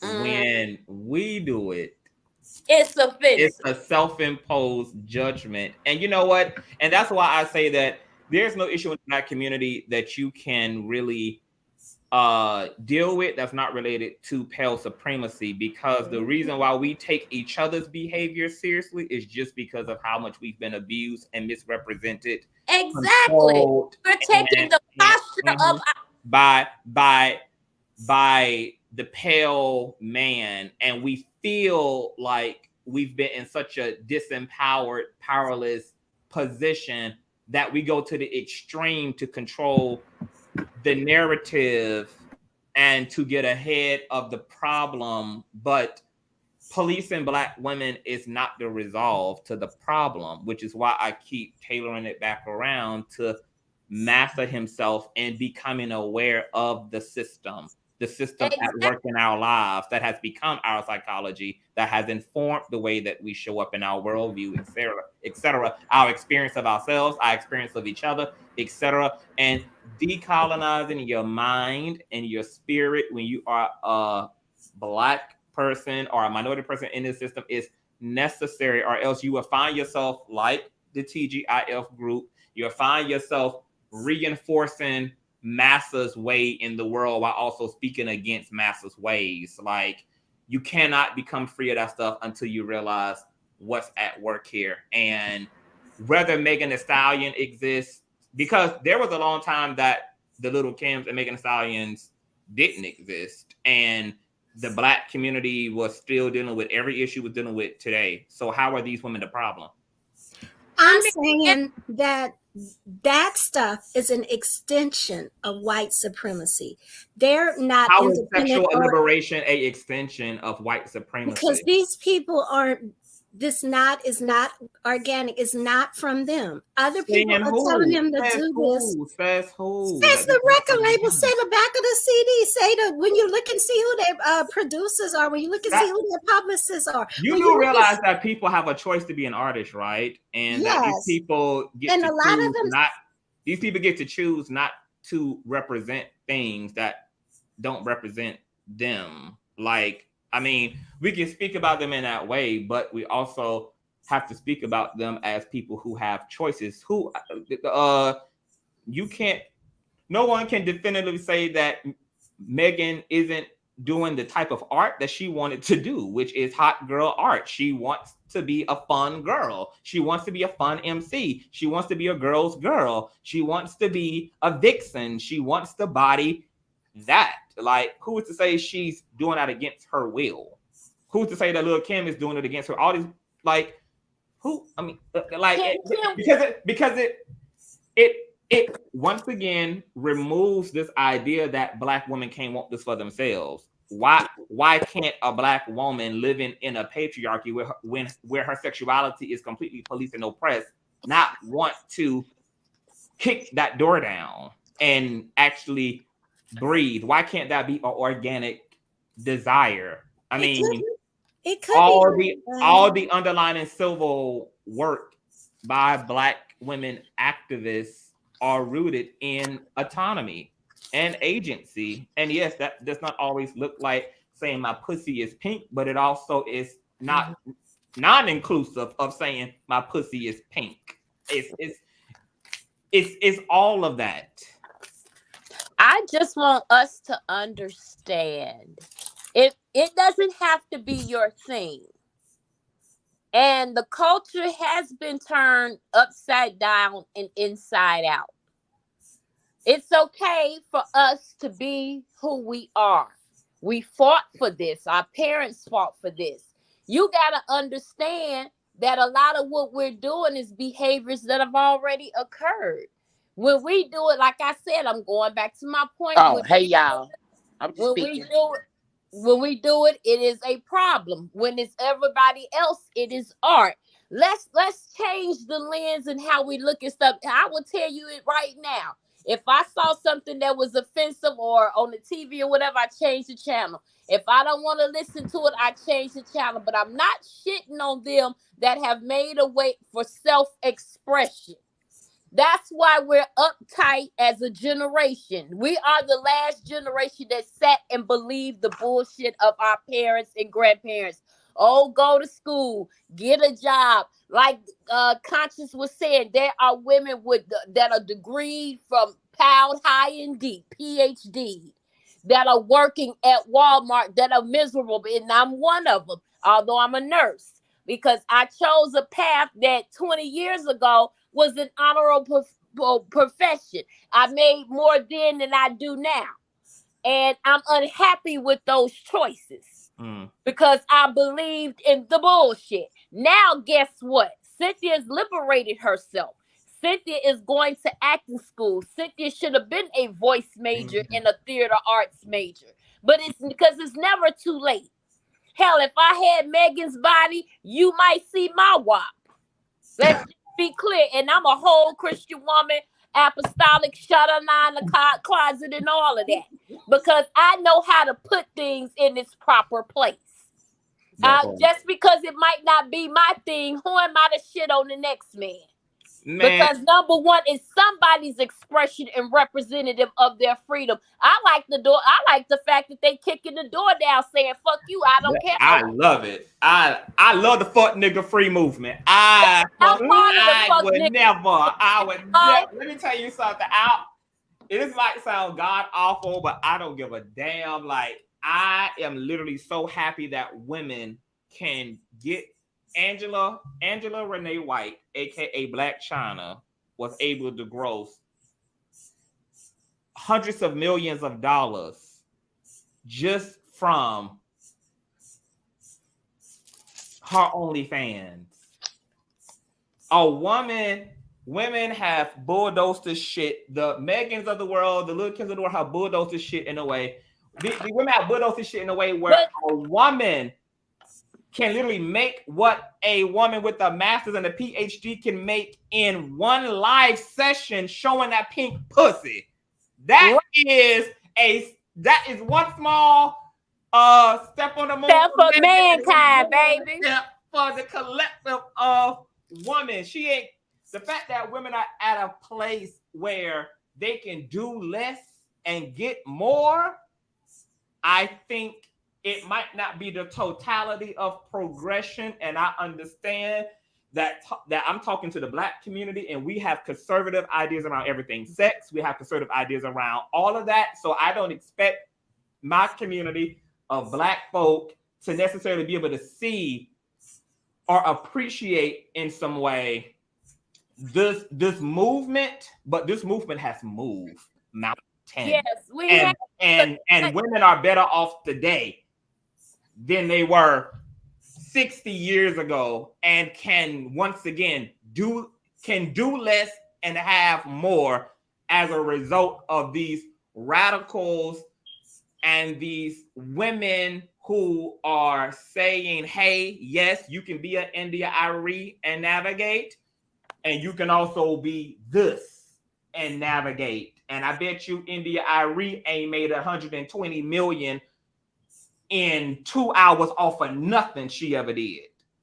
Exactly. And don't get me wrong, every album she put out, that's my girl. But she's looking at it at a lens of our age. You got to understand, every generation has its form of sexual expression and freedom. This one is more pronounced because you see most of us are now a part of that conversation. If you go back in the ancient times where all of statues in Rome and stuff that were of men and with little penises and itty bitty titty committee women, they thought that was offensive. But look at how it's still hundreds of years later is art. My thing is, it does not have to be your thing. It is okay. You can choose to live holy. You can choose to walk the line. You can choose to go totally to the left or the right. That's your thing. But we gotta start learning to be a little bit more mature in our spirits. Put stuff, just like we gotta put love in its proper place. We gotta put what's happening in the world in its proper place. These women are kicking the doors down. We wouldn't have to do this if our agency as women was respected and not policed by men. I was listening to Tupac in the car today. He said there is no way a man should tell a woman who never had a baby should tell a woman how to create one. That was the truest statement that fell out of that man's mouth. That's why I love that song so much, because he told the plain truth. If we started policing dicks like we police PUSSY, we'll be having a whole different conversation. If the women in Congress, whether they was to the right or to the left, when they started wanting to talk about Roe versus Wade, stood up and be like, well, if you're not going to get allow for insurances to pay for birth control, then they shouldn't pay for Cialis and Viagra either. That conversation would have changed. Well, now you know that was the Supreme Court, now, sis. Now, wait a minute. I know that, but my thing was it started in Congress to advance that so the Supreme Court can jump on it. That was their whole thing. What I'm saying is, while they're so busy policing the women, and we're sitting here fighting for our agency because men get to have their way with it. But then when we have some form of self-expression, we still sitting here. Understand that gentilly shit that you see with Savannah was never a black woman, even when we became somewhat free in the South. They didn't even call us ladies. They called us women. We couldn't even be looked at as anything that was dainty and genteel. So I like the fact that we're be you, boo-boo, do you. Whatever you is, just be a complete woman in it. And I say a complete woman is she know how, look, from the uttermost to the guttermost, she can move seamlessly in this world. She can talk to the homeless man and feed him lunch. She can go to the boardroom and dominate as a CEO. Just be a complete woman. That part. Oh, I love it. I do want to say this though now, but we are having a dialogue. Like the whole outrage aspect, I get we talking about agency, women's agency, female agency, that type of thing. But this is a dialogue, and I don't want to say that, you know, someone's not mature in their thinking. If that's their belief, that's their belief. So for anyone on the panel, I don't want anyone on the panel who feels a certain way or thinks a certain way to feel like, oh, well, I'm not being mature in my thinking. If that's how they believe, then I think we're all respectful of each other's belief. Right. And I'm not okay. I just want to make sure. Saying it off-putting to be disrespectful. But what I'm saying is, like we say, there's a time and place for everything.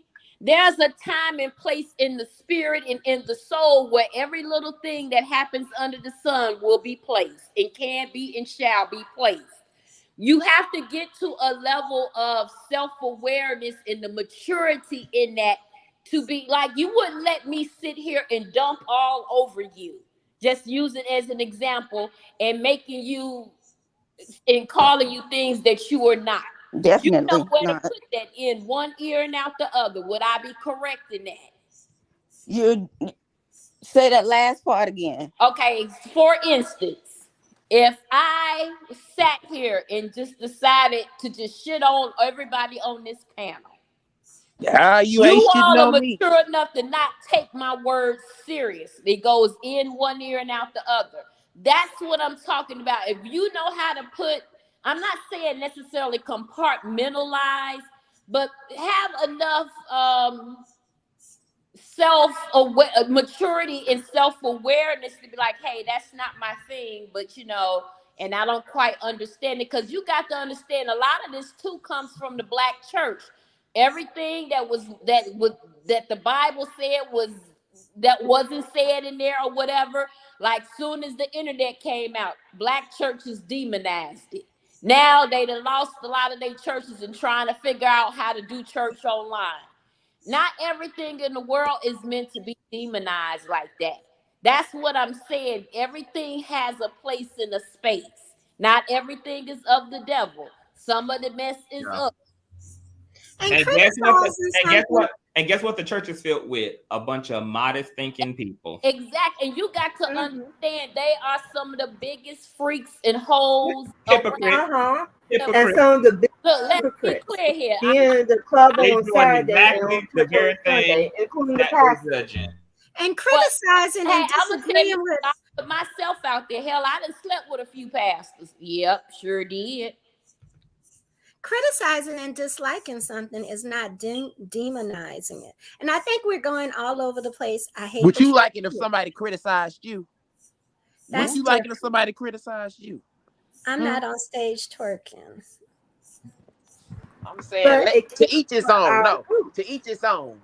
That's why I had a problem with Christians before, and I'm not all you do is judge. I mean, all they do is judge. You can't judge somebody, but when somebody judge what you believe in, you want to go take it to public and act like somebody harming you.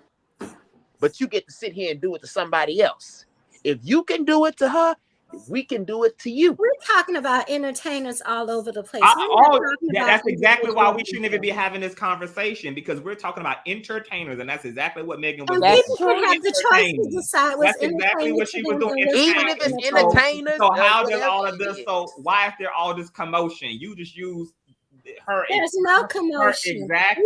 We were talking. It is. People were giving Miss India Arie ain't got her wig on and upset on Twitter, feeling away about an entertainer entertaining. Everybody else, celebrities included, commentators included, are stirred up and in their feelings because of what has happened. It's commotion. I'm here reporting on it because it's commotion. I would agree.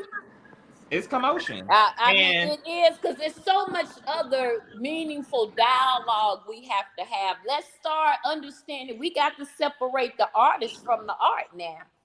Okay, so let's talk about. So hold on real quick. So let's talk about the art, because I just put up on my thing the Mapoka African dance. Literally is the twerk that we have today. What I'm about to share are African women doing the Mapoka dance, and let's see just how similar it is to the American twerk we have today. I'm not even going to play any music. We're just going to look at them. Oh, that is the twerk.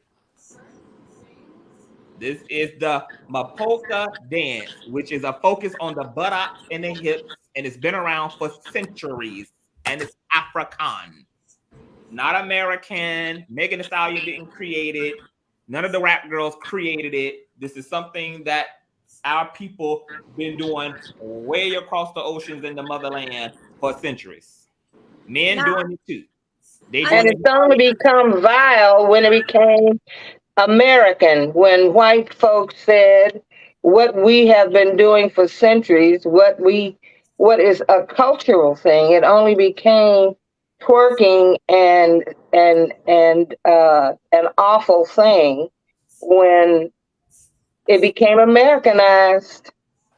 You know, look, this is a love dance. That there are African tribes where the women come out, and when they are wanting to, looking for their husbands or whatever. This is how they dance. This is how they dance to even in church, express their love. It's a love dance. Spirit. So they twerk. Yeah, so it's not. It's just this American way of making the things that we do something lascivious and awful, when in fact it is just cultural, Right. and it is entertainment. I don't know what anybody going to celebrate 50 years of hip hop expected to see, but the barriers, how hip hop over 50 years has changed, with women coming out expressing themselves. Women are not one-dimensional human beings. We are freaking mysteries. Our bodies are mysteries. We want to come out and have fun and play and express ourselves. And I would think that that the people that are entertainers are probably totally different people when they're not on the stage. But when they get on stage to entertain, that's what they are there to do, and that's what people come to see. So I guess I just don't understand why anybody going to celebrate 50 years of hip hop would expect anything but hip hop. And let me ask you this, Jace, and thank you for being up here, love. This is my question. How the fuck in the 21st century, just like people today will say, why is anybody in the closet? It's 2023. How in the hell is sexualness still in the category of taboo when it's literally something that we know all people do? Everybody is here on this panel because their parents did the Megan Thee Stallion. Everybody's mama on this panel did the Megan Thee Stallion on a man, and that's why we all here, including mine. How the hell my mama had an accurate how have we demonized something that's, first of all, God-given? Like, ain't none of us ask for sexualness. Ain't none of us ask for hormones. Ain't none of us ask for a capacity for sexualness and sexual conduct. Why are we ashamed about something that comes natural to us, even if Megan ain't doing the Mocha Loca from Africa, even if she twerking her ass because she want a man behind it? What is the damn problem? I don't know. A grown ass woman, she can do what she wants. Sex is not illegal. If she's being sexual, so what? What is the problem with sexualness? Nothing. That's look at how much sex sells. They use, whenever you see, for instance, commercials talking about you can get the yellow pill or the blue pill, you get your dick hard pills for 15 cents or $450 a piece. You never really see the men. You see a bunch of women, usually white women, standing on the beach with their hair blowing in the wind, and them trying to stand and look like they have an ass. They don't have one, but there's a way they can stand to make it look like they got some action going on. Look, it sells. It has always been there. And I agree with you. Americans if you go to Japan, they are so open, even in their TV commercials, that it's comical how uptight Americans are about sexuality, about a woman. I'm a function of voluptuary. Like the lady said, this is what 50 looks like. I'm going to be that till I check out of here. And I'm not caring about what anybody thinks about how I express myself. I have gotten over that. For too many years, I was a people pleaser and everybody else was going on about their businesses, and I was left feeling bad. I'm not doing that anymore. I do not. I guess it troubles me that we will always eat our own. Like Meg Thee Stallion. If I had that body, baby, what? Okay, what? Shoot, I would be showing it off too. But again, this is entertainment.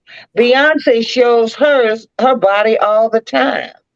And it's sexual and it's all the time. And it's exactly. It's drive that. a roll up the partition, please. I don't even want you to see me on my knees. So, I mean, I just guess that again, we were celebrating at Essence 50 years of hip hop, and it showed over 50 years how hip hop has gone from the African Bambaataa days and the KRS-One days right up to the Meg Thee Stallions, to the women that broke out, the Queen Latifahs and all of those women who broke out in hip hop. And for me, I just think it was a beautiful thing. Now, Janelle Monae showing a titty. Well, you know how people got outraged when Janet Jackson had a wardrobe malfunction at a Super Bowl game, and everybody was just incensed. They just couldn't. You know, it's like, come on. If you came, I bet you many of the people that came with their children were people who dug Meg's music. They liked Janelle Monae. They knew what they were going to get when they got there. I just guess I'm wondering why it's such a big deal. Because there's a conversation because it's a bigger conversation in our community that nobody is having. Everybody keeps dealing with the players on the chessboard. They keep dealing with the symptoms of the issue. They don't want to deal with the root. They don't. We aren't dealing with the root as a community. And so when the symptom comes up, the cough comes up, we treat the cough as the actual illness itself, when the cough is the result of bacteria. It's the result of something else at play, something much larger. And for me, once again, I'm just seeing various ways to survive the system. I don't think that either woman is necessarily, both parties are surviving it. Like, absolutely. Like, we got non-Megan Thee Stallion women on the panel, but all those women are still under the umbrella of white supremacy. Meg and Kim and all of them are taking another route to exist in the system that they don't have no power over. And wait a minute, non-white, non-Meg Thee Stallion women on what panel? On this panel. This one. And you saying they're under all exist under the umbrella of white supremacy. All of us under the umbrella of white supremacy on this panel. So yeah, that's what I said. Mm-hmm. But you said not, but you're saying every person on this panel is under the umbrella of white supremacy. Yes. Correct. Oh, okay. Because you said non-Meg people. No, I'm making the same point. But okay, because I just articulated it as, because I'm making a point that while there's modest women gatekeeping women's community, both women are still under the umbrella of white supremacy. So what is the point of the gatekeeping? I don't think modest women are gatekeeping anybody. They are. They are when they are telling other women how to show up as people are expressing. India Arie, the literal representative of the modest woman culture, literally spoke out against women who do not speak down and punch down on her. She chose to single-handedly criticize these women who are getting their bag. These women who are getting what they want out of this life. She literally came out of her cavern and chose to criticize these women who are under the same umbrella she's in. I can see if India Arie is not an alien woman. She's not foreign. She's subjected to the same colorism, anti-blackness, white supremacy that Megan Thee Stallion is, which is why she should be affirming these women. She should be affirming these women. Wow. And affirming doesn't even necessarily mean endorsing, because as other people have said here, I think it was actually Cynthia. I'm not an OnlyFans ass nigga. I'm also not speaking against OnlyFans. I'm not, like, I don't sell my body. I'm not speaking out against those who do either. It's nothing to speak out about, because when you get into what you need to get to and you're doing what you need to do, and once again, when it don't necessarily hurt or harm nobody else, like, and you have to navigate your shit, because I don't see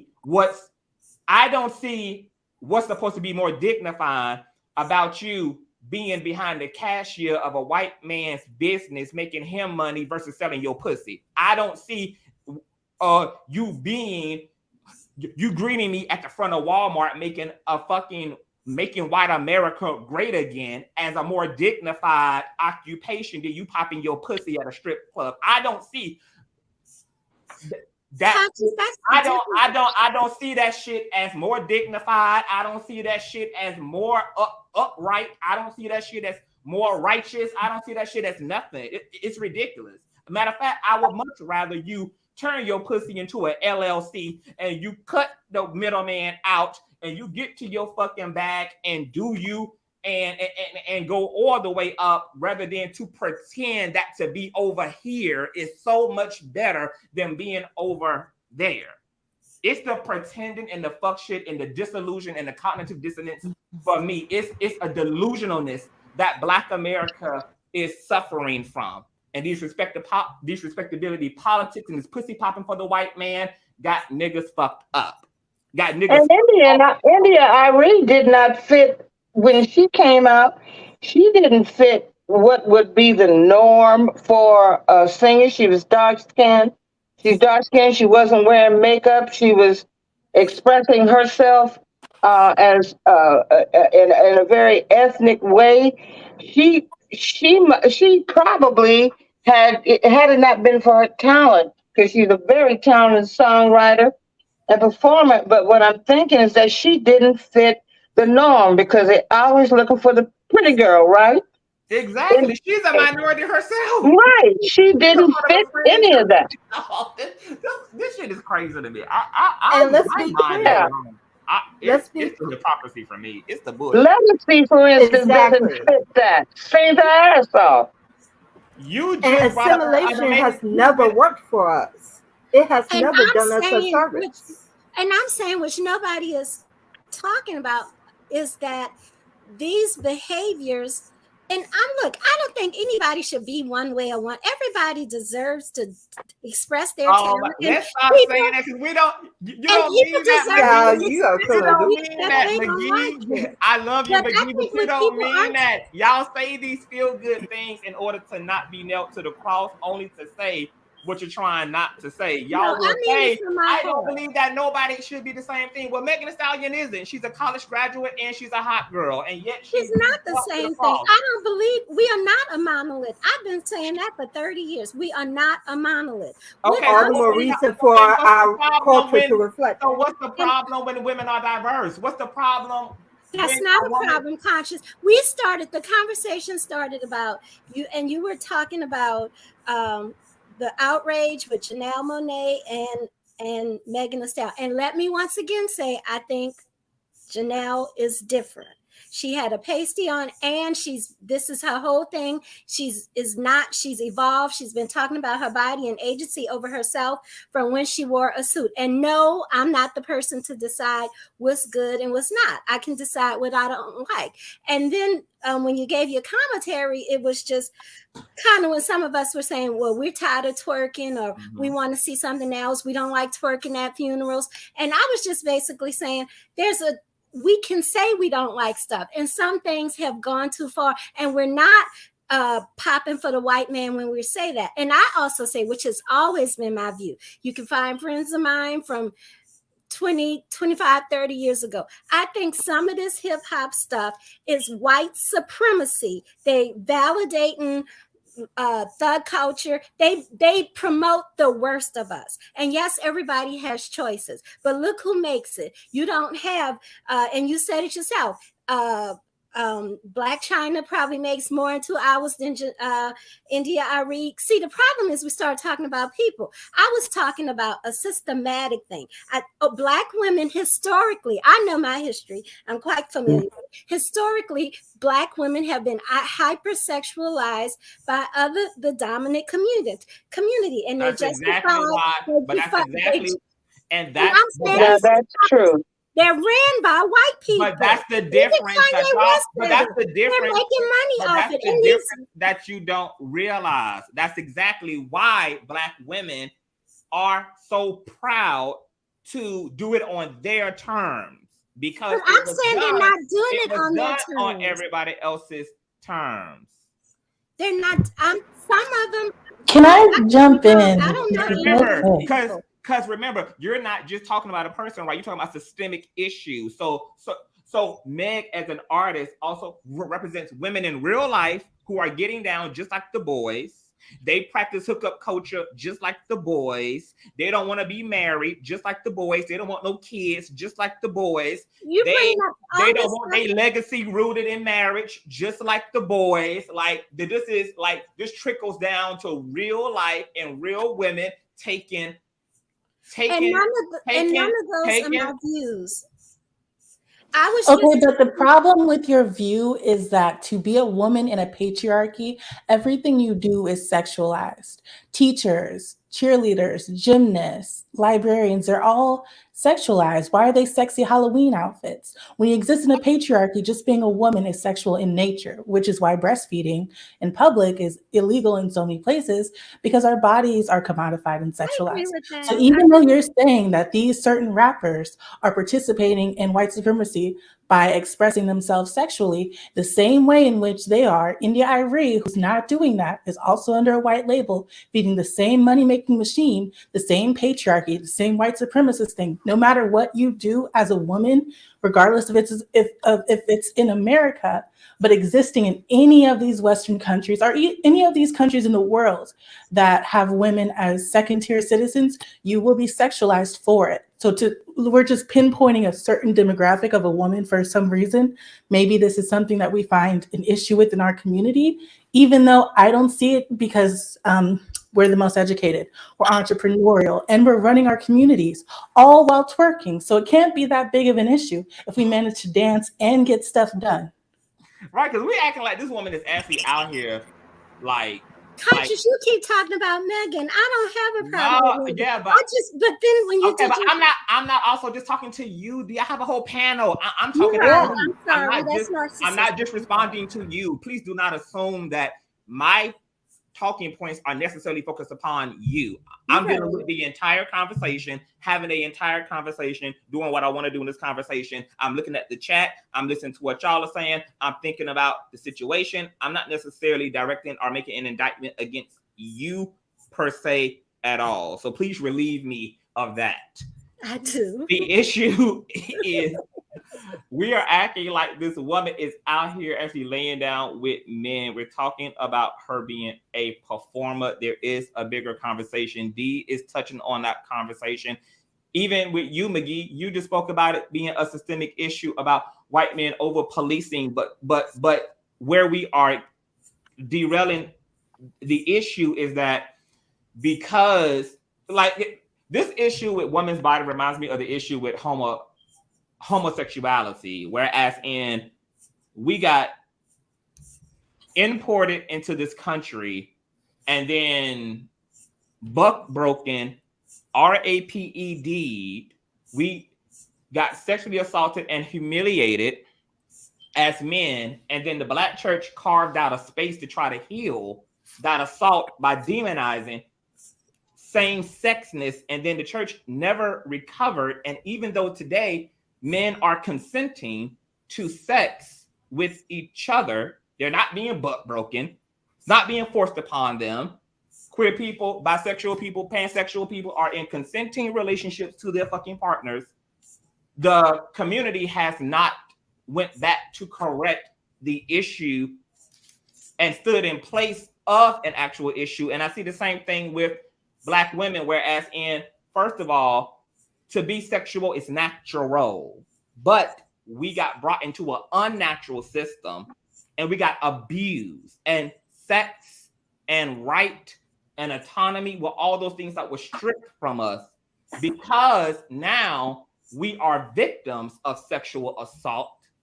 We are victims of this policing and this raping of our culture and our people. We now have a taboo, fear-mongering, almost evil perception of sexualness because of what has happened to us. And now we're acting like respectfully rape victims, whereas in something that is natural, something that is consenting, something that is beautiful and divinely bestowed and given to us has now been perverted because of what the supremacist system did in media, and what the supremacist system did through slavery, and what the supremacist system did in all these ways. So we're still not having the conversation.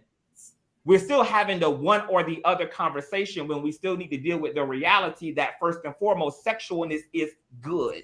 Sex is good. Your body is good and positive, naked or clothed. And you don't have to assert a sexual connotation to your body or the way you move your body when you dance. All those things are perceptions and constructs, and you can or cannot assign it to that. But we have to overcome this idea that sexualness in and of itself is wrong, because that's really what this whole conversation for almost 4 hours has been. Is the innuendo has been sexualness is wrong. It's wrong. That's really what's being said. Because if it wasn't what was really being said, if that wasn't really the undertone, we wouldn't be talking about her dancing and putting up other women who twerking as if that means any fucking thing. They're dancing. Every woman on stage is clothed. So obviously we're talking about something much deeper. There's a much deeper issue here. It's not really what's happening, because what's happening on the surface is really stupid and juvenile and ridiculous. And it's just dancing.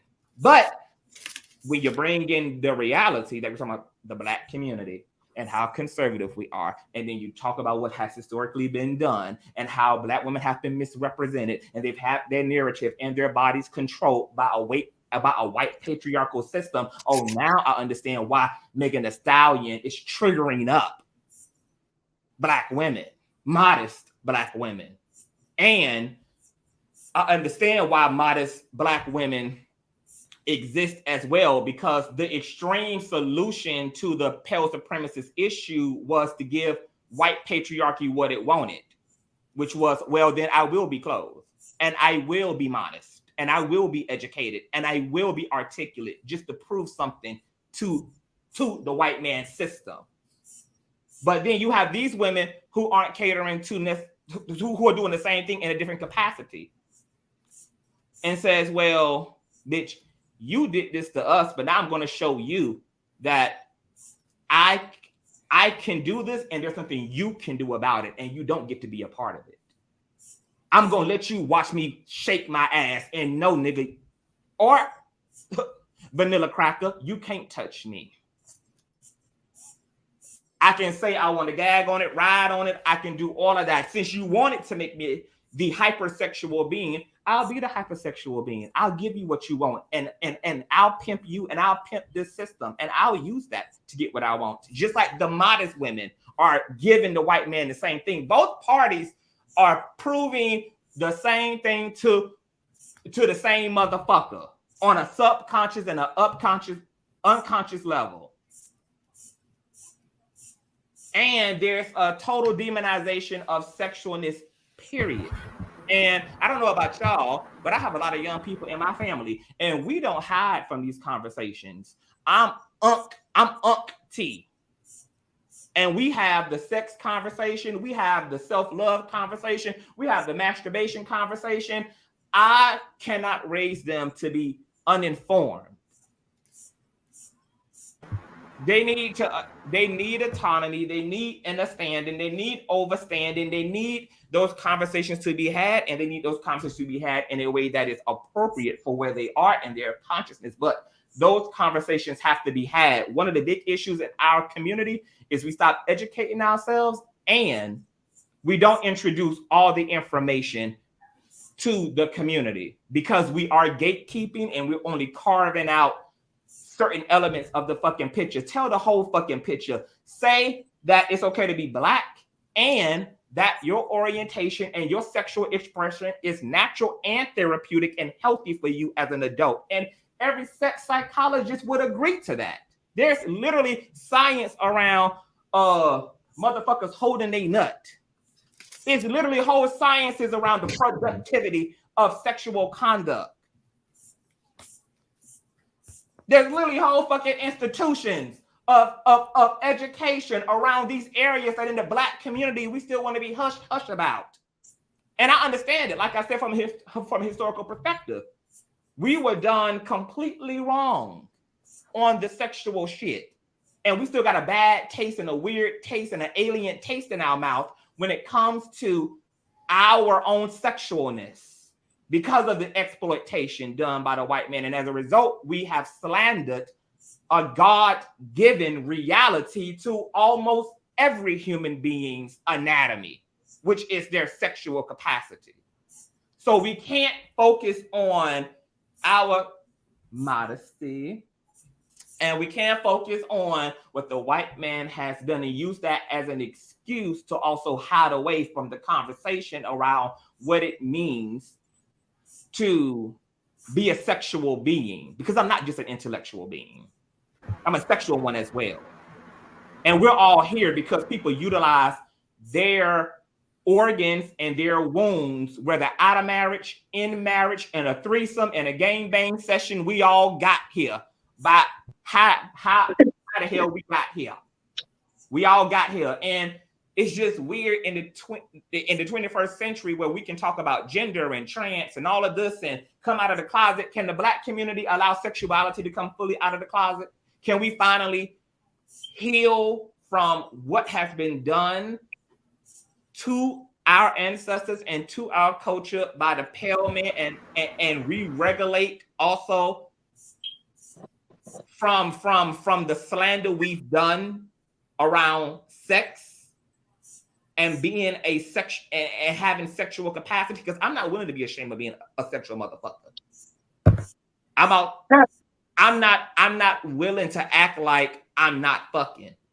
I'm not willing to, and because I didn't ask to fuck, I'm also not gonna act like it's wrong to fuck. Just like I'm not gonna act like it's wrong to breathe. I ain't gonna act like it's wrong to need to eat. How the fuck are we gonna slander something that literally shows up in everyone? Yeah. It shows up in everyone. It's one of the only things that we all have in common with every other person nationally, ethnically. It's the fact that we all want to fuck.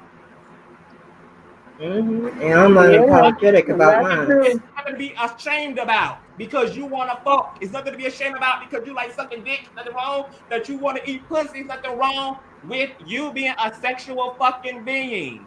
The white man told you it was. The church, the modest church told you it was. Everybody done police the living shit out of Black people. So I ain't shocked that we all fucked up over the issue of showing up sexually, and we have to have these fucking witch hunts and these congressional hearings because motherfuckers who ain't even fucking. They just imitating it, baby. And you would think that they had a whole orgy at the damn Essence Festival. But you also have to add to that how the church shamed women's bodies. How the church shamed women's bodies. As if by wearing long skirts and covering up, as if you couldn't lift up those skirts. That if you covered your body, you somehow weren't as desirable if your body was covered up. But you know, those very same women can lift up their long skirts and pull down their holy garments and do the same thing we're talking about. Exactly, and we do. And whether I want to be dressed all nice and modest or if I want to look like I'm about to flash my titties to the whole world, ain't nobody business but my damn own. That's because right. I want to express how I feel, the way I feel on the day how I feel it. So if I feel like I want to be out here showing tits and ass, then that's what I'm going to do. And no, I don't have Magic the Stallion about it, and I get zero fucks about having it. I'm going to do what I want with my body, because at the end of the day, when I die, I'm going to be the one dying alone. So, and maybe I have a adverse reaction to this conversation because I'm a minority within a minority, and I know what it's like to be extremely policed as a Black same gender loving man. And now that I know what freedom is, I know exactly what a prison looks like because I existed in one.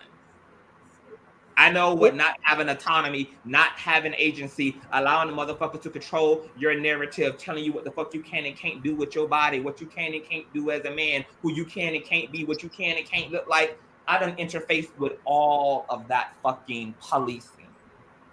And now that I done defunded the police in my life, I'm gonna defund everybody else's motherfucking too. And that's why I stand behind Janelle and her titty and Meg the Stallion and her twerking, baby. Do you done left that motherfucking plantation. And Megan the Stallion's job and Janelle's job is not to save everybody else. We gotta make the same choice to free ourselves that they did. And once again, freedom don't gotta look like what it looked like for Megan, for you. Whatever your freedom look like, go for your fucking freedom. Whatever your nakedness is, whatever your high vibrational shit is, whatever your empowering shit is, go for your shit. That's what I don't appreciate about India Arie, because she infringed upon these women's freedom. It's their freedom. It's Megan's freedom.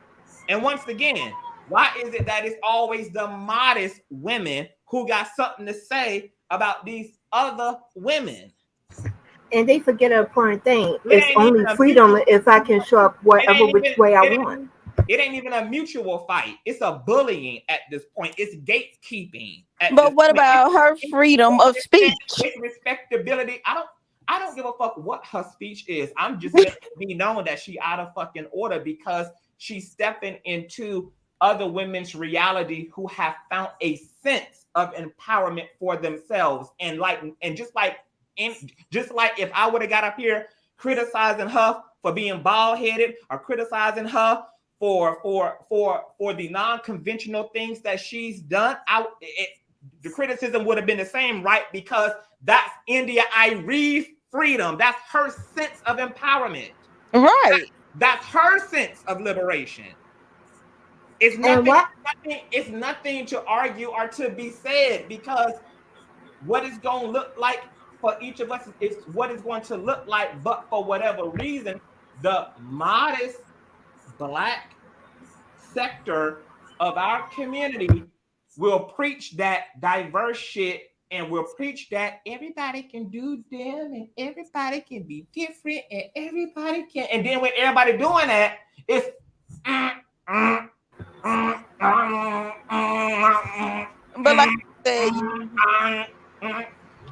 so let's deal with the gatekeeping, because the gatekeeping is a reality. It's like, I don't care what people say. I'm hearing everything that's being said. There's gatekeeping, and it needs to be addressed because there's important information in what created the need to gatekeep. What has created this need for us to see ourselves in every Black person? Every Black person everywhere on everything don't need to fucking represent me. It don't gotta represent me.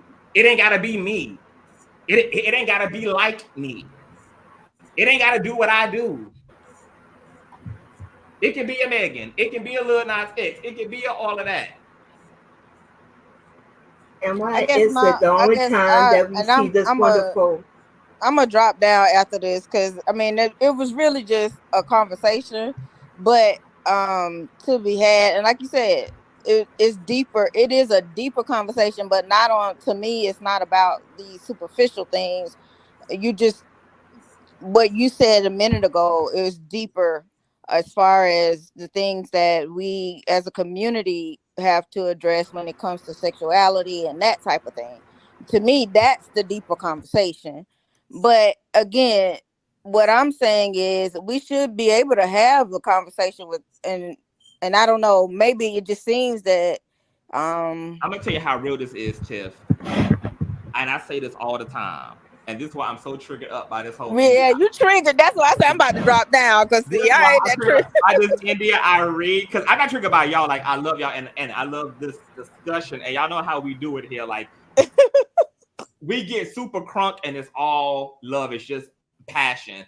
But I get so triggered up because I really want our community to understand how real this shit is. This shit does not just exist on TV, and these are not just celebrity issues.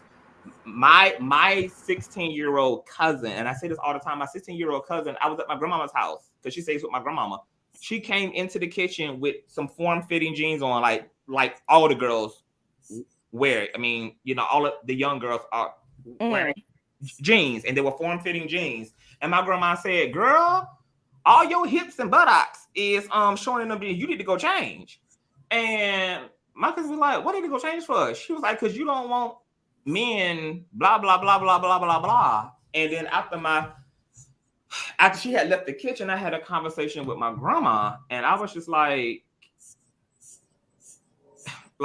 I understand, like, intent versus impact. I understand you don't mean any harm, and I get why you're saying that. Like, you are telling her to be responsible for what men do. But it's also like the sexualization of her body. Why is that being projected onto her? Because when she put those jeans on, for her, it was her putting on some shit that was comfortable and some shit that looked good to her. And you turn her body into something pornographic, and that wasn't necessary. And then you're making her responsible for men's behavior. And so we're just doubling down on the fuck shit and burdening the feminine with all this shit, and then we sit here and wonder why women's community is in a total state of fucking chaos. Look at how much of the fucking bag lady that black women have to fucking be. Look at how much shit gets piled into the fucking wagon. Look at how much bullshit and unnecessary shit, and how much responsibility black women have to fucking take for everything and for everybody all the motherfucking time. Like, it's fucking ridiculous. And even as a fucking outsider, like, it drives me fucking crazy, which is how I don't even know how the fuck any black woman has any lick of sanity. Because just existing on the outside of the show, it's like, girl, what the fuck is this? What is this? This cannot be real, but it's real. It is real. It's definitely real. It's definitely real. I can't take it. I can't fucking take it. I can't take it. I can't take it. And it's wrong. It's wrong. It's out of order. It's unnatural. It's psychological warfare.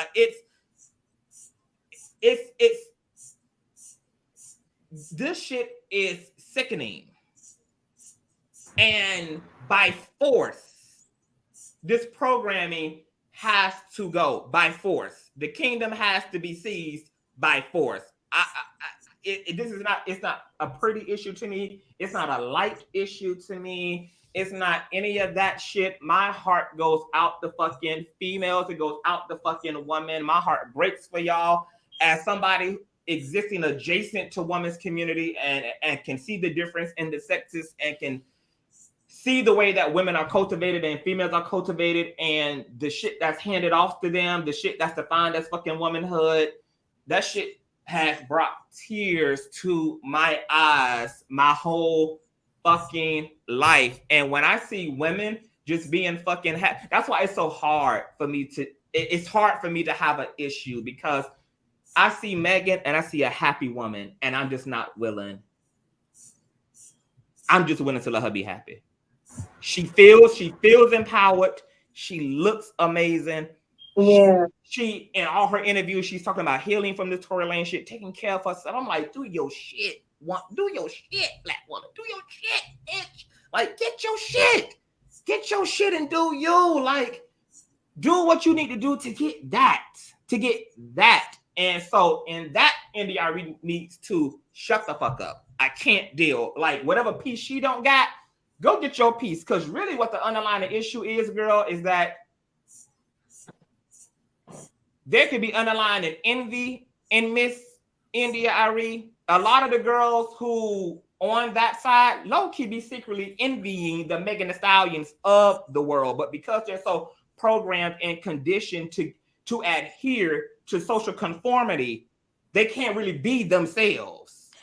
But those I think girls be secretly low-key wanting to get out there and say fuck the fucking world and do them and wear what they want to wear and be about their business and have the confidence and have the bravado to just exist in that authenticity, but can't, and they envy the shit out of those girls who don't give a fuck. And we do have an issue of the Black community not liking people who have the ability to not give a fuck, because that's really, to me, what the real issue behind homophobia is. Motherfuckers, I have seen the Black community be upset at a self-loving fucking gay man who got the audacity to be who he is and worship God and know that he's fucking love, and ain't no motherfucker in the room can tell him otherwise. And I've seen the way that shit has triggered up.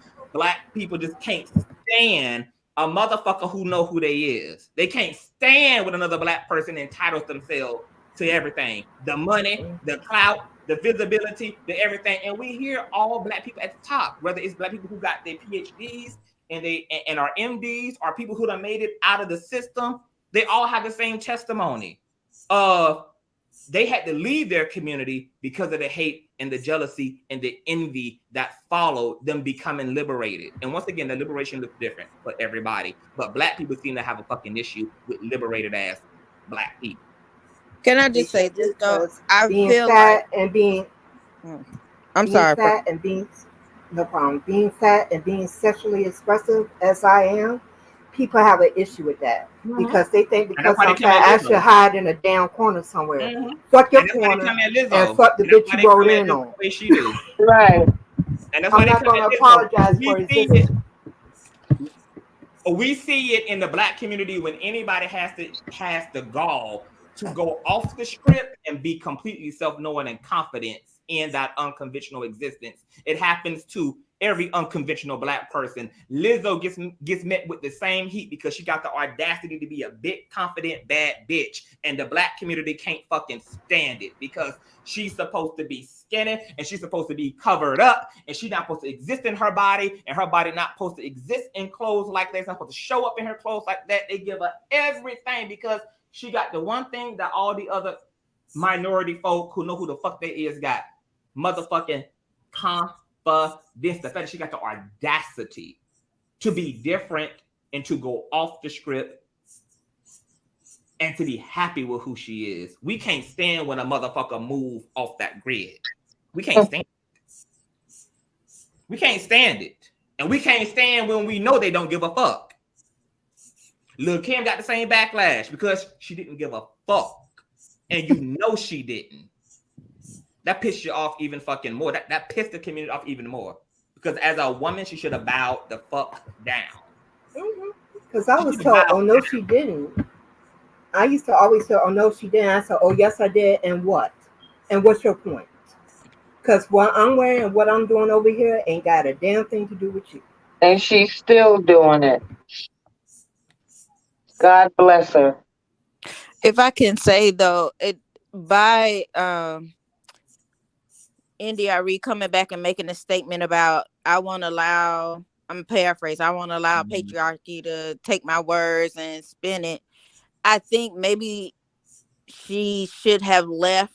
If whatever transpired that was not to her liking, she should have just left Megan Thee Stallion and Janelle out of her statement and just address the issue. If it was an Essence Festival issue, she should have just left them out of it. That way they couldn't have taken her statement and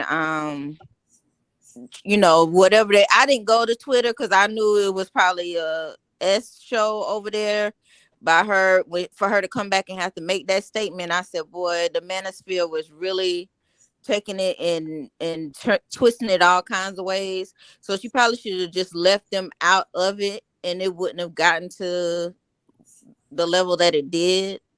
Because she played into the manosphere because the manosphere cannot stand the Megans because the Megans object to the patriarch to aspects. I'm not gonna say the entire thing, but they object to certain aspects of the patriarchy, and that triggers up patriarchy, aka the manosphere, because men are triggered by women they can't control. So the little Kims, the Trinas, the Megans, these women who you can't tell them who to be. You can't tell, like Miss Kiki, knowing she in a relationship and entitling herself to enjoy herself at an old nasty piece of Usher concert, honey. Okay, oh, please tell me you're gonna come back with that, because I got an old nasty piece of Hot Topics prepared for y'all. Oh, okay. Well, I know I'm about to drop down. You got to work on that. Definitely talking about that, but no, it's you know what I want to see, Tiff? I want to, like, you know what I think would have been more powerful for India Arie to arrange a public conversation with Janelle and Megan, and we get to hear all sides at the table talking through this. That would be great. Agreeing with things, and we got, because I still don't understand why we're talking separate from each other. Why, it's time for us to talk collect, just like we do here. These, like, that conversation could probably be super informative to hear the India Aries and the Macy Grays and the Megans and Kims in the same room having this conversation about what it means to be woman, about the role of sexual autonomy, about the role of modesty, about extremity, like to challenge each other, to agree to disagree. Like, I want to hear it. Like, I want to hear it. Great. Yeah. Like, that would be great. Absolutely. I love that. We need to bring it in and come together, and we just need to talk through this stuff, because I think there are things that we'll probably be shocked that we can understand about both sides, and it don't have to be an ass kissing contest, but just be a all sides and just talking about the subject, because it's a really, really big subject. And my grandmother is like a recipient of toxic masculinity and had to have 2 heart surgeries as a result of being under the belief that she was to absorb her husband's rage and childhood trauma and his abuse, and damn near costed her life. My grandma had to legally separate from her husband because her doctor literally told her, she said, if you do not leave your husband,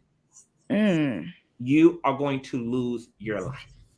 Wow. My grandma had to leave in the middle of the night while my grandfather was on his doing his 3rd shift, etc. She didn't have the freedom and the safety of being able to leave him in his face because of how dangerous the situation was. And the church and patriarchy and socialization was responsible for why it took her heart damn near stopped beat. She literally almost died of heartbreak, like her health, because of ideology, because of socialization. And so for me, these type of topics would never be just surface, because they're not. Like, women are really coming up in this world, and women are really being cultivated this way, and women are really enduring unnatural shit and enduring painful lived experience. Not even like, and this is the other fucked up thing about it. You got women who have been taught and trained and indoctrinated to be abused, and then will be told by society they're responsible for that abuse. They're responsible for their death. Yes. They're responsible for the trauma that they endure, when they literally have been groomed to be subservient and to be empathetic toward the vileness and the destruction of the male consciousness. They've been groomed to be victims, and they don't even know it. Women have been groomed to be nurses to patriarchy. They have been taught to come in, to patch up, to fix, and to be selfless and have no awareness of their own needs. And that's why we call it liberation. Exactly. And then be only good at 2 things: the kitchen and the bedroom. That's good right. time. 1970s, and we still having that conversation today. Because the patriarchy is so strong. Because I choose not to be bothered with anyone right now, and I'm focused on me and dealing with me only. I can't even tell you the numerous conversations men have had with me. Well, how come you not partnered up with somebody? Damn it, because I don't want to be. Right. There's more to life than a dick. Oh, I'm glad you. I have a cousin right now. She is 40. She's 40 plus. She's a virgin. She's never had a serious relationship, and my family is so perplexed by the fact that she's not married, has not had kids, has not had sex, that they're even entertaining that she may be lesbian. And boy. Yeah, that's an easy go-to. Mine was so perplexed, CTV, because I chose to be a single mother rather than marry some dude I didn't want to be with just because I got pregnant. Mm-hmm. Amen. And you're not going to mention the whole bashing that they did to single mothers. I'm a single mother, and I'm only a single mother of one child. Mm-hmm. And people, when you refuse to fit into people boxes, they are desperate to cram you into one. Oh, They yeah. will beat you Oh, into the yeah. box. They will hammer you in. They will harass, hammer, menace. That's right. They will badger you into that box. I haven't heard one solid argument for what's wrong with the sexually liberated women, Black women of America. I haven't heard one argument yet for what the problem is for women who enjoy sex and have no shame in the bodies God gave them and are making their money and enjoy their singleness and are proud and are entrepreneurs and educated and all of those things. Even Black China, she did her OnlyFans and she's a whole businesswoman. This woman got a whole hairline, makeup line. I mean, the woman has a whole fucking empire, but yet she'll be reduced by the Black community to just being a hoe and a thought. Yeah. So she is another woman who has commas behind her, comma. I am this, I am that. Like, but yet she'll be reduced because the Black community is really polarized by Black women not operating in this modesty that's been expected of them. And listen now, you can I say one thing and then I'll hop down. I want to have a serious conversation about womanhood, but I don't want to have the conversation if men are centered. So if you're talking about, it's fine to be modest, it's fine to be sexually liberated, but if your opinions center men, misogyny, or patriarchy, we can't have that conversation. Your opinion should be divorced of men if you're talking about women. And my concern with those that are having the arguments about why it's wrong. Is it wrong or is it, unwomanly because of how it appears to the male gaze? Are we concerned about how we look for potential suitors and partners? Or is there something inherently wrong in the way that you express your womanhood that is scientifically or more morally going to make me less of a woman if I behave this way? And that's why I feel like it's so important that we have to decenter men in order to honestly have this conversation. And until we do that, there's no point, because it's just going to be back and forth about how it appears to others, to white men, to Black men. It's not about men when we're talking about femininity and womanhood. That's all. And girl, contact me on IG because I want to bring you back and open up this conversation again. And I just want to give y'all the space as women to have that conversation. So if the women here are interested, if the women in the chat is part of the replay gang, I want to bring in Dee as the lead panelist and let her talk to women, and y'all women can utilize this platform to have that conversation and to touch on that topic. That's something that I'm really interested in seeing and hearing myself, and it's something that I want to lend to y'all women because that's the conversation we got to have. That's that issue.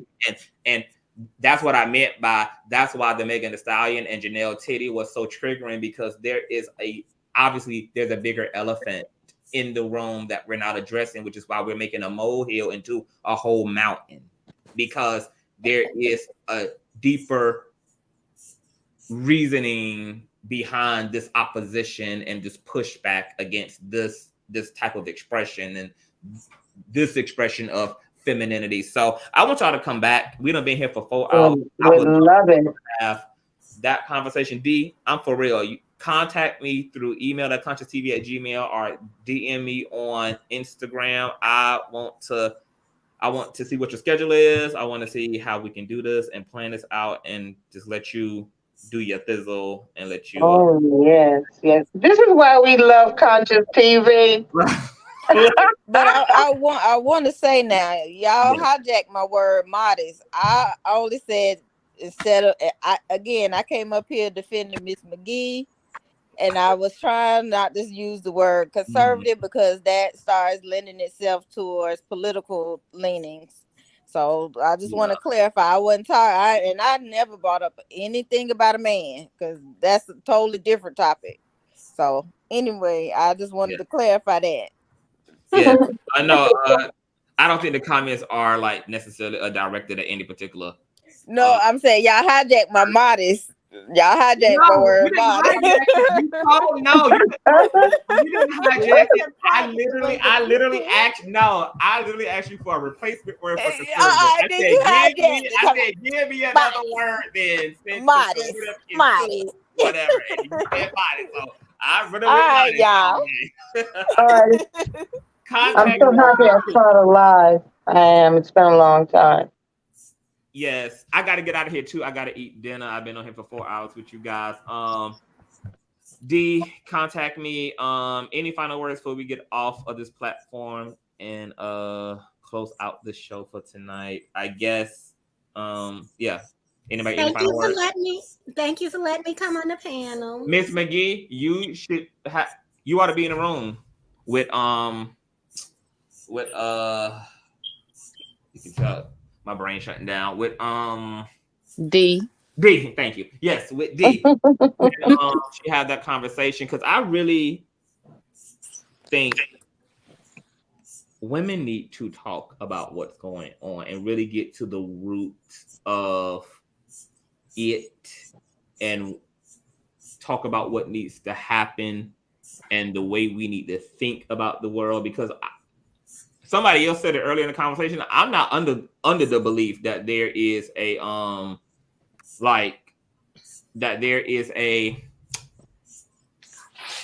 that every attitude about the world is like subjective. No, like there is higher consciousness and there's lower consciousness and there is the greater perception and there is a completely misinformed perception of the world. And there can be a right and a wrong, or at least a productive and non-productive way of viewing things. And yeah, I just think the community ought to definitely have that conversation. I don't know if you have my email or you follow me on Instagram, but hit me up so that I have a way to contact you whenever I talk to you. And if you're interested in coming back and y'all all talking amongst as women, because I'm going to be an outsider in that conversation. I'm going to be in the comment section while y'all carrying on doing what y'all do. I'm going to email you. Yes. Okay, email me. And thank you for being a great opponent in this conversation. Yes, absolutely. I like sparring. I like intellectually sparring. I love it. I love people who do not necessarily think like I think, and because it brings out all that juice. But I really appreciate you, and I understand. So okay, thank you. But we don't disagree, honestly. CTV. Yeah. I know we ending, but. So before you leave, then, like, so what for you as a woman does the community of, like, what do you want for women? Just to clarify for me. I want us to be free in all fashion, to be who we want to be economically, intellectually, politically, be who we want to be without judgment from others. I also want us to be responsible. And we could talk about what that responsibility means to some people and personally. And I think we need to have an honest look at what we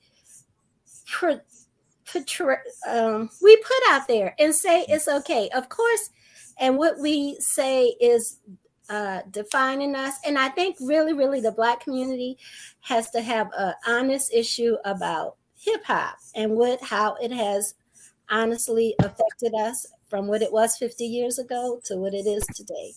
That's the only conversation I want to have. I don't have any judgment about sex workers, about how many men you sleep with, how many women you sleep.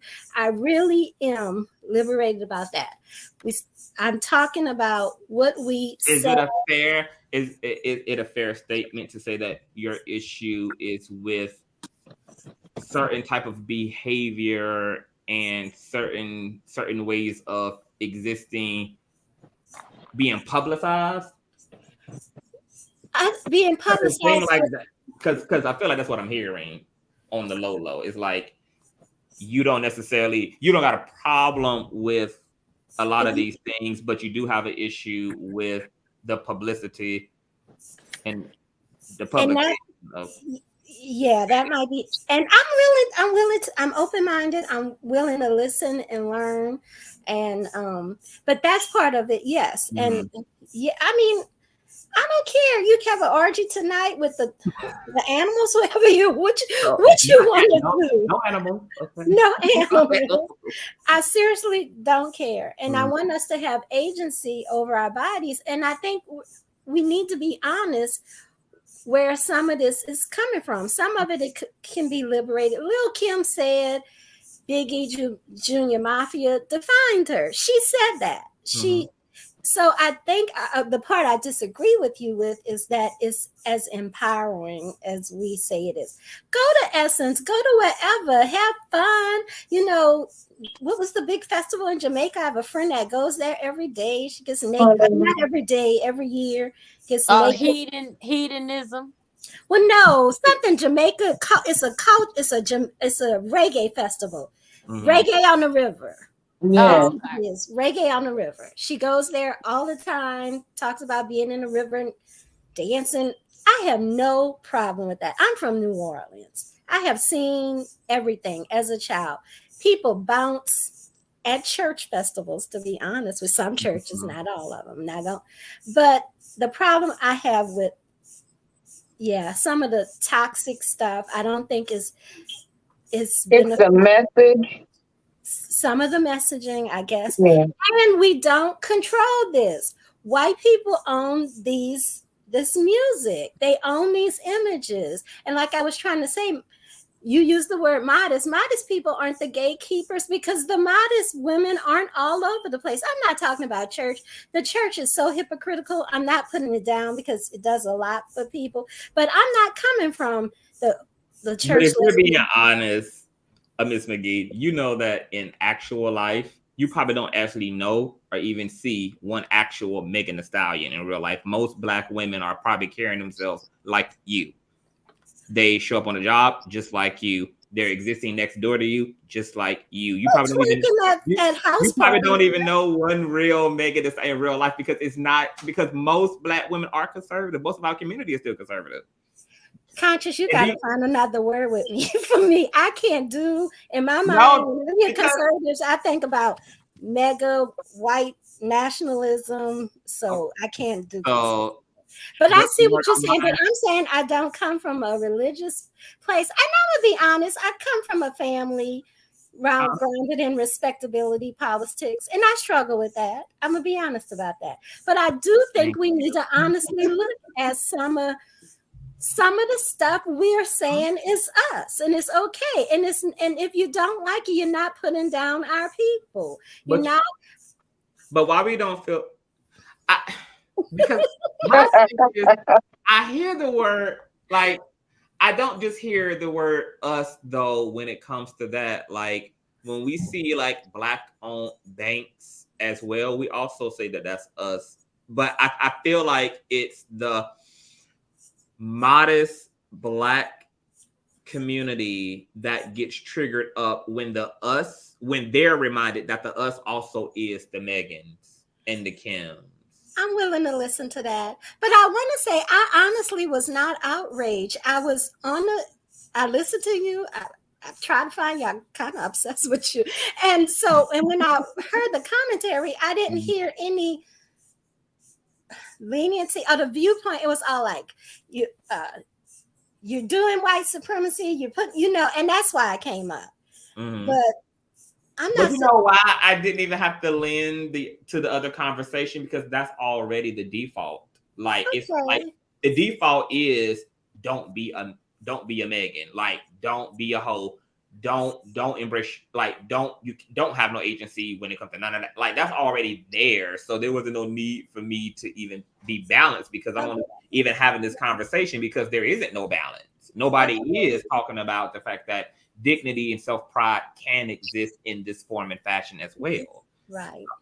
And that there could be a conversation to that as well, and etc. So yeah, so I didn't feel the need to just like really balance the commentary, because I'm just like the conversation is already so disproportionate. Yeah, I get it. Yeah. So I'm gonna email you. I'm not on Instagram. Yeah. Okay, no, that's fine. I check my emails all the time. Email me and I'm gonna keep you updated, and then I'm just gonna coordinate with all you ladies. And so you want my number when you say email? A way to contact? I mean, if you want to, if you want, that's fine. That's fine. Put your number in the email. You can put your number in the email. Okay, I'm fine with that. Or correspond through email. Either or is fine. So just email me though, and we'll just take it from there. Okay. All right, love. Thank you for being up. It's been fabulous. Okay, bye, y'all. Thank you, CTV and chat. Yeah. Okay. You're welcome, boo. Yeah. Conscious crew member, Miss McGee, you guys. Miss Cynthia, you have been an absolute joy as well. Any final thoughts on the discussion? I just want women to show up as their authentic selves, owning their agency and not giving a damn what anybody has to say about it. I love everything about just all of that. That's all I want. That's all I want for us, because we have been so stripped of us getting back. When you get back to you, don't let nobody take that from you. That part. And I know this. My mother turned 78 today, and was married for 50 some years. My dad walked away. Just being selfish, him and his sisters cut with a bunch of bullshit. Wow. And now she's owning her agency. She's starting at that, so it's never too late. It's baby generation, but she's come a long way. And see, you know what? We could have done better without him, Cynthia. He was selfish. And now look at where I am, but at least I'm happy. I got out with my life. He wasn't like a violent man, but he was of that old mindset and bullshit. And thinking that you had to be red bone to be beautiful. Just a bunch of stupid shit from the back. So own your agency. I don't care if you're 8 years old, 88 years old, 78, 58. Own it, stand in it, enjoy it. Because we've had all through our history, when we left the continent of Africa, we have been stripped of our agency. It's high time for us to come back. And I want to be a part of that panel when you get it together. And I will email you, because I'm gonna be bringing the shits, the niggerment, and the fuckery. That part, honey. Bring it all. Bring the whole. I'm gonna bring it all just to show that. Yes. My agency should not offend you. You don't have to like it, but at least respect me enough that it's my self-expression, and let's call it art like we call everything else. Yes, that part. Yes. Email me, and thank you. Thank you. Love you guys, and have a wonderful night.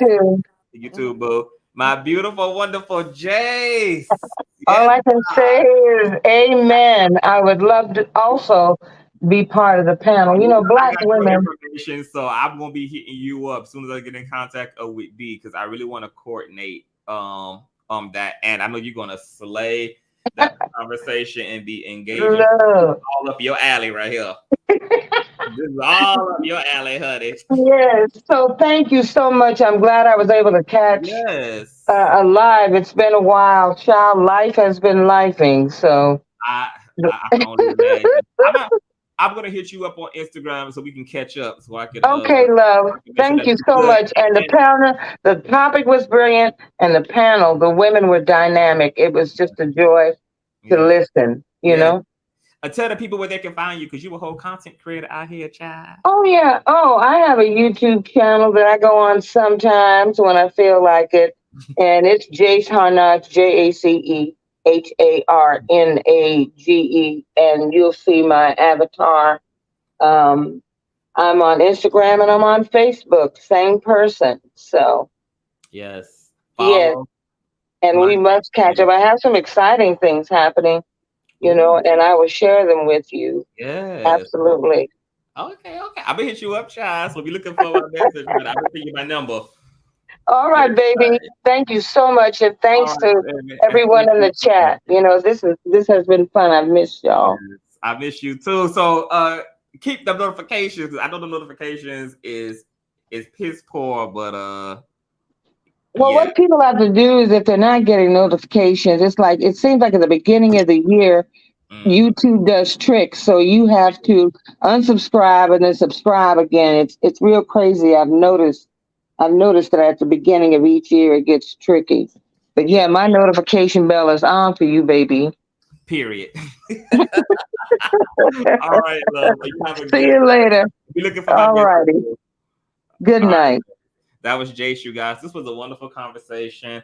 Very engaging, very interactive. You guys know I love it, honey. Okay. I ain't did a panel in a long time. So this broke me in, honey. I got to get my panel energy that situated. But I think I will agree in terms of the overall conversation that's happening around this controversy that it's about balance.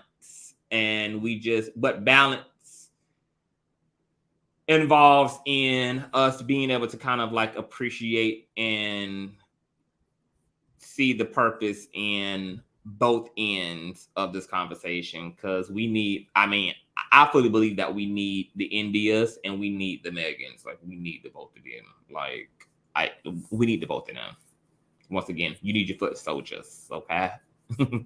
And I'm going to be organizing that women's panel, so I'll be planning that out. I got a hot topics planned for y'all on tomorrow, girl. We're going to be getting into Steve Harvey's sweet letter drama. We're going to be getting into Unhinged, girl, and them. Her channel might be auctioned off, girl. We're going to be getting into who else on that docket? Peter Thomas eviction, Nene Leaks, Carlicia Hood, girl. It's an update on that situation, child. It's just a lot going on.